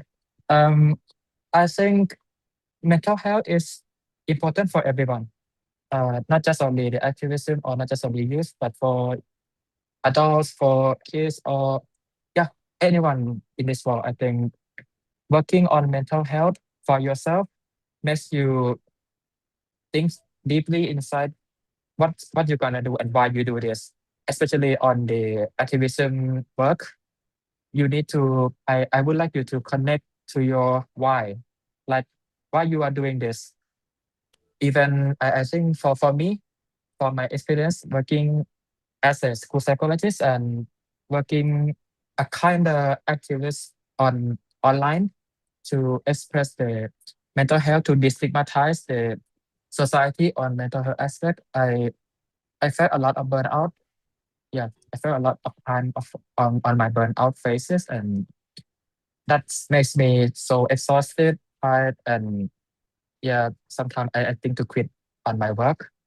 But I think the most important thing that I have learned from my mental health work for myself is the resting, the relaxations, or just having a trip to anywhere is not the surrender, but it's just the way that I take care of myself. And I think it's just one of the most important process on our activism work because when you are out from the activism work, we are just only human. We have flaws. We have so many things that we can do. But yeah, don't forget that we're trying to do our best, and don't forget to reconnect to your whys. Thank you. Thank you, Tanny. So if I can wrap up, for the mental well-being is really important to us, right? Knowing our why, knowing when we stress, and knowing when we need to take a pause for a moment is really important. Thank you so much for your answers. And now I'd love to bring in Askira. As someone who's been actively involved in youth movements, you have surely faced different highs and lows, right? So the question is, what emotional realities have you faced as a young activist, Askira? Okay, actually, this is more like a field reality that eventually led to a emotional reality. So, here's the hot take. Here's the fact. Not everyone is going to be agree with your opinions. Like not everyone is going to be in line with your vision. Not everyone will going to see things the same way as you see things. Like you can have different opinions with people, even your closest ones, like your parents, your family, your boyfriend, your girlfriend, your anyone, closest friends. And it's never your fault, actually. Because back then I was feeling like that is my fault. Like whenever I want to talk about something and then there's someone who is not agreeing with me, whenever I do something and then yeah, there was just some people that is not having the same value as I own, I would perceive it as my problem. Like it's my fault that I'm not good enough at doing things. I'm not good enough at influence people, and then I'm just doing the wrong thing. But yeah, the reality is, it's never your fault, and that is normal to have people, being different with you, and that's the emotional reality that you have to face, that you have to learn to accept. And yeah, I think that's it. And you know I'm speaking on behalf of my young activist friends. Actually, as a young activist, we tend to, experience to be underestimated with the older generation, especially. Like, I don't know, they will always think that we are not experienced enough. We are not, experienced enough to experience the bittersweet of life, the real reality that happens in our world, and that we have no rights to speak about what is really happening in the world because we are just too young. We are just a ginger. We are just a newborn baby. And it quite damaging emotionally, actually, because as an activist, of course our voice is the thing that is mattered most. Of course, like we have to have our voice. We have to, be able to express whatever our opinions is. But yeah, we are often underestimated, and that is the issue that we still struggling until now. So I think, yeah, we have to find a way to address it, so because it is very important to do this. Thank you so much. I really like your answer because as a young activist, I feel so related on that. Who relate with Atkira as well? Yeah, just one people. I think everyone, yeah, I think everyone my Yeah. age who is doing activism will agree with what I was saying, Yep. especially whenever we're talking in a forum that is full of, older generations, and just, yeah, and it will happen. Yeah, it will happen, like it or not. Yeah. 100% agree on that, Askira. Thank you so much. Now turning to Gabriela, you've been doing incredible research, right, on this topic to through the Breaking Silence study, right, or the Kita Bersama. what are some key findings from that research, and how do they reflect the mental health challenge faced by youth activists? That's a great question. So I think before I go into the answer, I think I'll take a step back and talk about the current climate of where we are at in terms of youth and mental health. We know that, and this is not to draw a bad picture or to draw a gloomy picture, but we know that youth mental health, and when we say youth, it's young people between the ages of 10 and 24 particularly, the mental health status when it comes to anxiety, depression, and also suicide ideation or rate of suicide is quite high and concerning, particularly across South and Southeast Asia. It's actually, according to the World Health Organization, some of the highest prevalence rates when it comes to global trends. So seeing that, actually, alongside my colleagues at Monash Indonesia, we created or we designed a youth-led for youth, informed by youth project that was pitched to a funder called Grand Challenges Canada. And it's also supported by the Gates Foundation to look at youth mental health and creating a digital platform. Now, why is it a digital platform? We know, for example, in Indonesia, we have some of the highest social media users. And it's also a very young population when you look at the global trends. And so putting those two intersections together, mental health and digitalization, we brought together this youth-informed project where we are developing a platform that is going to support young people between the ages of 10 and 24 to look up to as not only a platform that provides mental health support, but a platform that really creates a community where people can feel like they're not isolated, where they're not feeling alone, where they feel that mental health is not stigmatized or can't turn around from. At the moment where we are as a project is we are at the first phase of it, which is really exciting. And I've just handed out a few information cards as well about ways that you can get involved with. We're currently conducting a lot of focus group discussions and workshops amongst youth between the ages of 10, 24, but also stakeholders such as moms, parents, guardians, teachers, and other stakeholders who are involved and in the lives of young people. And the idea is to really understand, firstly, the needs of young people. Secondly, the opportunity that we can garner by using a digital platform like Kita Bersama. And thirdly, also to make sure that it's not just a research project as per se, that there is an advocacy component to it. And all of that is from design of the program is run, is led, and it's for youth. So that's some of the work that we're doing, and we will be coming up with the findings very soon. But the preliminary ideas show that there is a huge need. There is a huge need for a lot more mental health support for young people.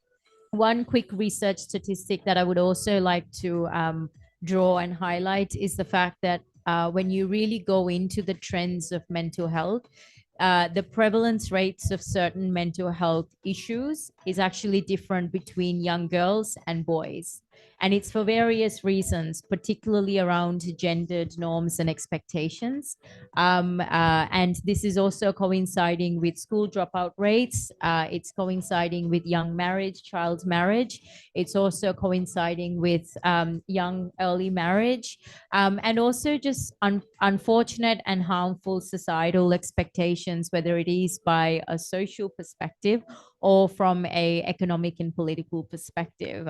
So that's something that I want to leave with as well. Yeah. Thank you so much, Gabriela. That was really insightful. So for the platform, where we can find more about the information, maybe you can share a bit for that. Yeah, at the moment, the information about how to get involved is actually available on the Monash Indonesia website. If you go on Monash Indonesia and you type in Kita Bersama as the project, you will see more information. If anyone is interested, I'm also going to be here after this session, so please feel free to reach out to me and I will directly connect you with our youth project officer, who is a fantastic advocate of youth mental health as well. And he will connect you further with the project. Okay, thank you so much. So if you guys are interested to join the research project, please visit Monash University website, right? Okay, thank you so much, Gabrielle, once again. Now let's hear from Tenny. Hi, Tenny. Since you work closely with youth and mental health, I'd love to know your perspective as well.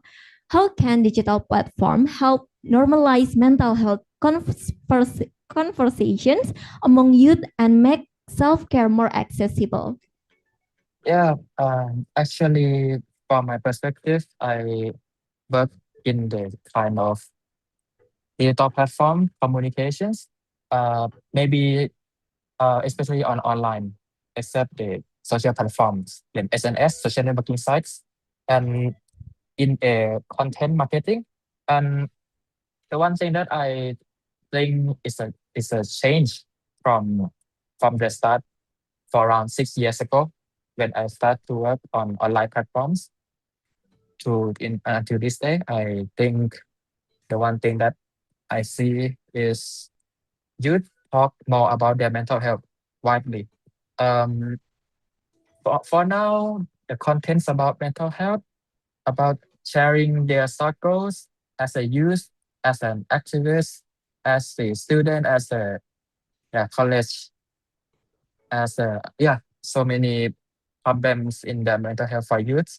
They talk into the social platforms. Maybe I think it's a positive way for me, in my opinion, because it's built a kind of social connection in online world. Yeah, for me, and um, I think it built some kind of a cohesive group, a sense of belonging in there, because when the curators, which is youth and students who shares their struggles about their work, their relationship, their burnout, when they talk, it we have so many youth out there who is in online, will comment, will have an engagement and sharing their struggles too, because they think that they would be listening. Yeah, they would be listened from so many people out there, because the most important thing that the digital platform help normalize mental health in online, making a conversation more this making the conversation about mental health not too much stigmatizations. I think it because when youth talk onto the online platform, they have being a sense of connection, sense of belonging, and they they felt heard from the people out there. But but in un- but in so sorry for my nervous. But in the contrast way, uh, there will have a risk for toxic comments or the opinion that which inappropriate, right? That that's the thing that for me, as a creator, or so about the platform also to be controlled about the toxic comment or inappropriate way that will comes to raising the stigmatization in mental health, which is not appropriate. Yeah, I think for me that's my answer. Thank you so much, Danny. That's such a thoughtful point. So we know that digital platform can be very useful to promote mental health. Also, guys, I want to reminding all of you, if you have question for the online participation or in person, please prepare for the Q&A session. Okay, thank you so much, Danny. Once again, now coming back to Askira. From your experience working with other young people, What is youth-led practice or initiatives have you seen that help build emotional resilience in activist communities? All right, I will answer this one question, which is a real example. So I'm actually one of the member of Youth Advisory Panel. It's an organization under Plan International Indonesia. So basically, we are like a board members at an advisory board. So whenever like Plan wanted to, build projects, they want to, make some initiatives, they will ask for our opinions first, so that the projects and the programs will be really youth centered, because as you know, Plan is an organization that is very youth centered. So of course, all of their projects, all of their programs will have to, consider our opinions about it, so that it is really targeted and inclusive. So in this organization, I feel like it's the best space that I have. It's a very safe space for me to express my opinions, and it's because I think it's because the community is very, very inclusive. For example, like we have almost every representative of every marginalized communities. Like for example, we have the equal amount of genders. We have male, females. We have other genders as well, and then we also have enough representative from disabled people, from mentally disabled people even, so that makes us, whenever we are seeing some things, we can see it in other way, like based on their perspectives. And also I feel like all of us have the same values that we hold. It's just different way to express it, but the core is we have the same value, and that is very important, because when you have different value with someone, it'll be, quite hard to express what are you thinking. For example, as you can see, I'm supporting Palestine, right? I'm wearing their kevia, but whenever I have a conversation with someone that is not in the same value with me, it'll be very tiring, and you will feel like you were judged. Like, what are you doing? Why are you boycotting and stuff? It's not working, etc. But when you're talking with the right person, with persons that have the same value as you will feel supported, and then you will feel safe whenever you want to talk about it. So I think that is the most important thing that you have to see when you want to join a community, that see their value. Is their value aligned with you? Is they are they have, something in common with you? Because it's really important that you feel safe whenever you want to talk, whenever you want to raise your voice. And yeah, I think that's it. Thank you so much, Askira, for the examples and for your sharing. Now, maybe still on the topic of emotional well-being, Tenny, from your experience as a psychologist, what are some common emotional patterns that youth activists face, and how can they be supported in navigating them? Yeah, I think uh, the most frequent emotional responding that I have experienced in youth that working on the activism role. Yeah, burnout. Burnout is one of the most common that I have experienced with. I think like the other speaker has been said, they're working on the activism. You need to have a lot of effort, have a lot of work and energy to invest in, and sometimes you invest in but not have that much in return, especially when you work in the to make a social change, which is we have so many things that out of our control. Yeah, we remind that we had the things that we can do it, something that we can control, but there are so many things outside that we cannot control. And sometimes when we focus on that too much, like we focus on try to change the thing that we we probably cannot change, it makes us it makes us exhausted for a long time. it will be a crucial thing that we need to remind that we have our effort in a limited amount, and we need to focus on the thing that we can do, and that's the thing that I have the most common experience with is a burnout. And how can we I think how can we adjust, or how can we manage our emotions, our mental health is uh, I have talked first about the rest, EST, which is the one of the process of the activism work. I I have I have taught our students in the school not only on the activism way, but yeah, for their living life. That resting is a kind of like you are a fisherman. The fisherman in the morning they go sailing to find a fish, right? To find the yeah, to finding and to having their work.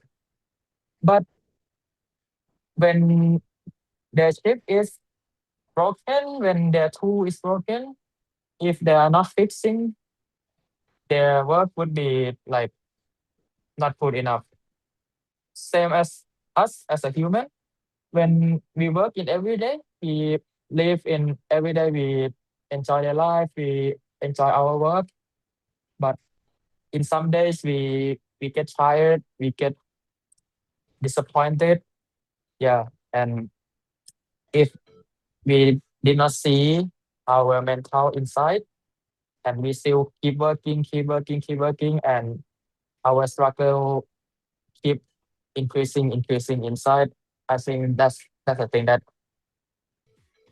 that's the danger thing that will happen in your mind. So keep reminding that keep reminding on whys that I have been said before, and keep reminding that your mental health is important too on your work.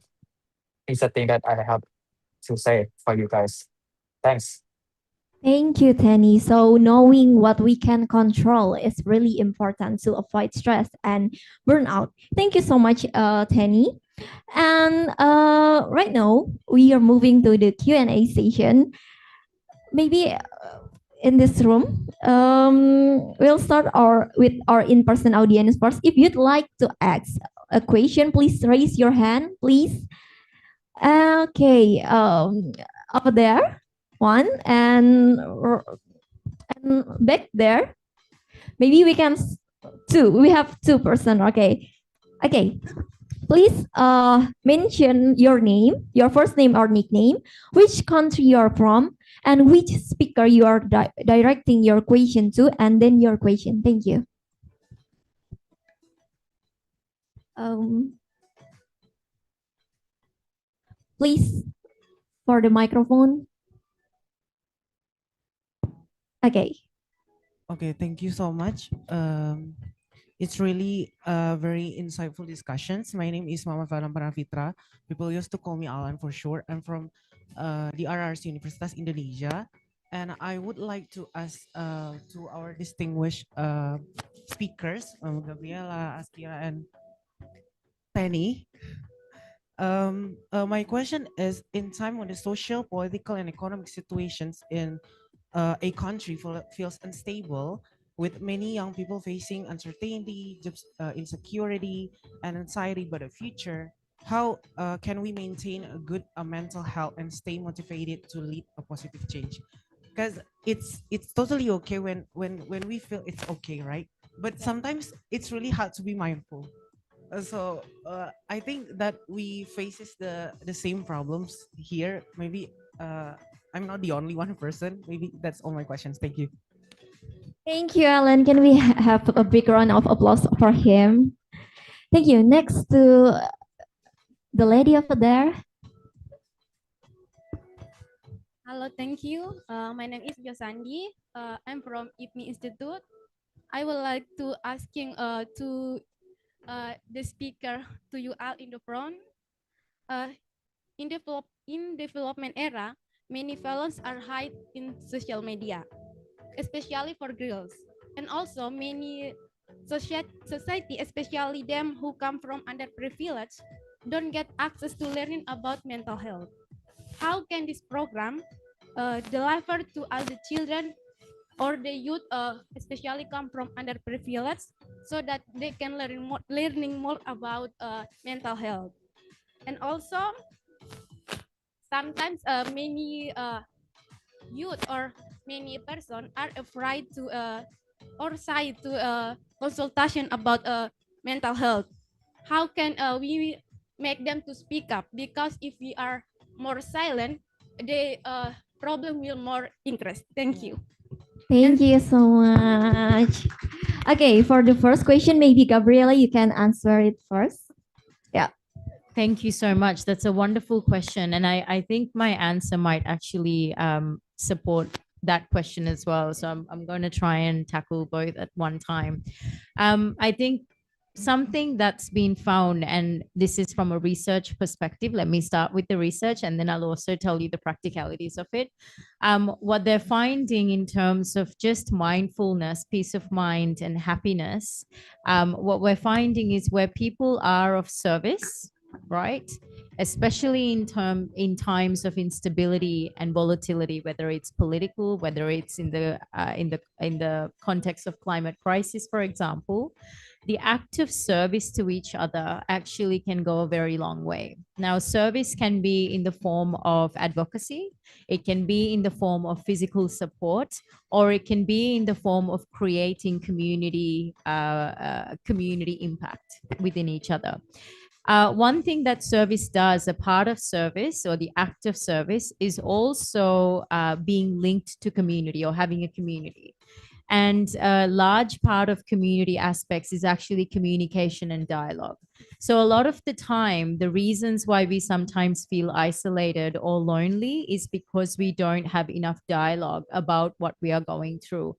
I think if I can say this out loud, perhaps the older generations, there is a way of internalizing certain topics, especially when it comes to welfare, and this is also different between men and women, we know, between genders, where we tend to suppress our feelings and emotionals, especially in times of crisis.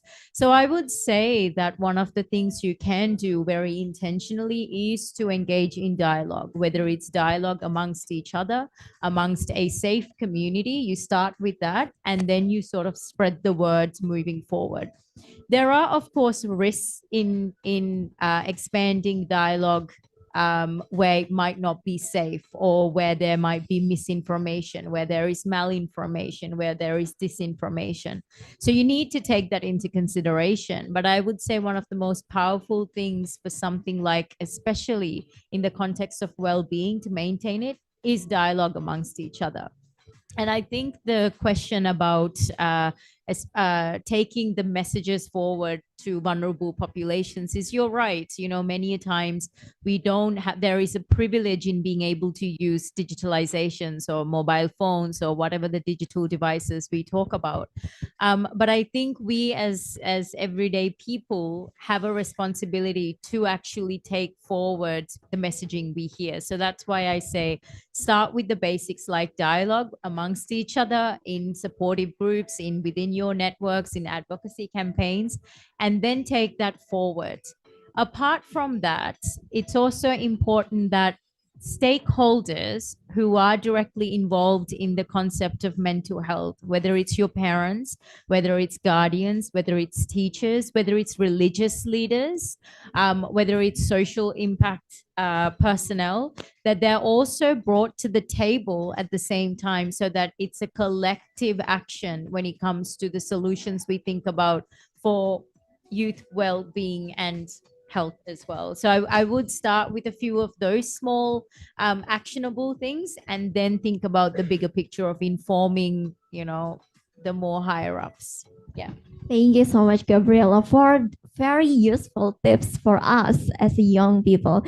Askira, do you want to add more about that? Yeah, actually, I'm just adding a little bit more because I basically agree with what you were saying earlier.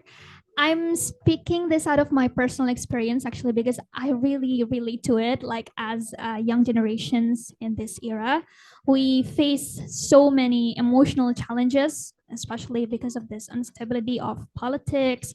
And it's very hard to look for jobs right now. I'm still struggling with it actually.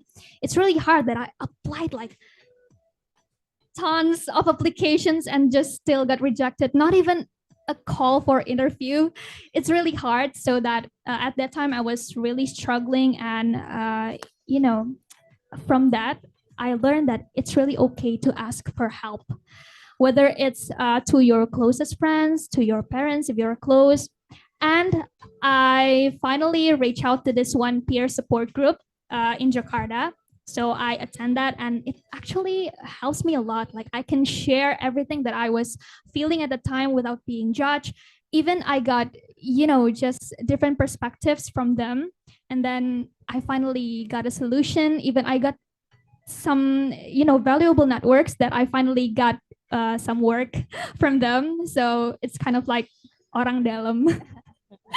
Yeah, it's very useful. So it's really okay to ask for help. Even it's really okay if you really feel like the need to go to professional, because I'm going to be honest, I'm still in a treatment with psychologists and the psychiatrists, because I had this mental disorder that quite affecting my life. And it's really okay. It's not a shameful things to do. It's not things that is you have to hide. It's really okay to ask for help.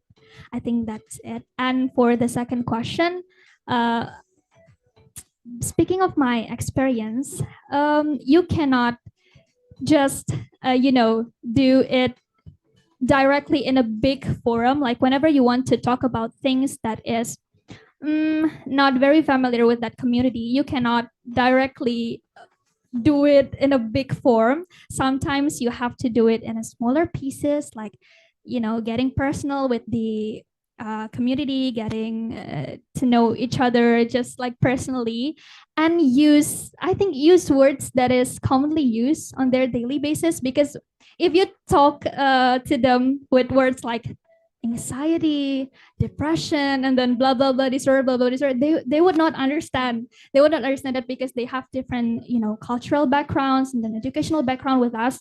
Just use words that are simple and they can easily understand, so that they feel like the gap between you and the communities that you are engaged to is not that big, and they will feel like more seen and accepted by you.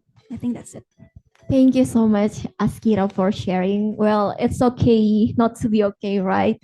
And maybe if I may know, maybe all of us want to know, what is the peer support group that you mentioned before? Maybe you can spill a little All bit. right, all right. The Instagram account is remisi_org. Yeah, you can search it up, and they usually do it like once a month. Yeah, once a month, and I think it's free. It's free, but you will get free meal and drinks. So it's really fun. It's really fun, and I got a lot of few friends from that. Okay, thank you so much, Askira. Can we give her a round of applause? Okay, maybe Tenny, please, we want to hear your insight as well. Yeah. For the first questions, disclaim first that from my experience also, when I back in the day that I need to select it to apply to a job or to face the uncertainty, that felt heavy for me also, because in my country they didn't have it, that kind of different from your country. I think we are in the same countries, and I know from your country some from the news, and I think in my country Thailand also have so many uncertainty about politics, about the employment. And yeah, I think sometimes I felt a lot of it feel like I have a heavy stuff in my mind. But uh the the, the thing that I have done, and our societies such as friends and our community tries to do, is building a community. Because if we need to, um I may use the word heal yourself. We seek for the social connection, which is having a three things: non-judgmental, empathy and empower. Yeah, because um when you having when you have belong into the society, we have so many friends to share their struggles, share their perspective, share their yeah. I think the word share their struggle have it is the best described so far. And when you heard from them, we will felt like we are not only one that face this. We are not the only one that travel in this route alone. We have so many friends in our group. Maybe in such a small group, 2 or 3 person, or in a group session, since a peer sessions for around 10, not over 15 people. Like we talking in a kind of a deep conversations about our struggles and our belief about the society, our belief about the social change as a activism in kind of way. We share the ideas, we share the inspiration together to build a social connection, which is will build you unhealthy mental health. Yeah, from my perspective, that and it is the one work that I have been done uh, as a psychologist also. And in the second questions, I think yeah, it it is common also that youth will have the we didn't we didn't need to walk in to me or to like a psychologist or psychiatrist to talk about their struggles because they they they're afraid to be stigmatized. Yeah, and they're afraid to be oppressed from the societies that they're vulnerable, they're weak, and but that's not everyone. I can guarantee that that's not everyone think like that. And if our work, especially for me, in activism job to reduce the stigma on the mental health consultations on youth also that I have been working for. So we need to express, we need to talk, we need to spread our opinions, our message that not everyone think like that, that youth cannot be sick. Yeah, you cannot be having a mental health disorder. You need to be brave every time, always having a positive energy. We are just human and we need to adjust that. We need to we need to admit that first, but we also have a flaws, but we can learn from flaws also. We can learn from the failure, we can learn from the things that we did not success, and we will have a very valuable lessons to learn and to prevent the the failure in the future also. Yep. And lastly, I would talk as the foreigners speakers. I think these sessions, so I have listened so many message from the speakers and also the valuable questions from yeah the listeners, and which just makes me learn a lot from your country also. And I would like to talk to you guys that I need to empower, I need to support all the things that you need you have been done and you will be done in the future. And don't forget your whys, don't forget your value inside you. Even in the future you need to face so many struggles, so many yeah, maybe you think that you are not good enough as like an imposter syndrome kind of way. You do so many things and maybe that's not hit the point and you can feel that you are not enough, but I think you are good enough to do the things like to do a job like this. And I need you to remind that all you guys out there. Thank you for having me and yeah, terima kasih. Thank you, Hobunha, Tenny as well. Okay, as we wrap up, I hope today's discussion has shown how vital mental well-being is in activism. We have learned so much from our amazing speakers. So we give them a round of applause, please. And one key takeaway that really stuck with me is that caring for others is starting with caring for ourselves. When we rest, reflect, and reconnect. We're not stepping back. We are recharging. So we keep moving forward with purpose. A big thank you to our amazing speaker for sharing their time and insight with us today. Before we close, we'd like to express our heartfelt appreciation of to everyone who made this session possible, our inspiring speakers, our audience here in the room, and those who joining virtually. Now we'd like to present a small token of appreciation for your contribution to this meaningful session. Let's start with Askira first. Askira, please join. Okay.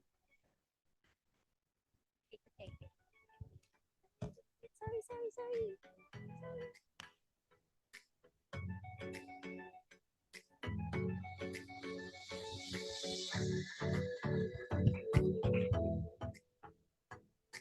Thank you, Askira. Next to Gabriela, please join with me, Gabriela.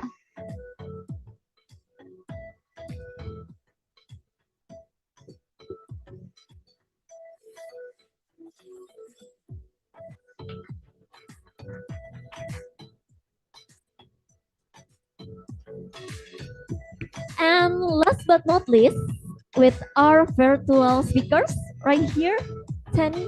Oh, okay. So we have a group photo with Tenny, please.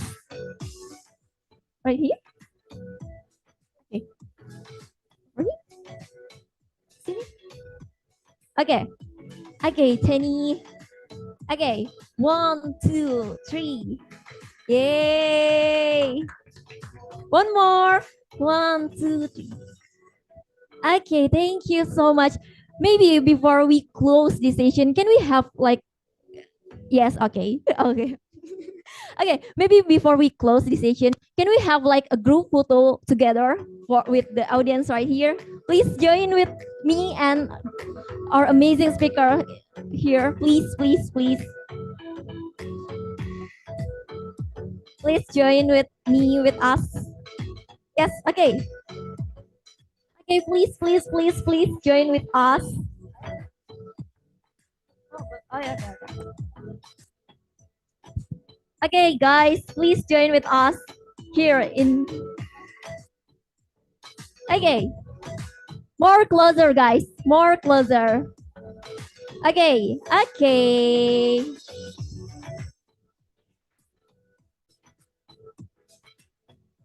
Okay. Okay, guys. Let's look at the camera. One more.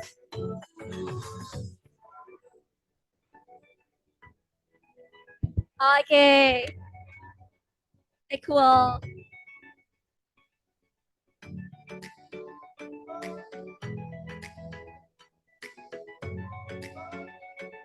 Yay, thank you so much.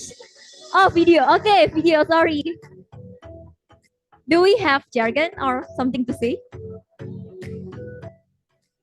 Until we are equal. Okay.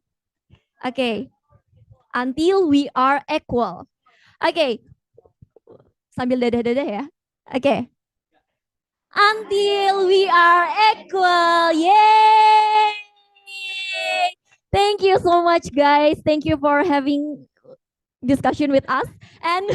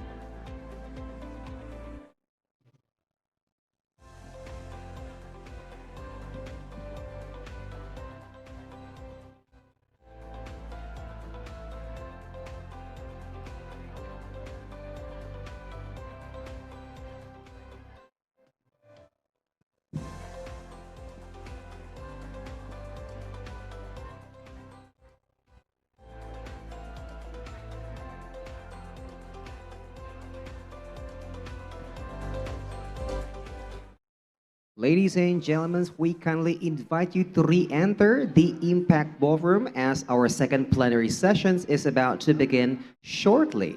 Thank you for your kind attention.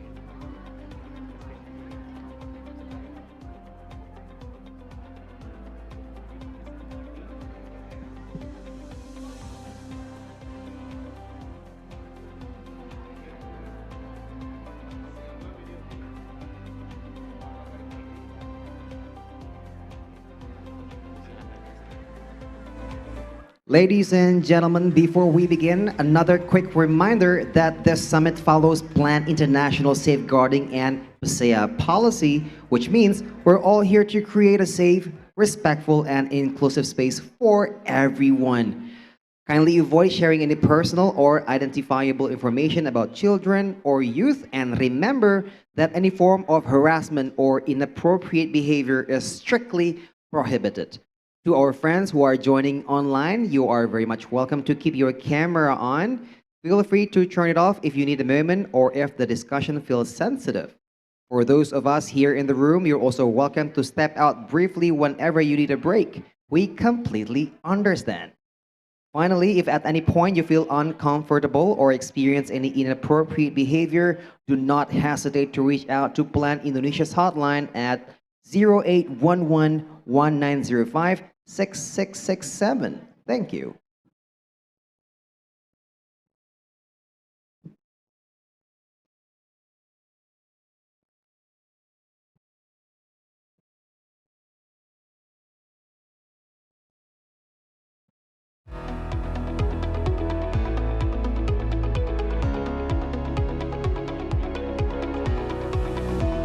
Good afternoon, everyone. How are we doing?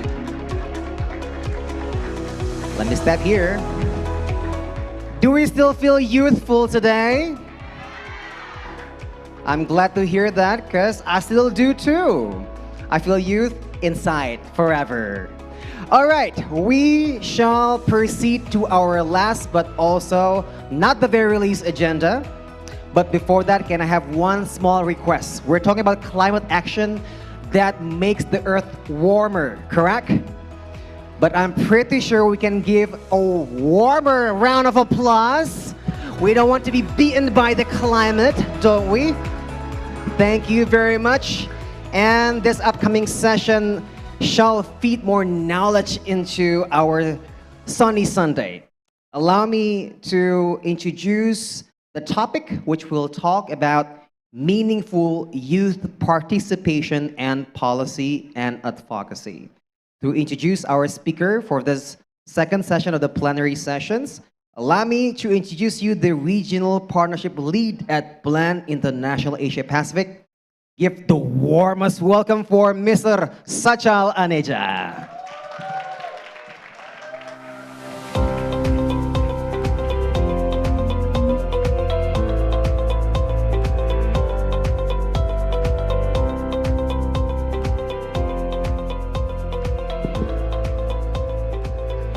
Hi, good afternoon, everyone. Let's do a quick energy check. We did one in the morning. I know it's been a busy day, a lot of engagements, and we're back in the room. So, out of 10, what is the energy this side? Whoa! Still 10. Very impressive. How's the energy there? 10? Okay. 11. Wow. How about this side? Whoa! Excellent. So before we start, I'll just would like us to do a quick exercise, just so that we can shake up some nerves and we can all feel energized, because it's a very important topic we'll be discussing today. So what we'll do is, do you know the Mexican wave? No? Okay, I'll explain. So we'll do a youth version of the Mexican wave. It's called the youth wave. So we make it cooler, we make it more diverse, and we make it more fun. What will happen? I would request people in the front row here on the left to stand up and do like a woo with both their hands up. Thank you. And you go down, you sit down, and you pass it on. The people in behind go woo. You have to stand up and do it, and then we move to the right backside. Same thing. Remember, woo, stand up and do it. Loud cheer, make it fun, make it energetic, and then finally we come this side. Understood? So what we are doing, we are throwing your hands up, making noise, and passing it on. So let's start from here. Woo!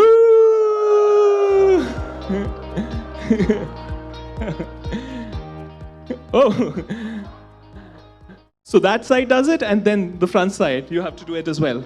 So you start the wave and you finish the wave. Okay, one more time. Ready? Let's start. Woo! Whoa!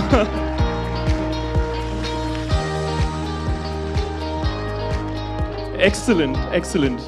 Thank you. So as Randy mentioned, now I would really like to warmly welcome you to the second plenary session and also the final plenary session for the day. My name is Sachal and I work with Plan. And the title of this session is Meaningful Youth Participation in Policy and Advocacy, a very, very critical topic which brings all our influencing agendas together. And this session will highlight how young people can influence decision-making, navigate policy spaces, and drive impactful advocacy efforts. So without much ado, I would like to invite our very special panelists to speak on this topic. First, let's welcome UNDP Indonesia's youth focal point, Randa Sandhita. Please give him a round of applause.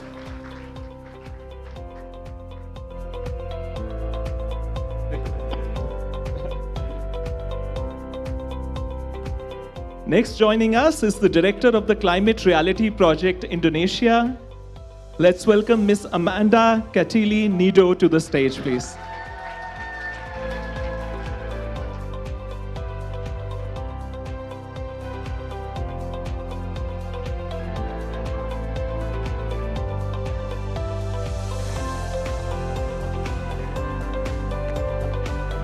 Up next, we'll have the head of executive board of the Earth-Centered Economic Coalition. Please welcome Ms. Geeta Siaharani.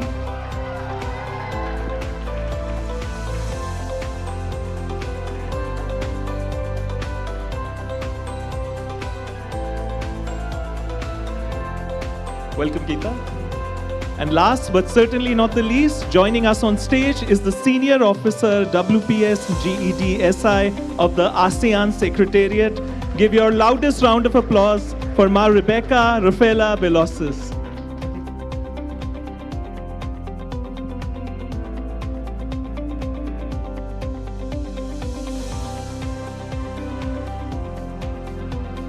Thank you so much. It's wonderful to see all of you. Thank you for making time, for joining this very special event, and for being here today to share your thoughts. We've got a lot to unpack today, and I know the audience is really eager to hear from you. So without further ado, we will straight jump into the questions. We'll keep it very conversational, and in the interest of time, I would also suggest to keep our answers brief. because we would love to get some questions from the audience and the colleagues who've joined us online as well. Can we just also quickly wave to people online listening to us, just to say a hi to them? Great. So I'll start with a question for two of you, so Randa and Geeta. Youth are often praised for their passion, but passion alone doesn't change laws or budgets. What does it really take to influence policy in your perspective? Yes, I think passion is really important, but passion alone is really change and influence the policy. But for me, from my experience, there's three things that the young people need how we can affect the policy.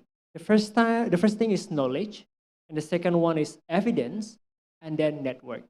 Why knowledge? Because we need to know how policy is made, in which sector and where we can interfere. That's we need to know. The second one, evidence-based. Because we're not only talking about emotions, what happening beside us, but we need to show them this is the evidence and how it's cost efficient for them to understand their knowledge and language. And the last thing is network.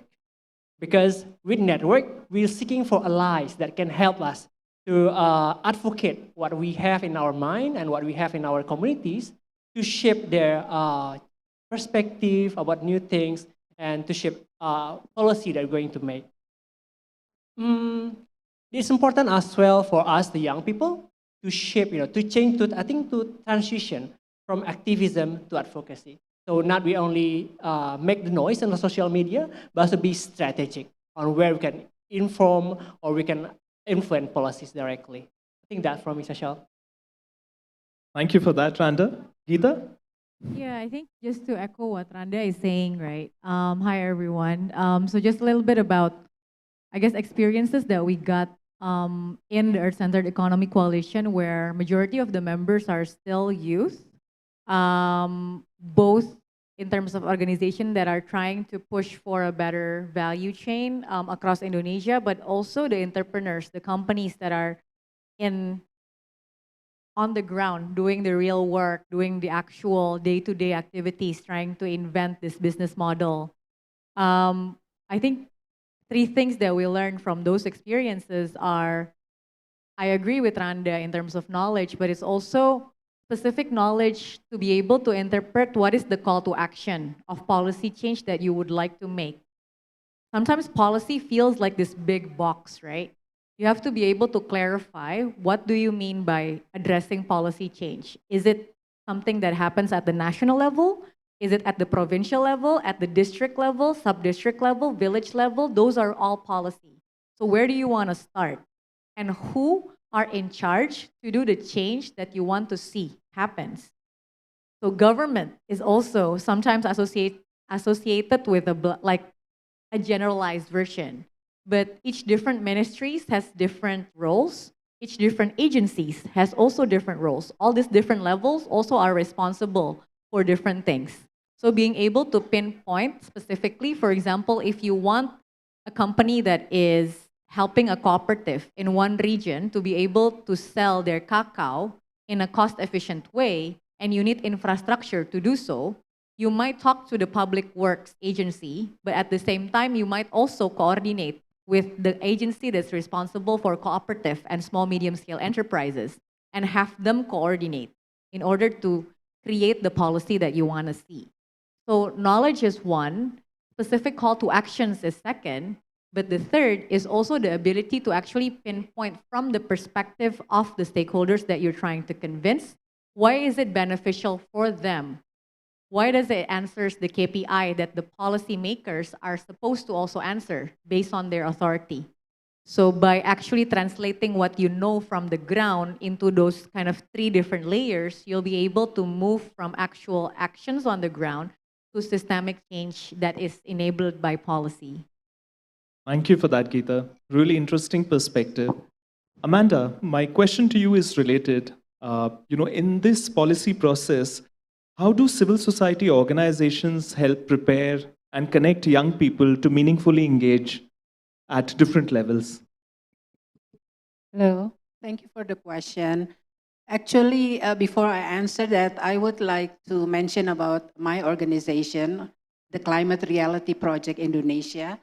It's a volunteer organization. We have 1,200 volunteers all over Indonesia, and half of them are youth under 25 years of age.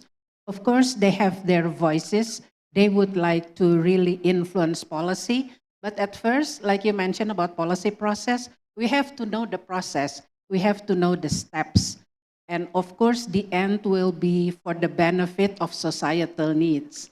So for the youth, it depends on your passion, the topics that you would like to be involved in, and see whether you would like to be involved in what the problems are and identifying what the problems are, solutions, and then of course formulating the policy, and then the implementation, and then the evaluation.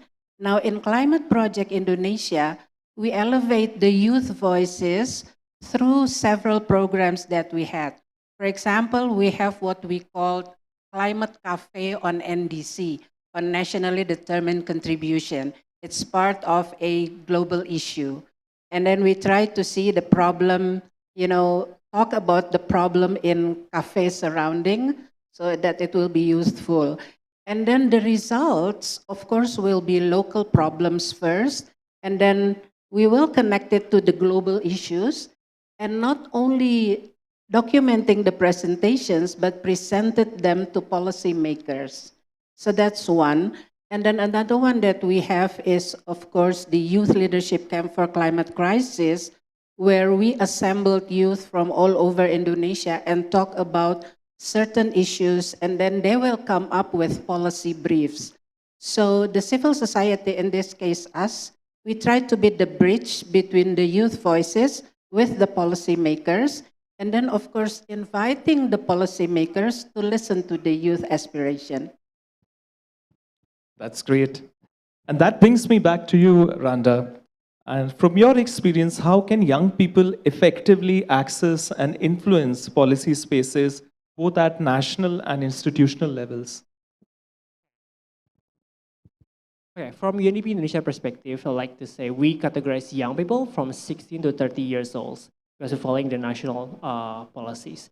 And how we engage the young people, usually we, of course, we provide them access, but the things that we always deliver to young people, because they always make a conference and then give a policy statement, policy brief to the government. And then that's it. And then the government say, thank you for your participation. Yeah, thank you for that. That's really cool. Yeah, thank you. We've done that.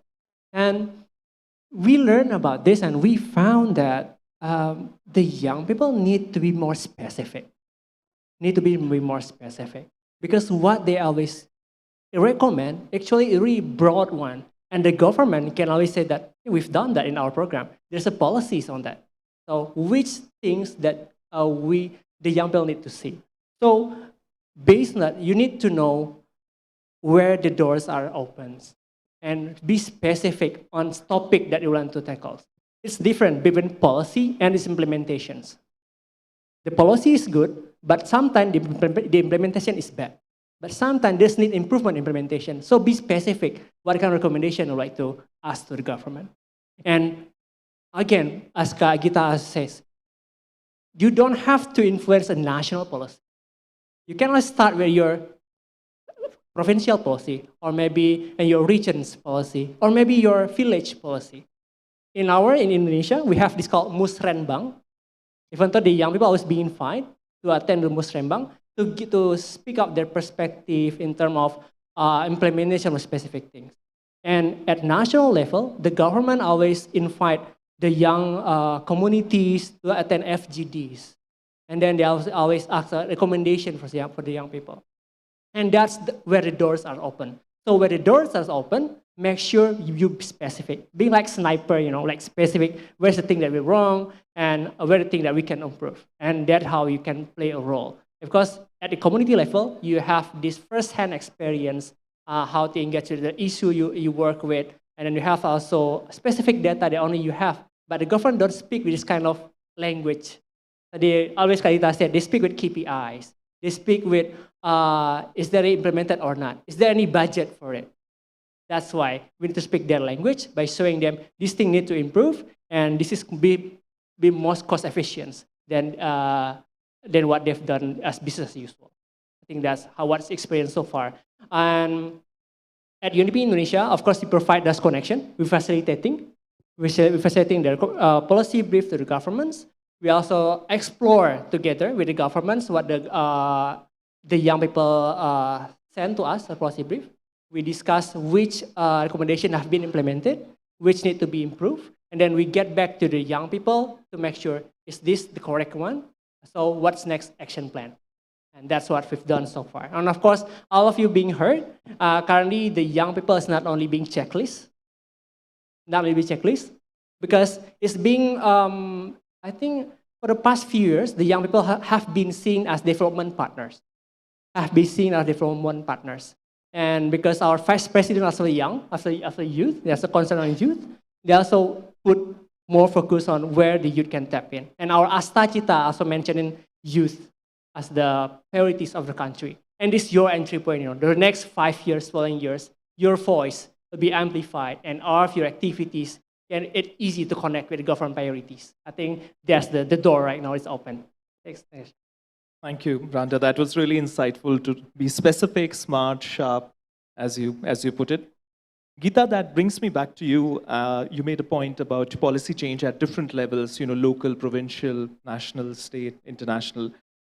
According to you, what makes youth such powerful connectors between policy ideas and on-ground action, and why does that matter for sustainable change? Yeah, I think I'll just give an example of, because we find youth in particular is a very good bridge between reality on the ground and what's happening on the ground and real innovations with how does that translate into a more systemic change that the government can enable through policy. So one of our entrepreneur in the Chem Companies Network, in the companies that we curate, come from West Kalimantan in Borneo Island in Indonesia. And what she does is she focuses on building value chain for commodities that are long forgotten. So one of them is maram fruit, something that nobody actually eats or consumes regularly, and also cacao. And in West Kalimantan, the policy direction is actually to prioritize on two things in terms of commodities. One is mining sector, and the second is palm oil sector. And she knows that this is not a good news for the type of forest protection that the people of Borneo wants to see happening. It's one of the last remaining forests across Indonesia. It's called Heart of Borneo for a reason, because of its density of forests and its pristine condition. So what she does is, through her role as entrepreneurs, she is connecting the dots between what she can do as entrepreneur that provide value-added processing facility that empowers community on the ground, that does foraging for the maram fruit and keep nurturing the nature in the process, and also for farmers that does agroforestry and restoring the cacao commodities condition while also growing other trees. By empowering those smallholders, those farmers, she started to speak the language of the government, because in the government target, there's always a target to empower farmers or smallholders. So she's saying, by supporting business like mine, you are actually impacting hundreds and hundreds of farmers that right now are still relying on cacao, on agroforestry, on maram, and it's actually an alternative livelihood. Because she positioned herself that way, she becomes a neutral partner to the government. She's just an entrepreneur. There's no agenda of policy advocacy. She is just saying there's a chance of the government being a supporter of not only one company like her, but hundreds more company coming from West Kalimantan. And that, in reality, would help shift the direction of the whole province, not only to focus on extractive industry like mining and large-scale conventional monoculture like palm oil, but also giving a chance to value chain that can actually be more community-driven and much more nurturing to the nature. So in a way, youth have this positioning of not only being able to recommend concrete policy to the government, but they're able to actually show that through actual examples of things that are tangible and they're doing on a day-to-day basis on the ground. So I think this is the common thread that we should all try to support more and try to nurture the ability to actually empower youth to keep innovating, keep making tangible things on the ground, but at the same time also supporting, opening up space, opening up channels so that those tangible examples from the ground can be brought back to actual system change. Thank you. That was a really powerful example to explain the concept to us. And moving on from government and community partnerships to regional collaborations. So I would come to Rebecca now. My question to you is, how can regional collaboration through ASEAN make youth-led climate and gender advocacy stronger and more connected? Thank you for that question. So my co-panelists were talking about initiatives on the ground. So what is the value of regional collaboration? To begin with, what we're doing here today, this is showing what the value of regional collaboration is. People from different places coming together, sharing knowledge and experiences to enrich what local experiences that we have. I'm really very inspired with the projects, the initiatives, the youth-led initiatives that were showcased this morning because when we talk about climate issues cannot be confined within borders. The different projects that were dealt with, they were talking about specific issues within their communities, but actually that applies to each and every community that is here. And with the ASEAN, the Association of Southeast Asian Nations, the beauty of that is that it's able to bring together all this wealth of knowledge so that our actions can be further amplified. In the ASEAN, we have the mechanism for youth engagement. So we have two specific sectoral bodies, which is the ASEAN Ministerial Meeting on Youth. So these are the youth ministers from your countries. And then the Senior Officials Meeting on Youth. So these are the technical working group, the officials level. And so in the ASEAN, we have the ASEAN Work Plan on Youth. Right now, we are implementing the 2021 to 2025 plan. And this year, ASEAN adopted its ASEAN Community Vision 2045. That's the 20-year vision of ASEAN. And in that vision, what we envision is to have an ASEAN that is, one, resilient, second, innovative, third, dynamic, and fourth, people-centered. And we can't have that people-centered approach and that resilience without the voice and the power of the youth. So in there's a specific set of strategies, measures on engaging the youth. And so we really encourage each one of you because you have, I'm really inspired by the different initiatives that you had to connect with your focal points, your national focal points, so that this could be further amplified from the community level to the national level and even to the regional level. Because this form of exchanges, I think that it's enriching to both, right? When you come here, you're bringing the opportunities, all the knowledge that you've gained implementing your project. And then you also get to see what the results of the other delegates' projects are. And this would now give you an idea on how you could improve and even find ways to collaborate with one another so that we could really work on this climate issue. Thank you. That was a very detailed response and great to know about the ASEAN Community Vision 2045 and other youth interventions that I believe we all are in some way part of and we would like to engage much more deeply and meaningfully. Coming back to Randa, what kind of institutional support do you think is most needed to make youth participation sustainable? Interesting. Institutional support to make youth participation sustainable. So in terms of youth programming, we often engage with youth in competitions, training, events. It's good for awareness and empowerment. All of them become part of beneficiaries, partners, and our consultant, and also sometimes our ambassadors for our value to speak up. But how to make this more sustained? Sometimes our program is going to happen for 2, 3 years, 5 years, like much. And then what happened after that? So the thing that we need as institutions is we need to make these youth participations part of the system. This is where we need to make a policy framework as youth participation. Many at mainstreaming. Youth is kind of tricky in terms of object meaning because they need to be put into something on thematic. It's like youth and climate, youth and leadership, youth and digitalizations, and what else? Youth and entrepreneurship. So many youth is an object, but there's subject that need to be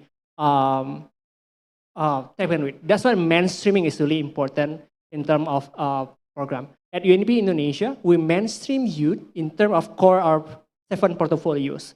We have energy, we have finance, democracy, digitalization. All of the components have to put youth as their component. And in our KPI, we not only checklist women and men, we also put those who are below 30 years old. So we know youth participation is there. So as part of the system, we mainstream the youth program. And after that, we make sure the budget is available. Meaning we need to, budget tagging. You have a climate tagging, right? Climate project tagging in government, but we can do budget tagging on youth. Which project that tapping youth, put that budget tagging on that. So we know this budget can be used for youth and we know the impact. So when we count how many investment that invest to youth, that's the impact we've done so far in various projects.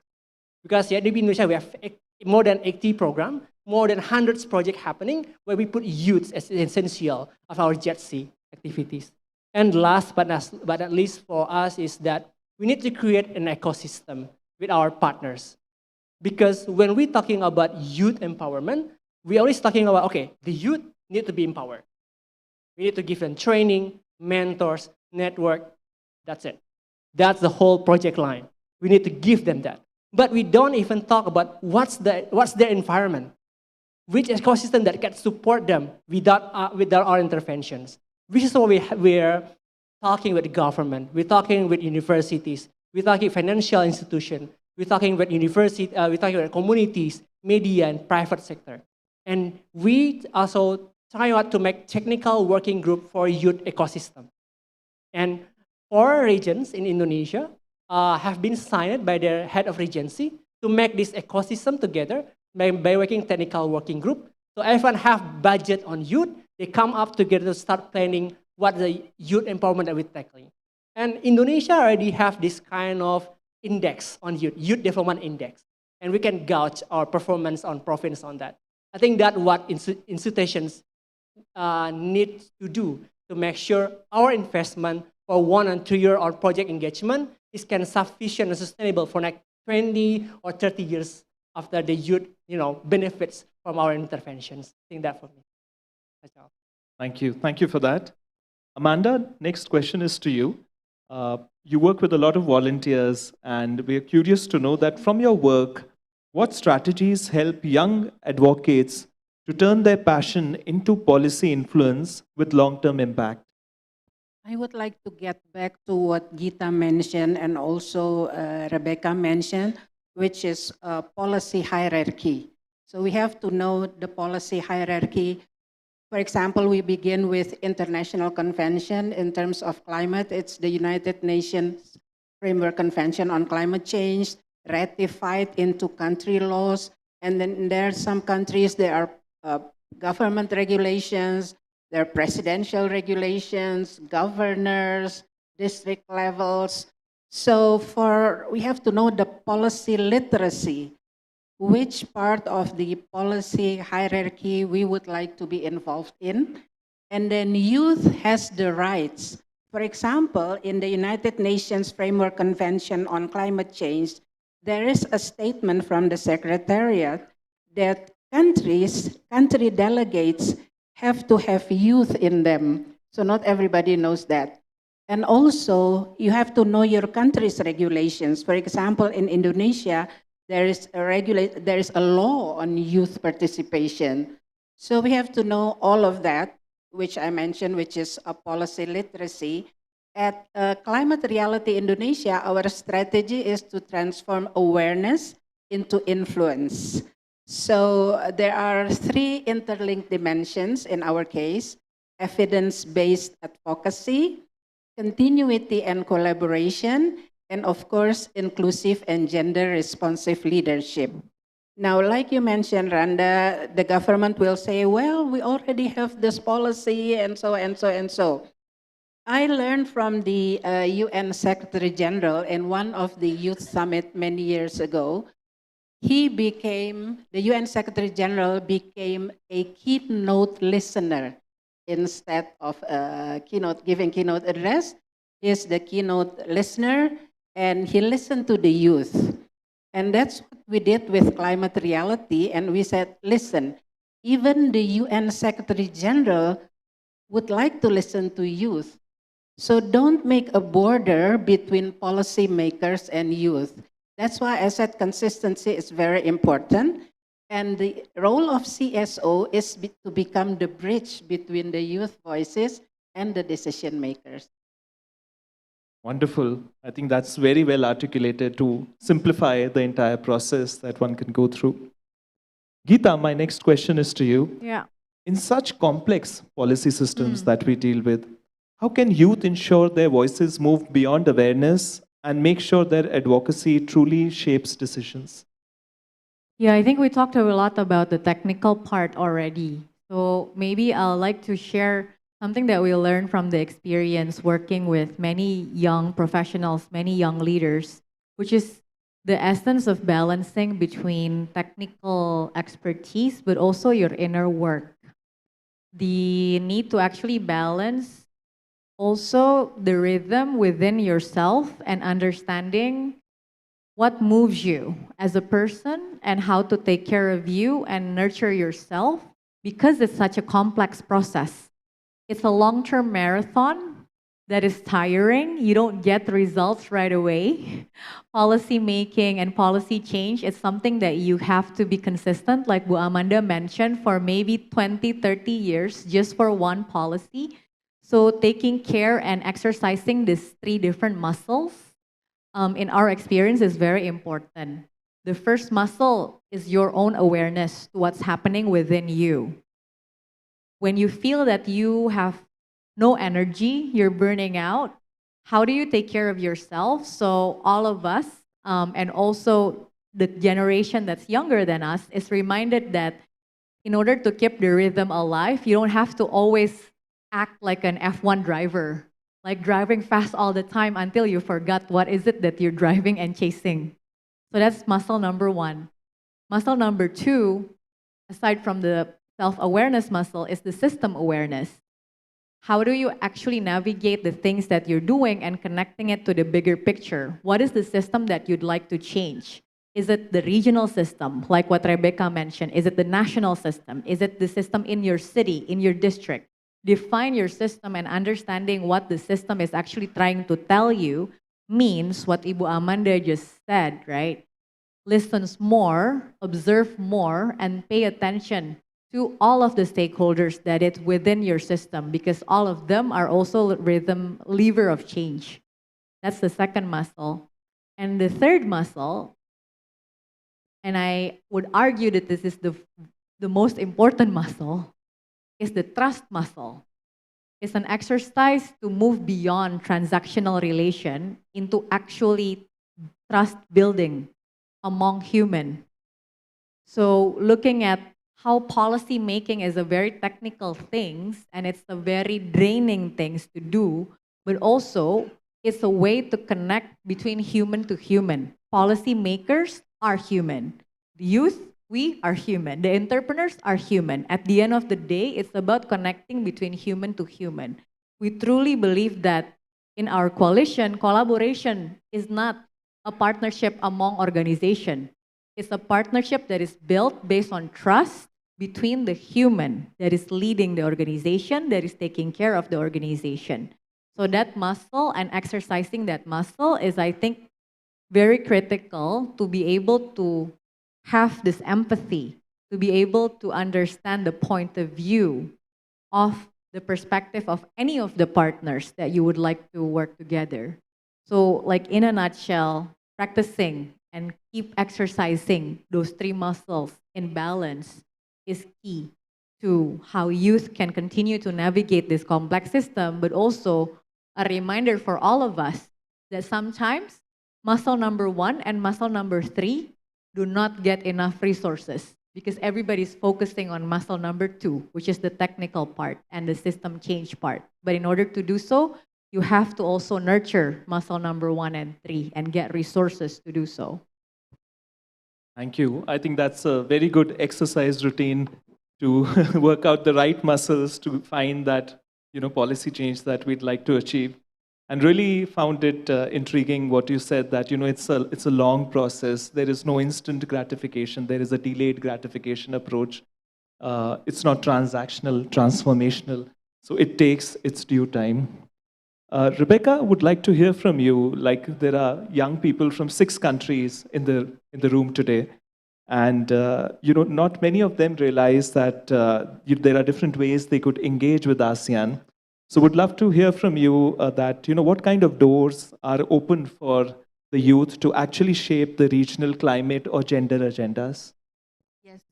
So right now, because we have adopted the ASEAN Community Vision 2045, most of the sectoral bodies are developing their work plan for 2025 to 2030. So that's the 5-year plan. So this is now the opportune time for us to revisit what have been the priorities of the youth sector. I have mentioned that there is a work plan on youth. So for instance, this issue on climate change, next year is the chairship. So it's important to really know what this mechanism, what ASEAN is. Right now, who knows? Who's the current chair of the ASEAN this year? Okay. Oh yes, Malaysia. Malaysia is the current chair, and they're really championing inclusivity and sustainability this year. Next year will be the chairship of whom? Wow. Which country? Yes, the guy in blue. The Philippines. The Youth are well informed. Yes, very well informed participants. The Philippines, they are actually also championing the issue of climate change. Because I'm Filipino. Just yesterday, my brother messaged me. There was a magnitude 5 earthquake, and just a week ago, I think that there's been a series of earthquakes in the Philippines. So we were hit by the 7.1 magnitude in Cebu and also in Mindanao. So the issue of climate change is very real. So in the chairship of the Philippines, they would really be championing this because just this March, the Philippines, which is the current chair of the SOMI, the Senior Officials Meeting on the Youth, they organized this Youth in Climate Action and Disaster Resilience Conference, which brought together a series of which brought together people from different ASEAN countries to see what we need to do. So as mentioned by Ibu Amanda, it should be evidence-based. And the youth could be our source of information in making sure that the policies that are adopted at the regional level are actually grounded to the real lives of people in our member states. So that's another issue that we have. And at the same time, we have the regular interfaces of the youth during the ASEAN Summit. So this is a forum wherein the youth is interfacing with the ASEAN leaders, the presidents, the heads of states, the prime ministers of the different member states, for them to really voice out what their priorities are. In the 46th summit last May, of the 9 recommendations from the youth, the 9th is on climate action. So it's really heartening to see that the youth is championing this cause. Great. Thank you so much for that, Rebecca. Now we'll move to the audience for their questions. I've been informed we can take a maximum of 2 questions due to the shortage of time. Yep. Can we pass the mic here? So we'll take 1 question from this side, 1 from that side.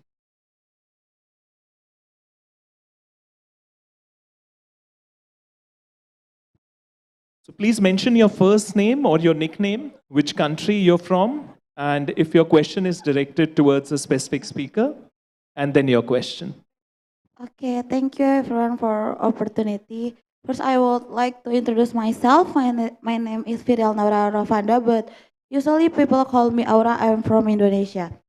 So my question is, there's many governments say they listen to young people, but most discourse are still met by older generation.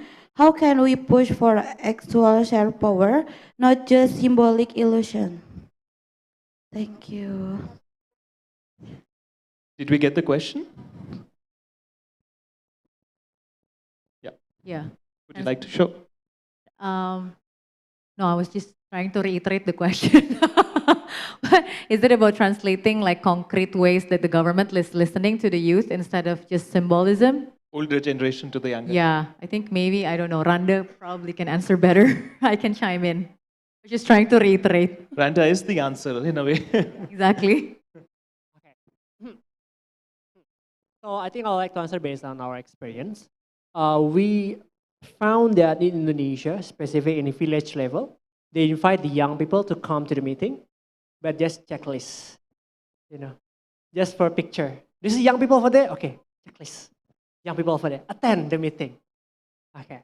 And the problem in village level is that the young people attend, but they don't know what to say. They don't know what to say. They don't have knowledge and capacity to, I think technical capacity to discuss what they've been discussing in Musrembang. That's the core problem. And then we're trying to address that. And at provincial level, usually they be invited based on their community. And this community have experience. And it's not about more on checklist, but it's more on the government willingness to listen to the young people. Sometimes it's too broad, the recommendation is too broad, and then they say, we just did that. This idea, there's a policy on that. What about implementation? We don't have any budget to do that more. Then the provincial level. And we also found that at national level, usually they pick randomly, by random sampling, choosing communities from each provinces. And they put more, I think like quota from East Indonesia. They want to learn more about Indonesia. And what they capture recommendations, but it takes too long to be implemented. Because after national being finalized, they need to translate it so the village level leaders can understand what to do. And that the sequence is along. So how we cannot make this as just checklist or submission. So the first thing that we do at the first thing we need to empower the young people at village level. They know what's happening in their village. Because they're given money by the government, and what's the money is being done for? Is it for related to climate, related to empowerment, or related to entrepreneurship? They need to do. They need to know what's happening.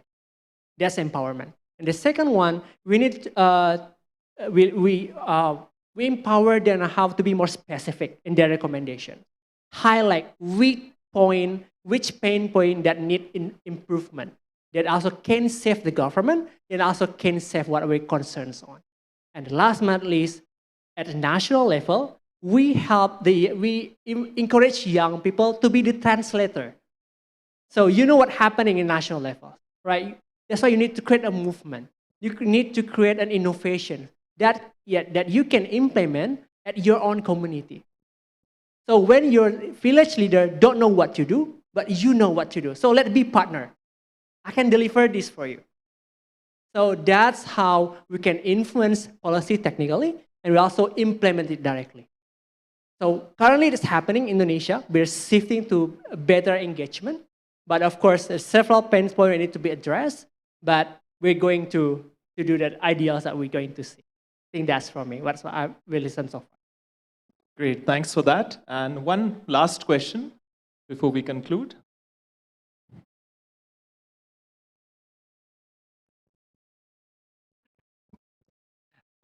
So good afternoon. One last questions. I met Bu Amanda and Mbak Gita last year. So 1 year difference and different government, and it feels like all these young people doing what they want to do.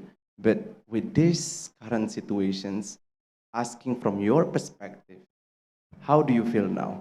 Are you happy, mad, or satisfied? I'm just curious about it.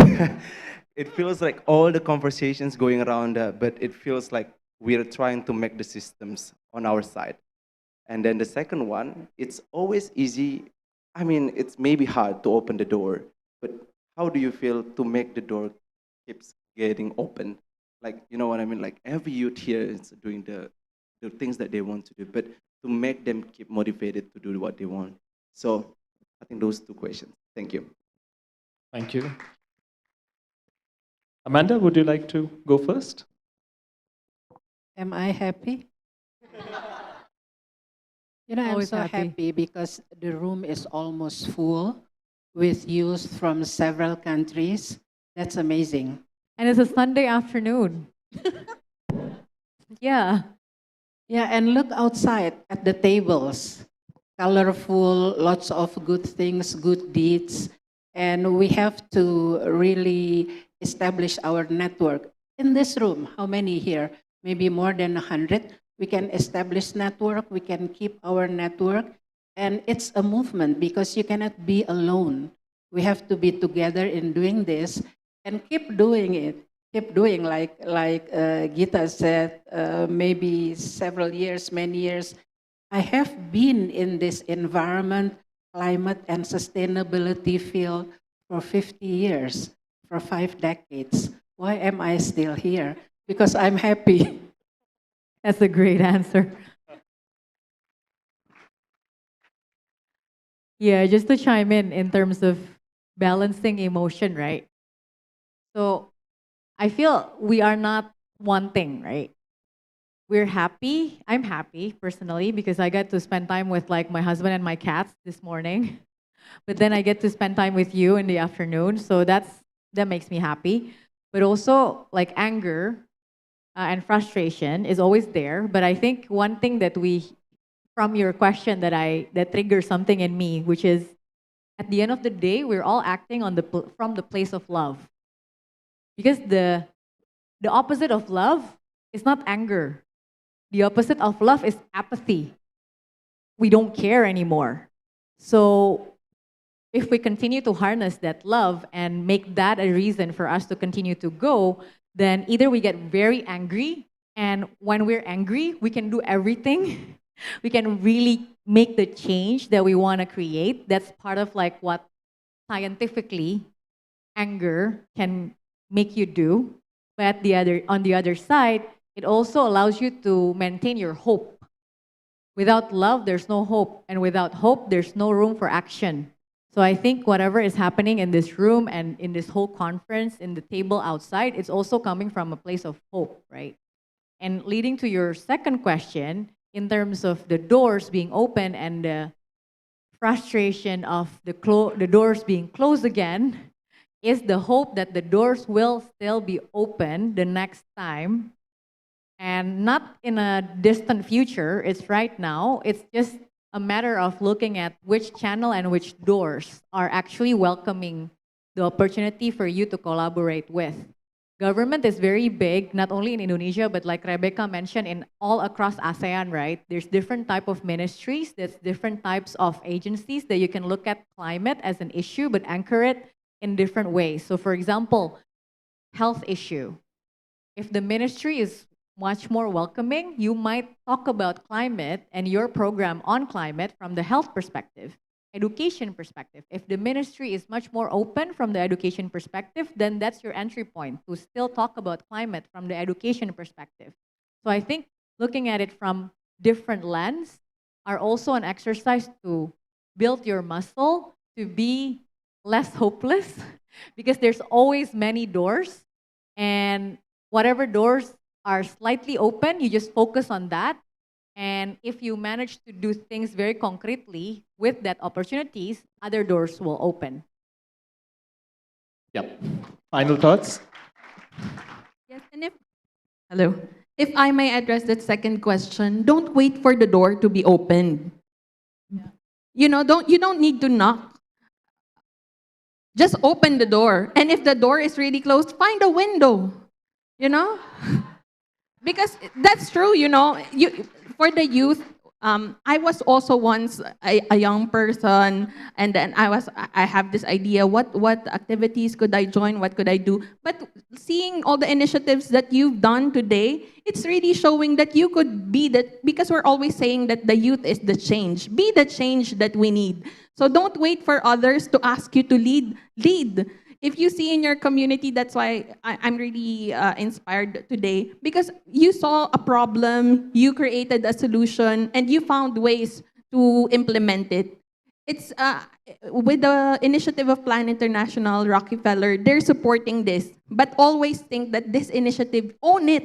This is your initiative, and it's coming from you, so that you won't be thinking that without their support we won't be able to do it. And that's the beauty of this collaboration, because here you will always find some other person who will be there, who share your passion, this one will amplify now the impact of what we want to do. So don't wait, just do it.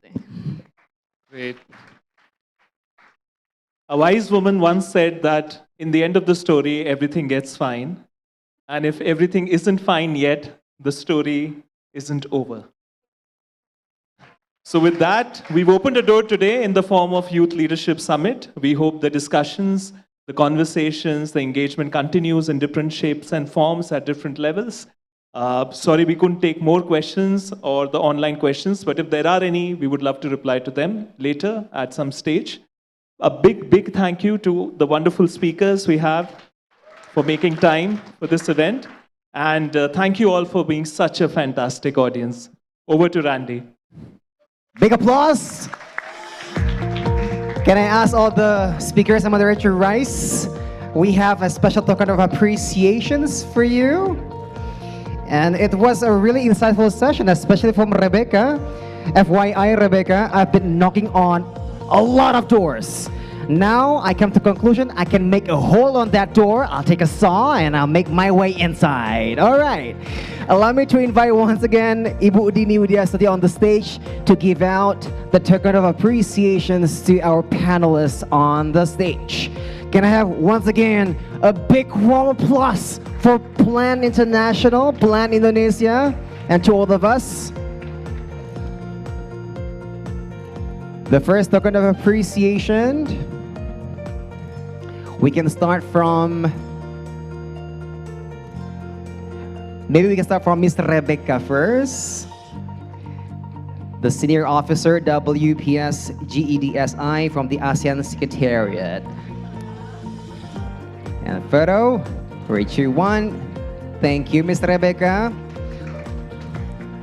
Today, more doors will be opened. If not, there is always windows. Next one, we can invite Kak Gita Shahrani from Earth-Centered Economic Coalitions. Listening to her was so insightful. Also, at the same time, it feels like I'm in therapy. Thank you, Kak Gita. And next one, Kak Randa from UNDP Indonesia. Thank you. Oh, yep, let's first go to Ibu Amanda from the Climate Reality Project Indonesia.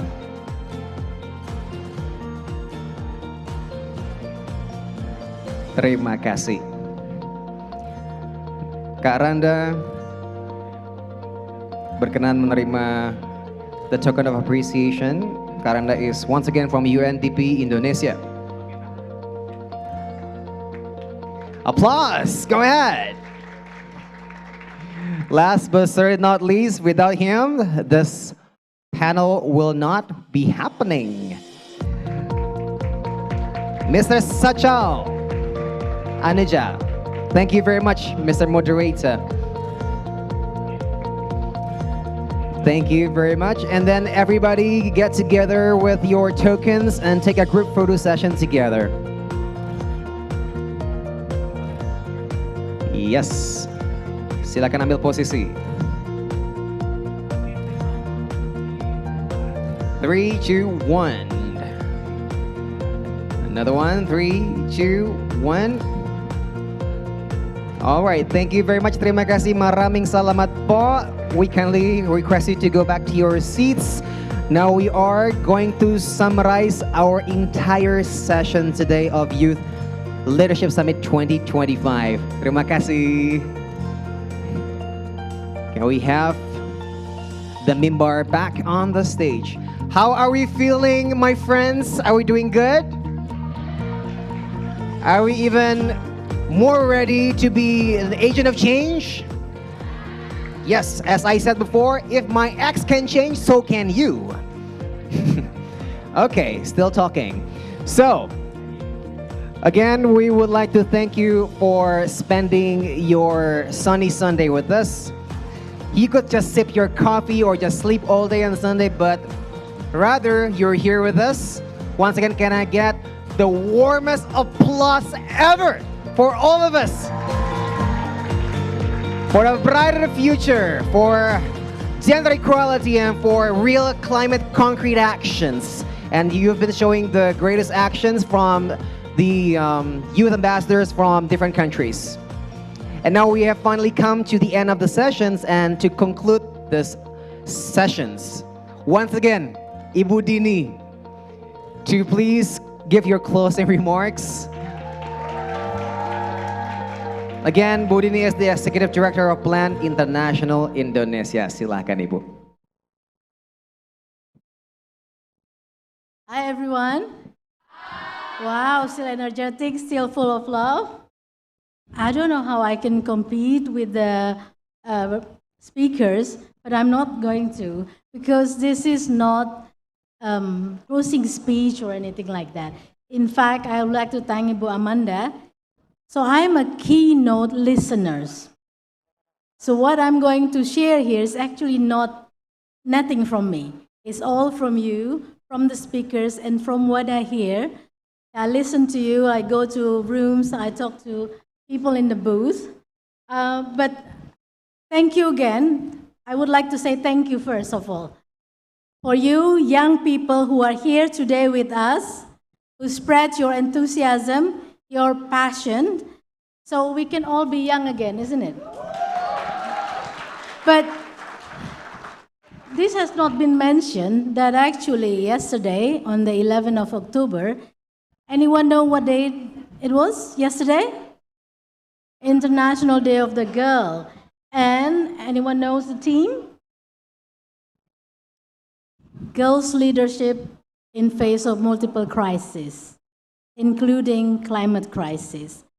So very timely that we have this summit today. We open with discussion about feminist leadership. So it's about girls' leadership in facing multiple crises, and within that, we would like a different kind of leadership. We would like to have a feminist leadership, not the usual conservative leadership that we see driving the world today. This is a leadership with empathy. Our youth speaker said, one word, empathy. This is what we see today, hopefully something that we take with us beyond these rooms when we go back to where we come from, schools, community. But this is also echoing what Ita mentioned, what also in the discussion mentioned about mental health. Because we need this, not just our physical health, to be able to run that marathon, ultra marathon. Before anything, we need to look after ourselves so that we can look after others. When we talk about green economy, something that strikes me at green jobs, the speaker said that, well, this is not just about jobs. It's actually, when we talk about green jobs, it's actually about caring for the environment, caring about the earth, but it also means caring about ourselves, the human in the earth. So that's just a new perspective how feminist leadership is. The aspect of gender should be as part of our conversation.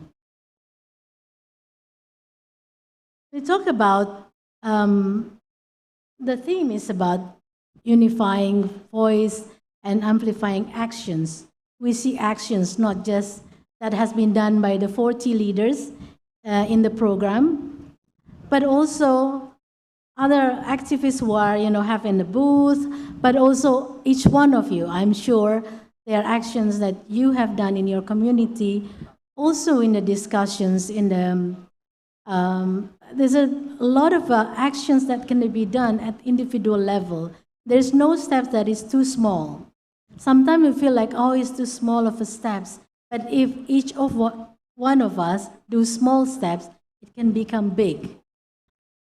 We need to be balanced between taking small steps, but as a community, world community, not always talking about scale, just concentrating on the big scale, because all the big scales start from small, right?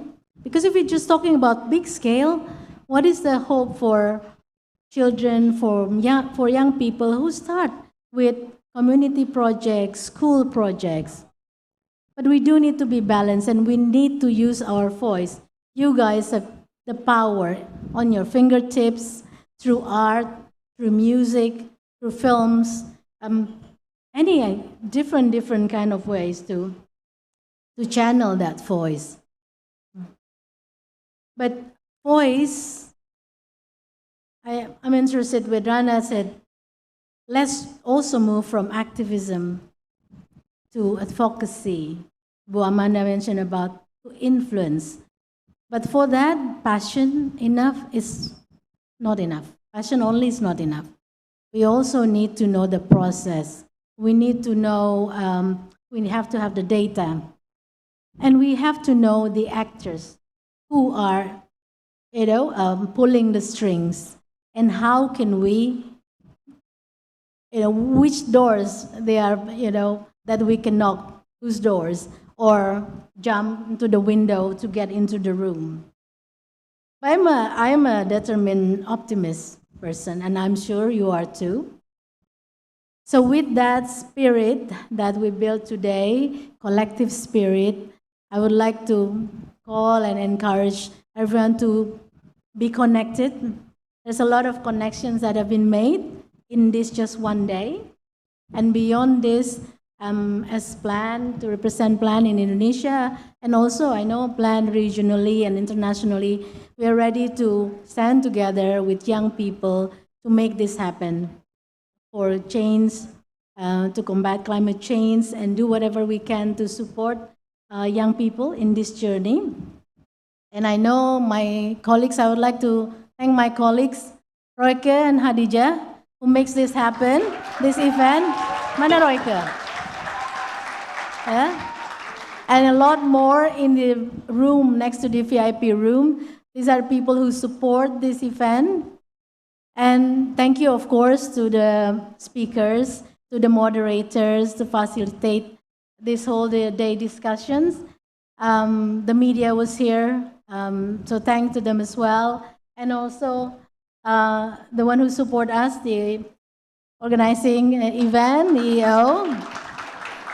And lastly, the biggest thank is to you guys, young people. This is where our future will be. Thank you so much. Thank you very much, Ibu Dini. And to conclude our event today, we have a very special performances for you guys. So do not leave just yet, especially my friends from neighboring countries. This might be something that you might find unique from our culture, Indonesia. This is a very special traditional music that has becoming more and more trendy. Can you guess what kind of traditional music that we are going to show? Not Tabola Bali, unfortunately, but yeah, that's a new phenomenon. Maybe I can prepare that next time. But this one is a traditional music, and it has been performed around the world. Any other guess? It's Angklung, yes. And we're preparing the tools.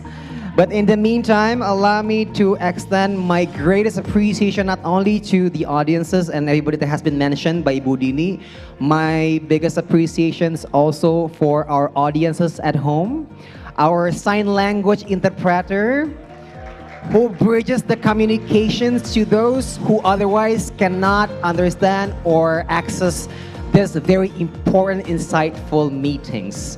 Again, To make this happen, we need to collaborate with every single individual, including the marginalized community. Thank you, Plan, for being so inclusive, and thank you for making me feel young once again. My name is Randy Wicaksana. Thank you for your attention. Give the biggest warm applause for Angklung Kampung Seni Yuda.